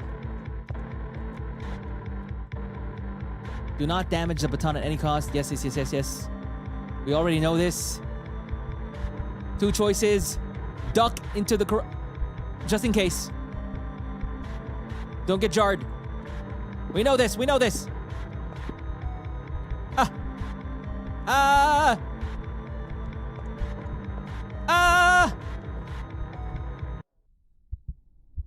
Ooh.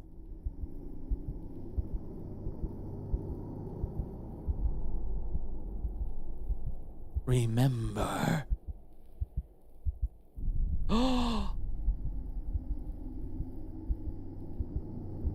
Your head snaps back and forth between them, searching for clarity that won't come. Static builds in your skull, crackling and hissing like broken radio frequencies. The sound mingles with something else, the phantom pull of Octavio's strings, the invisible thread still wrapped around your thoughts even now. It's overwhelming. Dr. Salvador's urgent voice bleeding into that distant, softer call from your past, while the strings' influence weaves through it all. Simba! The noise in your mind swells to a crescendo, present and past, control and memory, all crashing together until you can't think, can't choose. Her breath hitching, but your vision cracks. Oh?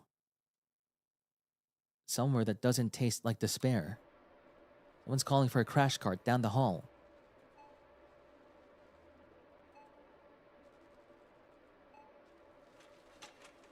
Oh? You'll press it before you see her reflection in the dim glass of the fire extinguisher case. You hesitantly turn to face her. You! So that's it, you're just leaving. Her voice trembles in the same way she used to when she couldn't save someone. When you stayed up until dawn cataloging new records corruption symptoms together. You know that's not the reason why I'm doing this.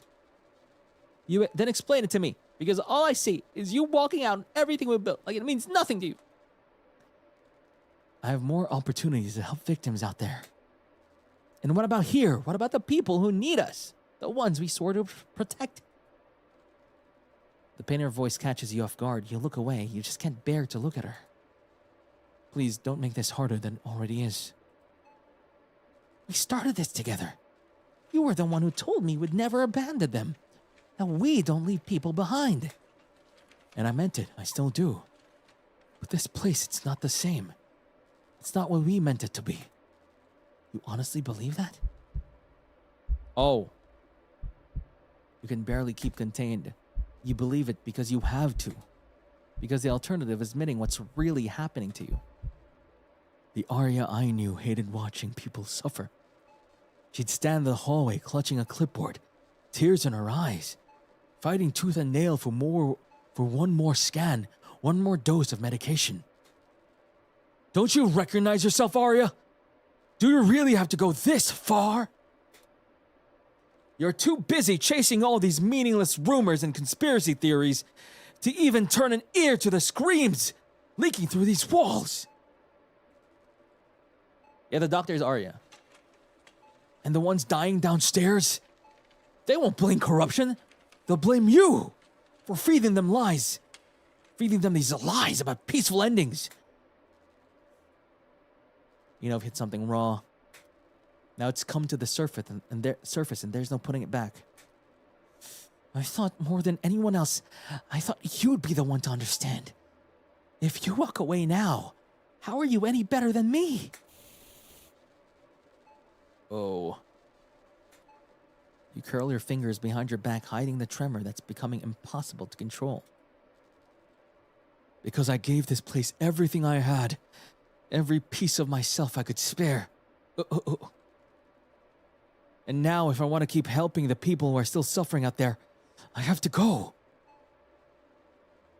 Silence crashes down between you. It's not the it's uncomfortable kind that you used to share over graveyard shifts and unspoken grief.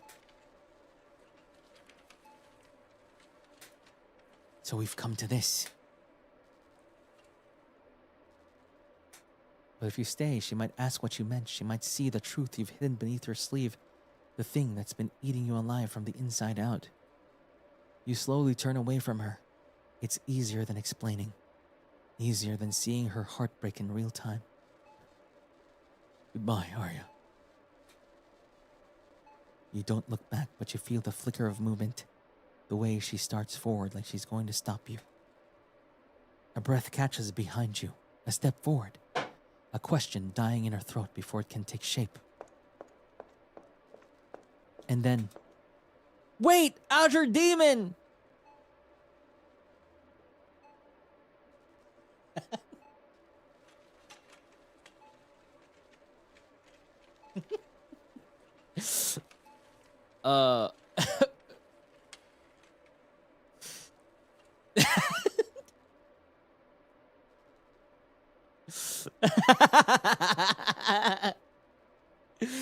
Okay. All right. You know what? I get it. I'm sorry. I'm sorry for naming Puppet Azure Demon.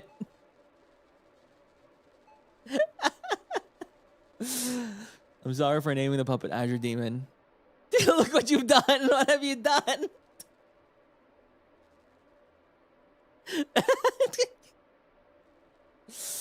Okay. We get it. You know, what should his name be? Manuel. Right? Wait, Manuel!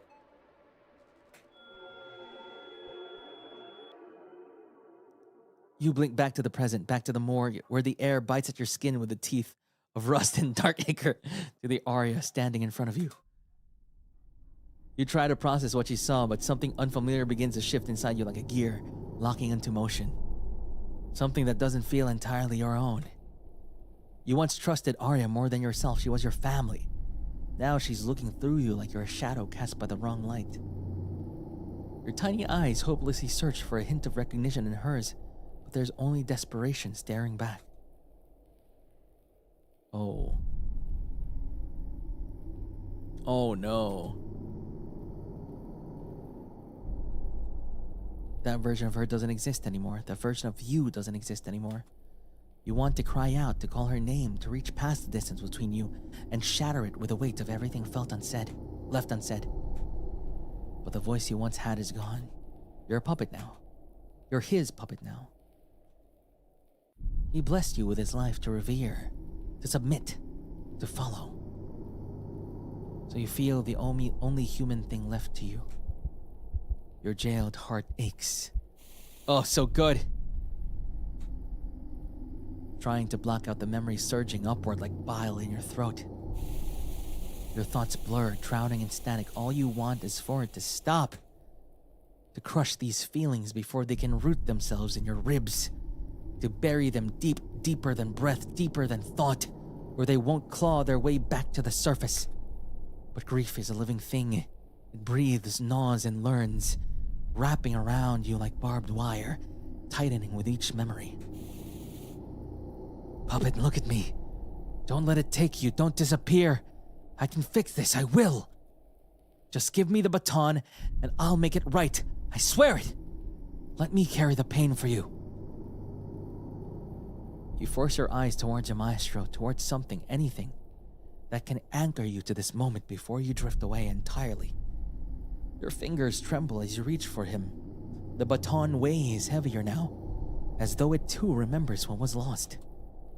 You just want to give it back. You want to place it within his grasp and watch relief flood his face, to hear him say, "Good job, puppet."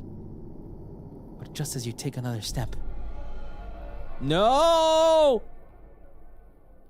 Your vision fractures into flickering shards. Your fingers lock, Your wrists spasm sideways. You stumble, you feel your legs betraying you. Something's wrong. You are wrong. The realization hits like a physical blow, and you can only stare and chitter at your puppeteer with growing, helpless horror. Octavio's eyes widen. His lips part stunned, recognition sweeping across his face like a storm front gathering deadly momentum. It's so good! The writing is so good! You will be fine. You're still you, all right? Just hand it over. His voice cuts sharp across the unraveling air, thick with desperate urgency. He knows what this is. He's seen this devour others before. But then... oh no, here it is again. The floor beneath you vanishes, as if torn away by some unseen conductor's hand. Tavi, grab the baton! Ah! Can Tavi just yank us closer? No, because I'm tied to a chair.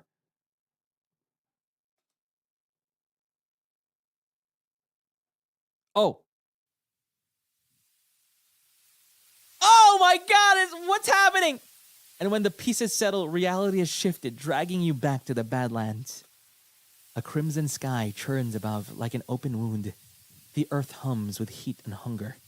Sand scours your legs like it resents your presence. A sharp metallic ringing cuts through the haze, like the aftermath of a snapped string. Your vision swims, static buzzes at the edges of your hearing.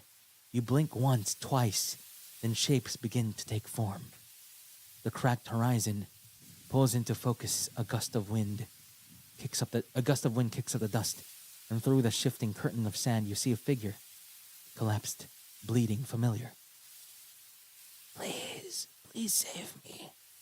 You drop to your knees beside the wounded woman before the ache in your chest can catch up. Blood smears across your fingertips as you press into the wound, shallow enough to save, deep enough to kill if you're too slow.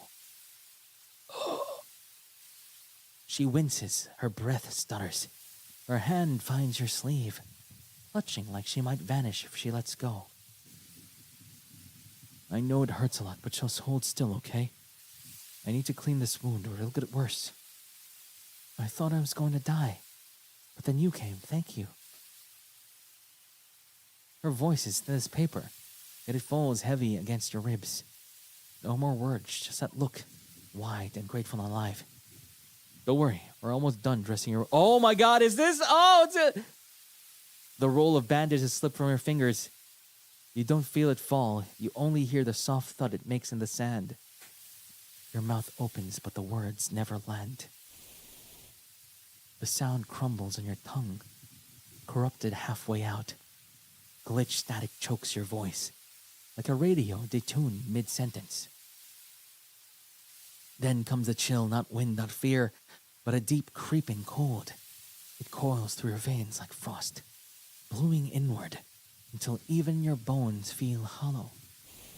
You glance at your arm. No, this can't be happening. It starts at your fingertips. Oh no! Flesh unravels like cloth. Nails stretch into claws, skin peels back into bubbling ichor. Obsidian oil slick, alive with intent that isn't yours. Let go of me, you monster! You try to step back, to pull your hand away, to prove that whatever she's screaming at isn't you. Your hand clings to hers with inhuman... Haka! Tendons locking like wires pulled taut like someone else's. Will has threaded itself through your bones. Get away from me! Someone help me! Her voice cleaves through the air, shrill with terror, but no cry, no plea, no name can cut deeper than this. You didn't mean to hurt her. You never meant to be this. But somehow, in trying to save her, you've become the thing she needs saving from. And you hate that part of you. That a part of you doesn't mind, that it wants to finish what you started. You tighten your grip. She writhes, pleads, but her voice is already fading beneath the thrum rising in your ears, like blood boiling, like strings snapping one by one. No, that was the wrong thing to press. That was the wrong thing to press. And you wonder just for a moment what it feel like to cry. I'm sorry that I pressed it. That wasn't what I was supposed to press. I was supposed to press this.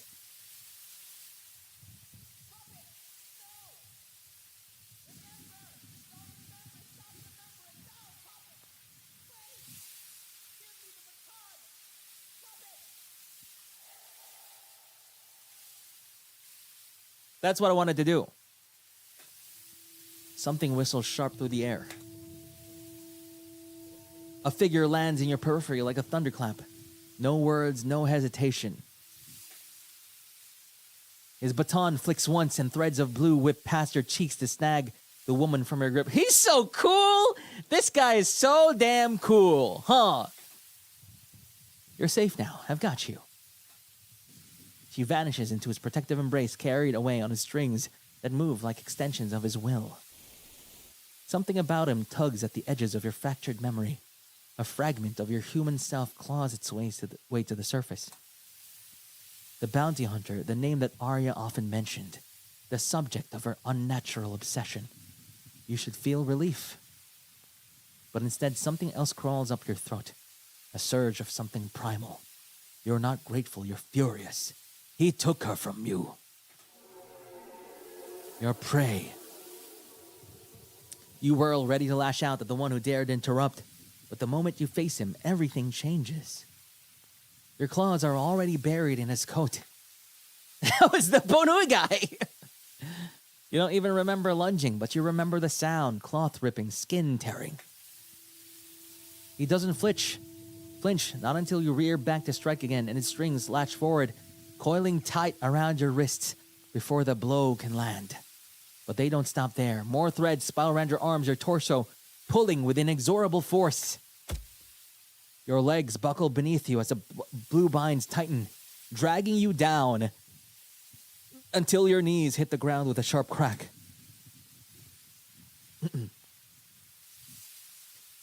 Like someone seeking absolution. Ooh, the strings force your head up, neck crane at an angle. Oh! You kneel before him, held in place by his threads. From this angle, he towers above you, pale and untouchable, his coat billowing like wings. Something inside you saps. Not like breaking, more like remembering. A flash of clarity cuts through the static. For one precious moment, you're you again. His strings hold you fast, but it's not the restraints that keep you still. It's the weight of what you've become, what you've done. The monster in you recedes just enough for your human self to surface, gasping. Please, please don't let me hurt anyone else. I can't control it. End this. His expression holds nothing but terrible, quiet sadness, the kind reserved for watching something die. It's too soon to let your light fade. There is life within death. This isn't the end. He points his baton at you, a gesture like an elegy, less a threat than a promise, like a benediction, whispered by someone who's already mourning you. Then static hisses through her skull. The memory of her final moment breaks something within you, your heart beating through the bars of its cage as the corruption surges back with vengeance. And then...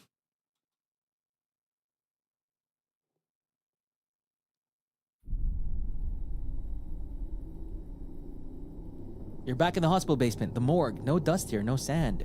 Just a place where the living come to catalog the dead. He's back! Our boy is back! No! He transferred the... Oh, no! No! Arya backs away from him, eyes wide, hand trembling over her mouth like she's just seen a ghost. Or worse, like she's seen what ghosts become when they refuse to rest. In that moment, you understand. This form you wear, twisted, unnatural, stitched from something that was once human, has made you unrecognizable to everyone who once knew your name. Everyone but him. Octavio's gaze doesn't falter. Even tied to that chair, arms bound, he meets your eyes and nods, like he sees exactly who you are, beneath the warping skin. Manuel! His movements are limited, stiff with injury and restraint, but his expression sharpens as his eyes lock onto Dr. Salvador's. If you really want to save all the patients in this hospital like you said, then get them to safety now! His voice is firm, urgent, like a conductor raising his hand to cut through chaos. Arya doesn't respond right away. She's still staring at you. Brother! Girl! Lock in! She shakes her head slowly, lips parting without sound. She doesn't understand what she's looking at. Her feet shift. One heel slides back across the tile. She looks at Octavio now, as if only just realizing he's the one who spoke. Her mouth opens like she might protest, but might demand something, anything, but nothing comes out. And then you see it. A decision forced through fear. Her shoulders draw back, spine straightening like a surgeon bracing before the first cut. No words, no final look. The double doors explode outward with a violence that mirrors the fracture in your chest. Arya dissolves into shadow and silence, her footsteps a staccato rhythm that grows fainter with each beat. As if she's already fleeing not just the room, but everything you've ever meant to each other. You don't dare turn to witness her departure. Your trembling fingers reach forward, fighting past the constriction threatening to crush your ribs. It's so good! Past the shrill ringing that drowns out reason. And tear through the final restraints binding Octavio. Ayo? Each cord snaps like a small betrayal, fraying under your desperate touch. With shaking hands, you press the baton directly into his palm. Ayo!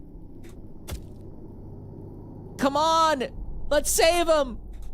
You crumple before him. Oh my god, it's so good! It's so good! He kneels! And he's like, please! Though bone-deep weariness threatens to claim you, but from the devastating weight of her retreating form, Arya's name echoes in the hollow spaces of your mind. The raw anguish that blazed behind her eyes before she turned away. Perhaps it's a kindness that recognition never dawned in her gaze. Perhaps it would have shattered what remains of you, if it had. Puppet. Not the calculated vulnerability he employs when caught off guard, but genuine tremors that cascade from fingertips to shoulders. You had not comprehended how rigidly he held himself until this moment of release. But the instant his fingers close around the baton's familiar weight, something fundamental shifts within him. Gward. You assume it's a return of power that soothes him. The restoration of control, of safety. But then you witness what transforms his features.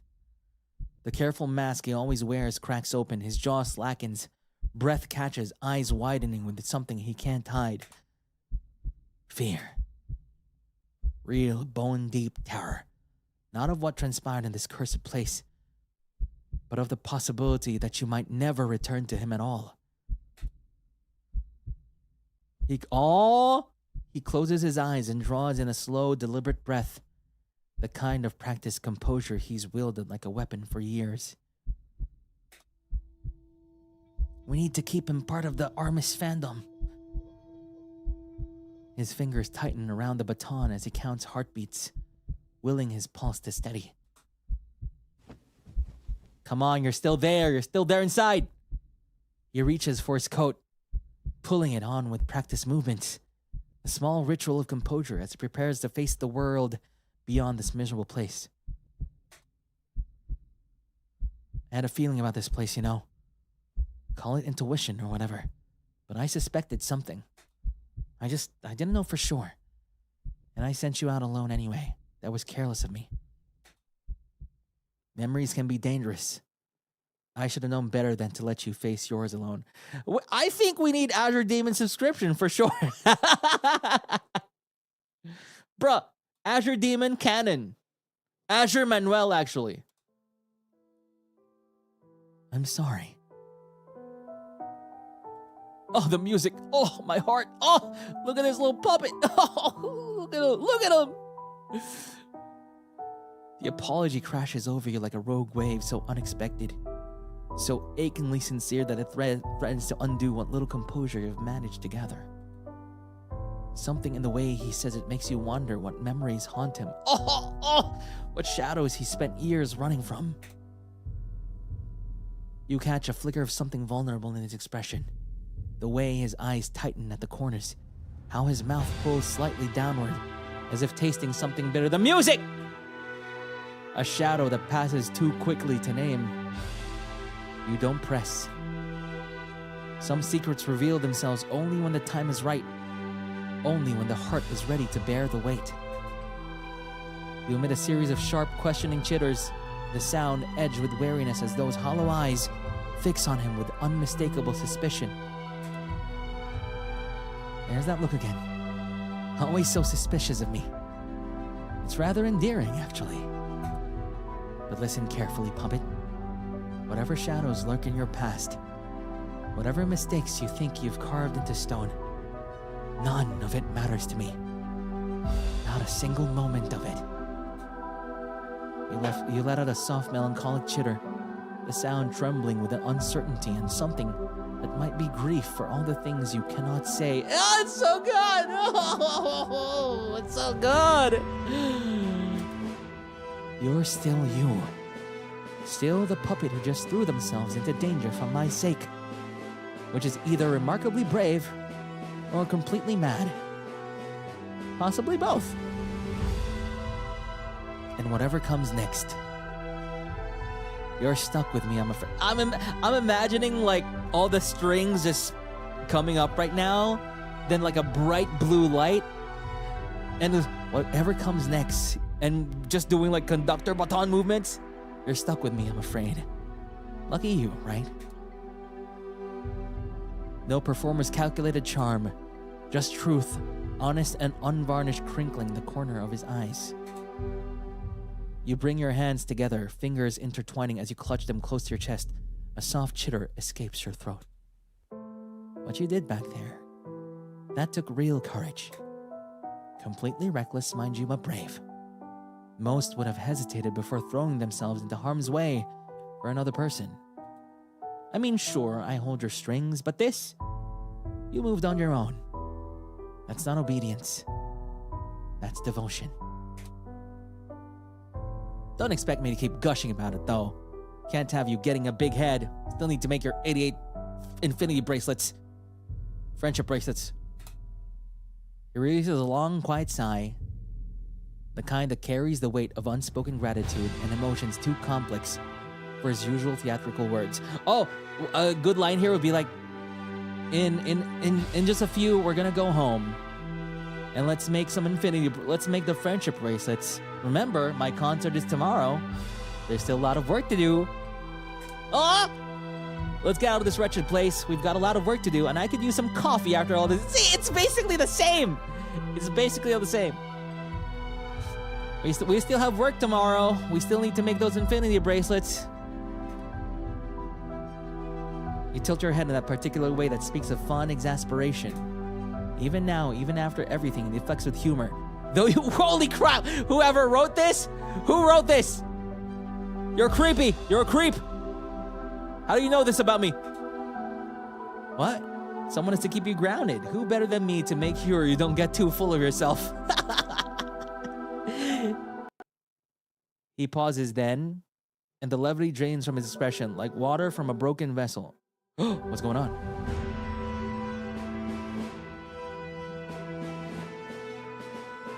No! It crashed! Oh. His voice carries you gravity. But we can't let this happen to anyone else, can we?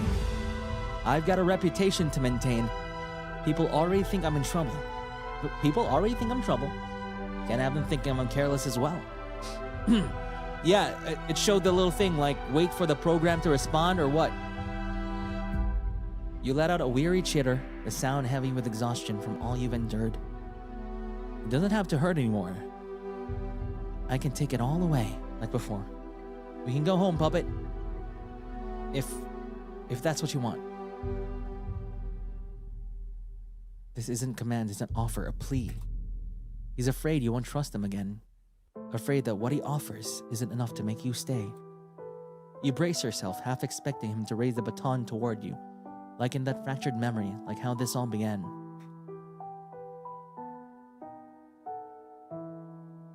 Octavio carefully sets the baton aside, placing it on the floor, between you like an offering abandoned. He slides down from the chair to kneel beside you on the cold floor. His movements are deliberate, careful. His eyes never leave yours as he extends his gloved hand. Whoa! Your choice, my puppet. Yours alone. Oh my god! Ah! This puppeteer is so cool! This puppeteer is so good, cool! I love it! I love the play between like free will and being puppeted, puppeteer, controlled, and playing with all of those themes. The words fall from his lips like a whispered prayer, so soft they barely disturb the air between you. Each syllable weighted with reverence and hope. It would be easy to doubt, to remember the secrets and have truths, the things that left carefully unsaid. To run and keep running until your legs give out and your heart stops beating. The past will haunt you. The pain will find you in quiet moments. But here, with his voice weaving certainty through your doubts, breathing becomes possible again. Aww, look at that little hand. Your answer lies in how your fingers curl around his, in the silent understanding that passes between you. You feel tension lift from his shoulders like armor finally falling away. A brilliant smile breaks across his face. What incredible art! Pure relief washing over his features like sunlight after a storm. The kind of joy that comes from a fear finally proven wrong. Look at this art! It's so good! It's so good! He remains kneeling beside you, but that familiar, mischievous glint returns to his eyes. The same look that used to precede his most outrageous schemes. Go work on Bunny Garden 2! Oh my god, go work on Bunny Garden 2! Stop it! Stop this nonsense! Bunny Garden 2! We need it! Just kidding, let me control you. Oh, what an ending! What an ending! What a great ending line as well! Just kidding, let me control you. Oh! Ah! Ah! Swoon! I'm swooning. I'm swooning. Now this is BFE! Now this is BFE! What is this? BFE! This is my BFE! It's so good! God, give me more BFE! I need more! Ugh.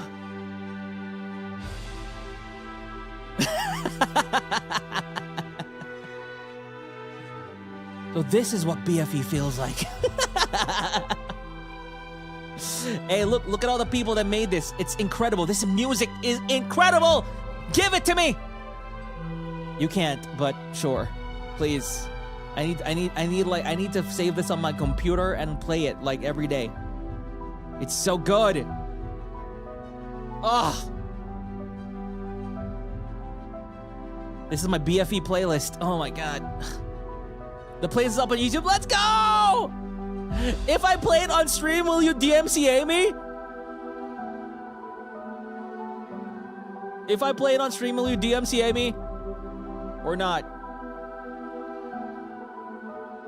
Do I need to pay you? What's going on here? Oh. Oh, it's so good. It's so good. I can't. I can't.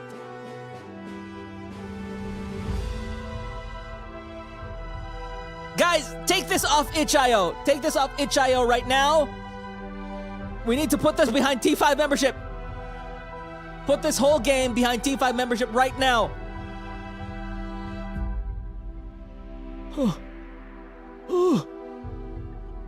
It's so good.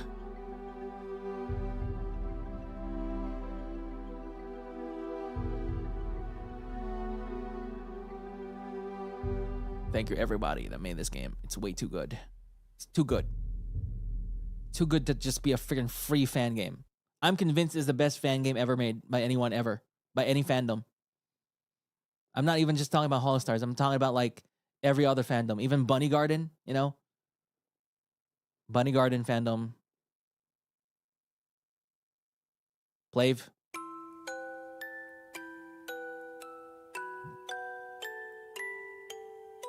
So this, Protostar Twilight, and the upcoming Pandora's Whispers, best games ever made. Incredible. Let's hope Siliconera interviews me again so I can shill this one. It's too good. It's too good. I'd pay for this. You need to make people pay for this, guys. Make people pay for this. Stop it. Stop it. Can I pay for it? How can I? Is there a way for me to pay for it? No, there's no way.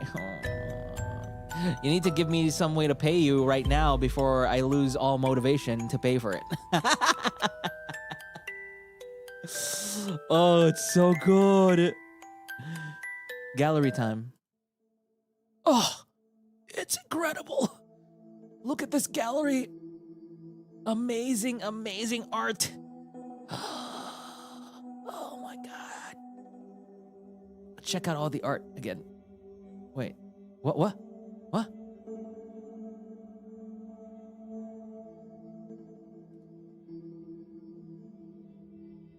There's even a gallery. Cute. Cute puppet. Oh, I love that there's like a little glitchy transition too. Oh. Yeah, that's the one I was looking for. She got me. There's an animation to this? Amazing. This one too. Oh, look at my Ikemen face. Holy, look at my jawline, bro. Oh, the lighting, it's too good. This is the lighting mortuary assistant. Look at the cute little puppet. I love how the puppet has their own art, like featuring them like this, right? We got this, yeah, and we got this. This is all of the puppet, and then this as well. Oh.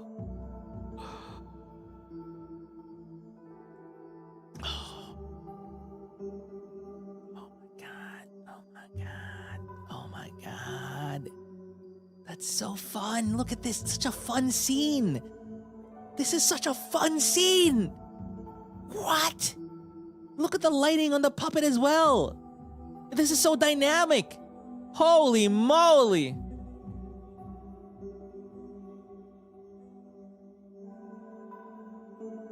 Look at that! Cinema!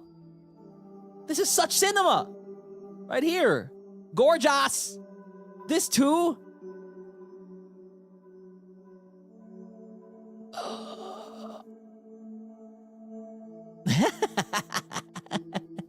Feed me some crumbs, good sir. This is still incredible! Holy crap! I'm convinced this is like something in a video game. And this one as well.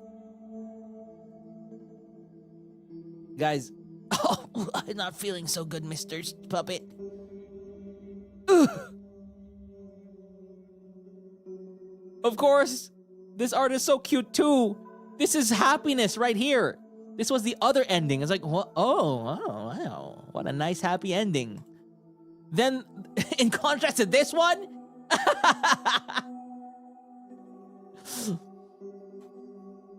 right? Oh, it was inspired by Shion's death. Let's go! Ah! Oh my God! You could put the we need to put Shion's theme on top of it. We need that. That'd be so good. And then this is the other ending, which is kind of like an in-between within both. The range.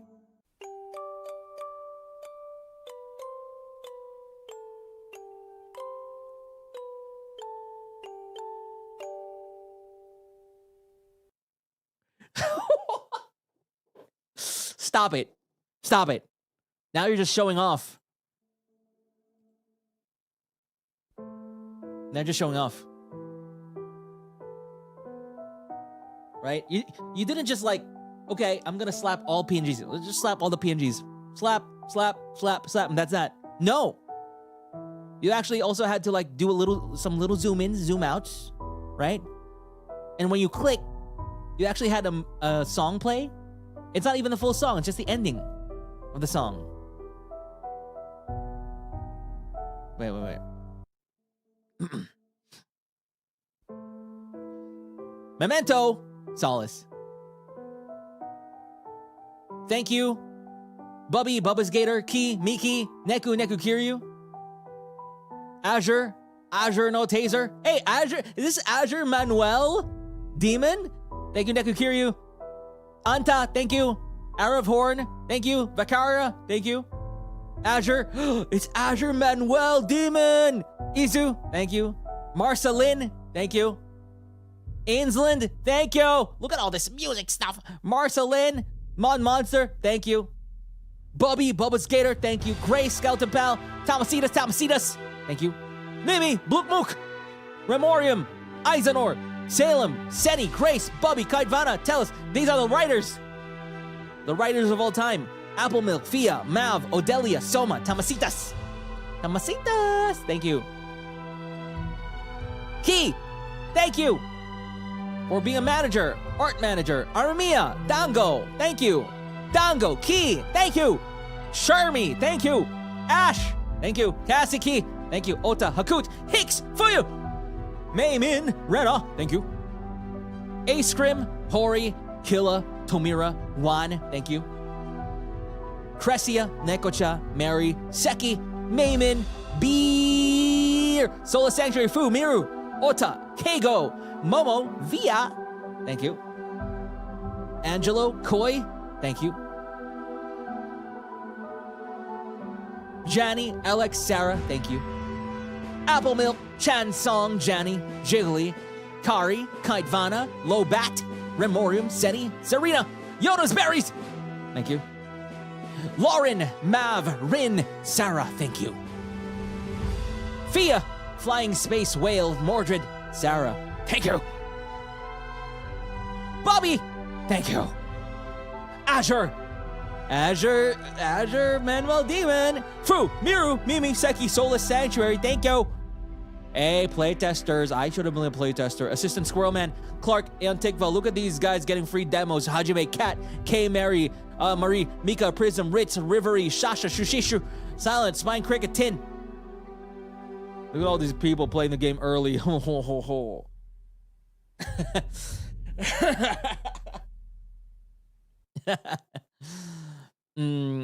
Let's see each other again and again until infinity. Members of the public. Yay!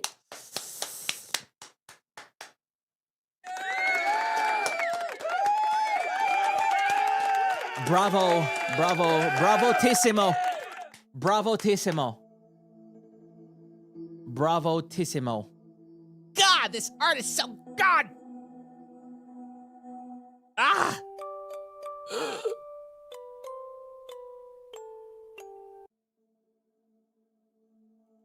Oh man, I'm going crazy. I'm gonna go crazy. Oh, my lights turned off. It's time for me to bounce. But thank you so much, everybody, for being here. Apple Milk, thank you for joining Sock Puppet. Tofu Bunny Cat for the gifted membership. KO, Saurus Rex, thank you. It's adventure time. Tell us for the 5 gifted memberships. Pamoon, thank you for the Sock Puppet. Panda Rookie for the red super chat from earlier as well. Myra Bradford for the Sock Puppet. Happy Oshi Day. It's nice to be able to end my day with Maestro on the screen. My camera cannot see me anymore because it's so dark. Wait.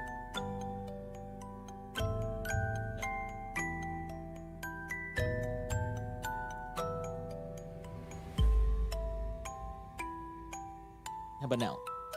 Okay. Commune, enjoy the game. Wait. Ooh.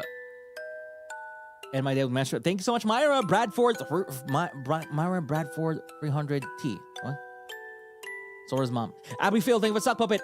Izukaze, thank you for the Shadow Puppet. You didn't know this was a Souls-like. God damn it. Chloe, Otsu Puppet's excited for this game. Woohoo! Thank you for the sock puppet. It's so good. Tell us, thank you so much for playing. I wrote the scene before Puppet's full confrontation with Arya. And true ending. Remember, it's an honor to be complimented by you because I'm a big fan of your writing. I will consider writing for Bunny Garden. Yes! Thank you! Holy crap. Tell the bussy. Okay, it makes sense. It makes sense that the bussy Tellus is a creep! Because they're freaking the bussy. They're the bossy. They're creep. They know me too much. Thank you. Thank you. Ace Scream, I'm so proud of your forfeits. Thank you so much, Sock Puppet. Thank you. Rio, thank you, Shadow Puppet. Thank you for 7 months. Happy Oshi Day, Maestro. Is it Oshi Day? Wow. Oh, this game and playthrough. Incredible. Thank you. Grace, thank you for Shadow Puppet. Thank you for playing as one of the writing leads in charge of plot and also the writer for Arya's office in Act 3. I'm so glad you enjoyed. Everyone worked so hard. Guys, make my voice packs for me. Do it. Just do it. You know, whenever Cover has a project, just write my lines. You know, don't write the others' lines. Screw them. Screw them. Write my lines. Thank you. Thank you for Shadow Puppet. Thank you. Key, thank you for playing our game. We made this in 4 to 5 months. What? It actually has 950 downloads. Yo! Almost 1,000 people played it. Oh! We need more.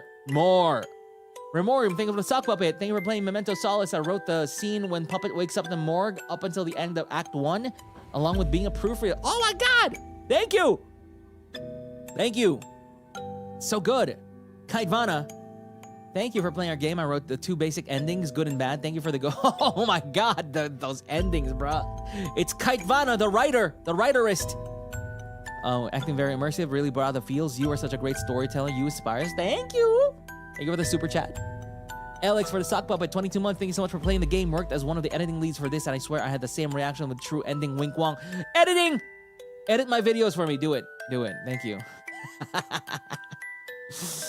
Neku Itsuki, thank you so much for playing our game. We're very glad that you enjoy all the love and creativity put into this game. Thank you for the super chat. Salem, Shadow Puppet, thank you so much for playing. I was the writer for the Corrupted Patient Ward. Your voice acting was incredible throughout, as expected. Let's go. You wrote Haka? The creepy ass Corrupted Patient Ward. That's so good. It was so good. Key, we love you. Thank you. Key, thank you for the super chat. Rhapsody Not, great game. It was a really great game. Glad you guys enjoyed it. Apple Milk, thank you for playing. I was one of the writers, editors. Your voice acting is so good. Thank you, Apple Milk. Thank you. I saw you in the credits. Ryubi, thank you for playing Memento Solis. Octavio, enjoyed watching. Big shout out to the puppets who worked on This is Absolute Cinema. All of you should be proud. Guys, download the game yourself. Promote it. Say it's super good. Take screenshots. Do it. Share it. It's really good. Thank you, Sock Puppet. Thank you. Octavia's Concert Hall. If you want to play the OST, it's on our YouTube and you can listen to all the songs from there. Thank you so much for playing our game. We'd be happy one day to have voice acting if there's interest. Many more surprises. Hell yeah! If you're gonna release this somewhere, like on Steam or something, I don't know how, but basically, if there is, post about it, and then I'm gonna have Jellymana figure it out. Okay? Thank you so much for organizing all of this. Thank you. Thank you for the super chat. Azure, it's Azure Manuel Demon. It's Azure Manuel Demon, guys. It's him. He's here. Great acting, by the way. Great acting. Incredible acting, incredible lines. You killed it. It's him. It's Azure Manuel Demon.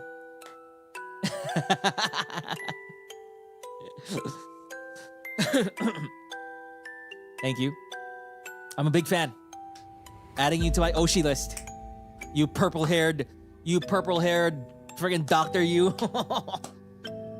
Aizen Ortiz, thanks so much for playing. I was a writer for the nurses station. Hey, glad you were able to finish all the endings. That's when we got a bunch of lore. Thank you so much, Aizenor. Thank you. Ace Scrim is my first fan project ever. I'm so proud of everyone. I made both backgrounds with clickable. Make more. Join more projects. Really good. Sock Puppet. Violent Flame. Thank you for Sock Puppet. Vengeance for Valentine's Day karaoke. Oh. I wish I could make something as good as this. Can I even make something as good as this? I don't think so. But we'll see. Hakud for the marionette. Thanks so much for playing this game and the kind reception. My friend who never watched VTubers was a playtester for this and was whoa, really? That's cool to know. Yeah, while playing this, I had this inkling where I was like, damn, you really don't need to know anything about me. A bunch of it is explained, a lot of it is implied. The writing is detailed enough where you get both flavor and information. It's so good. And the art, of course, the art. But thank you for Marionette. Thank you. Cressia! Put me on a chocobo. Thank you for the super chat. Chansong sent 1 gifted membership. Thank you, Chansong. I saw you in the credits. Mordred, thank you for playing the game. I'm one of the beta readers, experiencing the game before the playtesters. He's a beta reader. He's like Kirito from Sword Art Online. He's proud of himself. Thank you so much. Thank you. Okay, go for the sock puppet. Happy you play the game. Yay, thank you as well. Bubby Gator, it's always an honor working alongside with amazing people on this game. Managing, video editing, and writing the chase scene has been such a blast. Thank you so much for the super chat. And everybody who worked on this, thank you so much. But also, to those who didn't work on it, mostly just puppets who are on the sidelines just watching the whole stream, thank you still. I mean, honestly, while, you know, some would think that all the credit only goes to the people that made this game directly, the credit honestly goes out to every single one of you, all 110,000 of you, right? And it goes to all of you and our community and our little thing that we have here, and also goes to me, right? Of course, the credit also goes to me. I am the muse here, right? It's not Puppet. Puppet's not the muse here. I'm the muse here. And it's because of all of us that these things like exist. And we can play them. And these, you literally birthed this. This is literally a thing that exists in the world that you birthed, guys. So if you don't have children, if you don't have children, consider this a child already. This is the thing you birthed. This went out of your womb straight through the canals into our computers. From womb to pewter. Yes. This is your first child. This is all of our childs. This child has 110,000 parents, and we should be proud of them.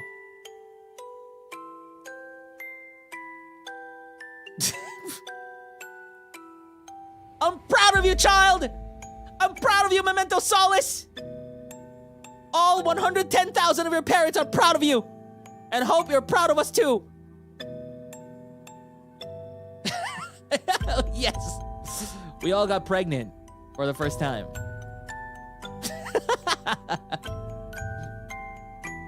Kangkong, clip that. Kangkong, clip that. Right, I forgot about that. Kangkong, clip that. We should have like a... Okay. What I want to do is make a clip command, and then there needs to be like an audio cue that comes with it. So whenever someone uses the clip command, it's like, Kangkong, clip that. Right? Something like that. Kangkong, clip that. You know, something funny, something weird. Something that'll catch you off guard, like a jump scare. Or maybe it's just punui. You're horny! That's it. You know, to avoid DMCA. Seki, thanks so much for the sock puppet. Thank you for playing this, being part of this project, the proudest thing in my life. You should be more proud of the next one, the next project. Because that's happening, right? Maybe another puppet story? Oh. Ooh. Sky's the limit with puppet stories. Tomira, think of a marionette! I'm playing the game. I worked as a background artist for the Morgue and as a pinch BG artist for the Badlands. It was so much fun listening to your voice acting. Thank you, Tomira. Your art is always so good. Thank you for drawing anything related to me. Thank you. To anybody who worked on this project, thank you for making anything even remotely related to me. It's crazy.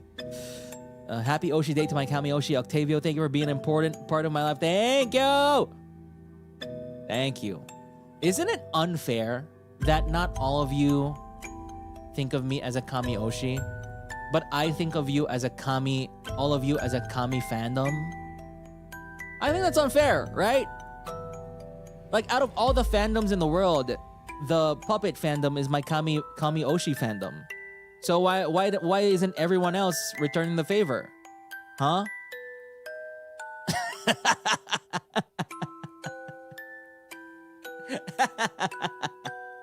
But thank you. Thank you so much for all of this. It's incredible.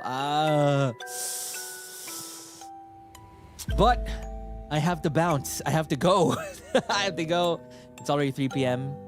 But thank you for telling me it's 5 hours. I played exactly 5 hours of it. We actually did exactly 5 hours. The rest is just yapping, right? Let's just go to the scene first, because I'm on my side in this scene. Let's go back to normalcy. Yippee! But yeah, everybody, thank you. And for those who are not subscribed, I have a sub button now that I can type. Wait. Right? I have that, right? I can type on I have a sub, the button. So if you aren't subscribed, make sure you subscribe, okay? On YouTube and on Twitch with that link that's being posted right now by my bot.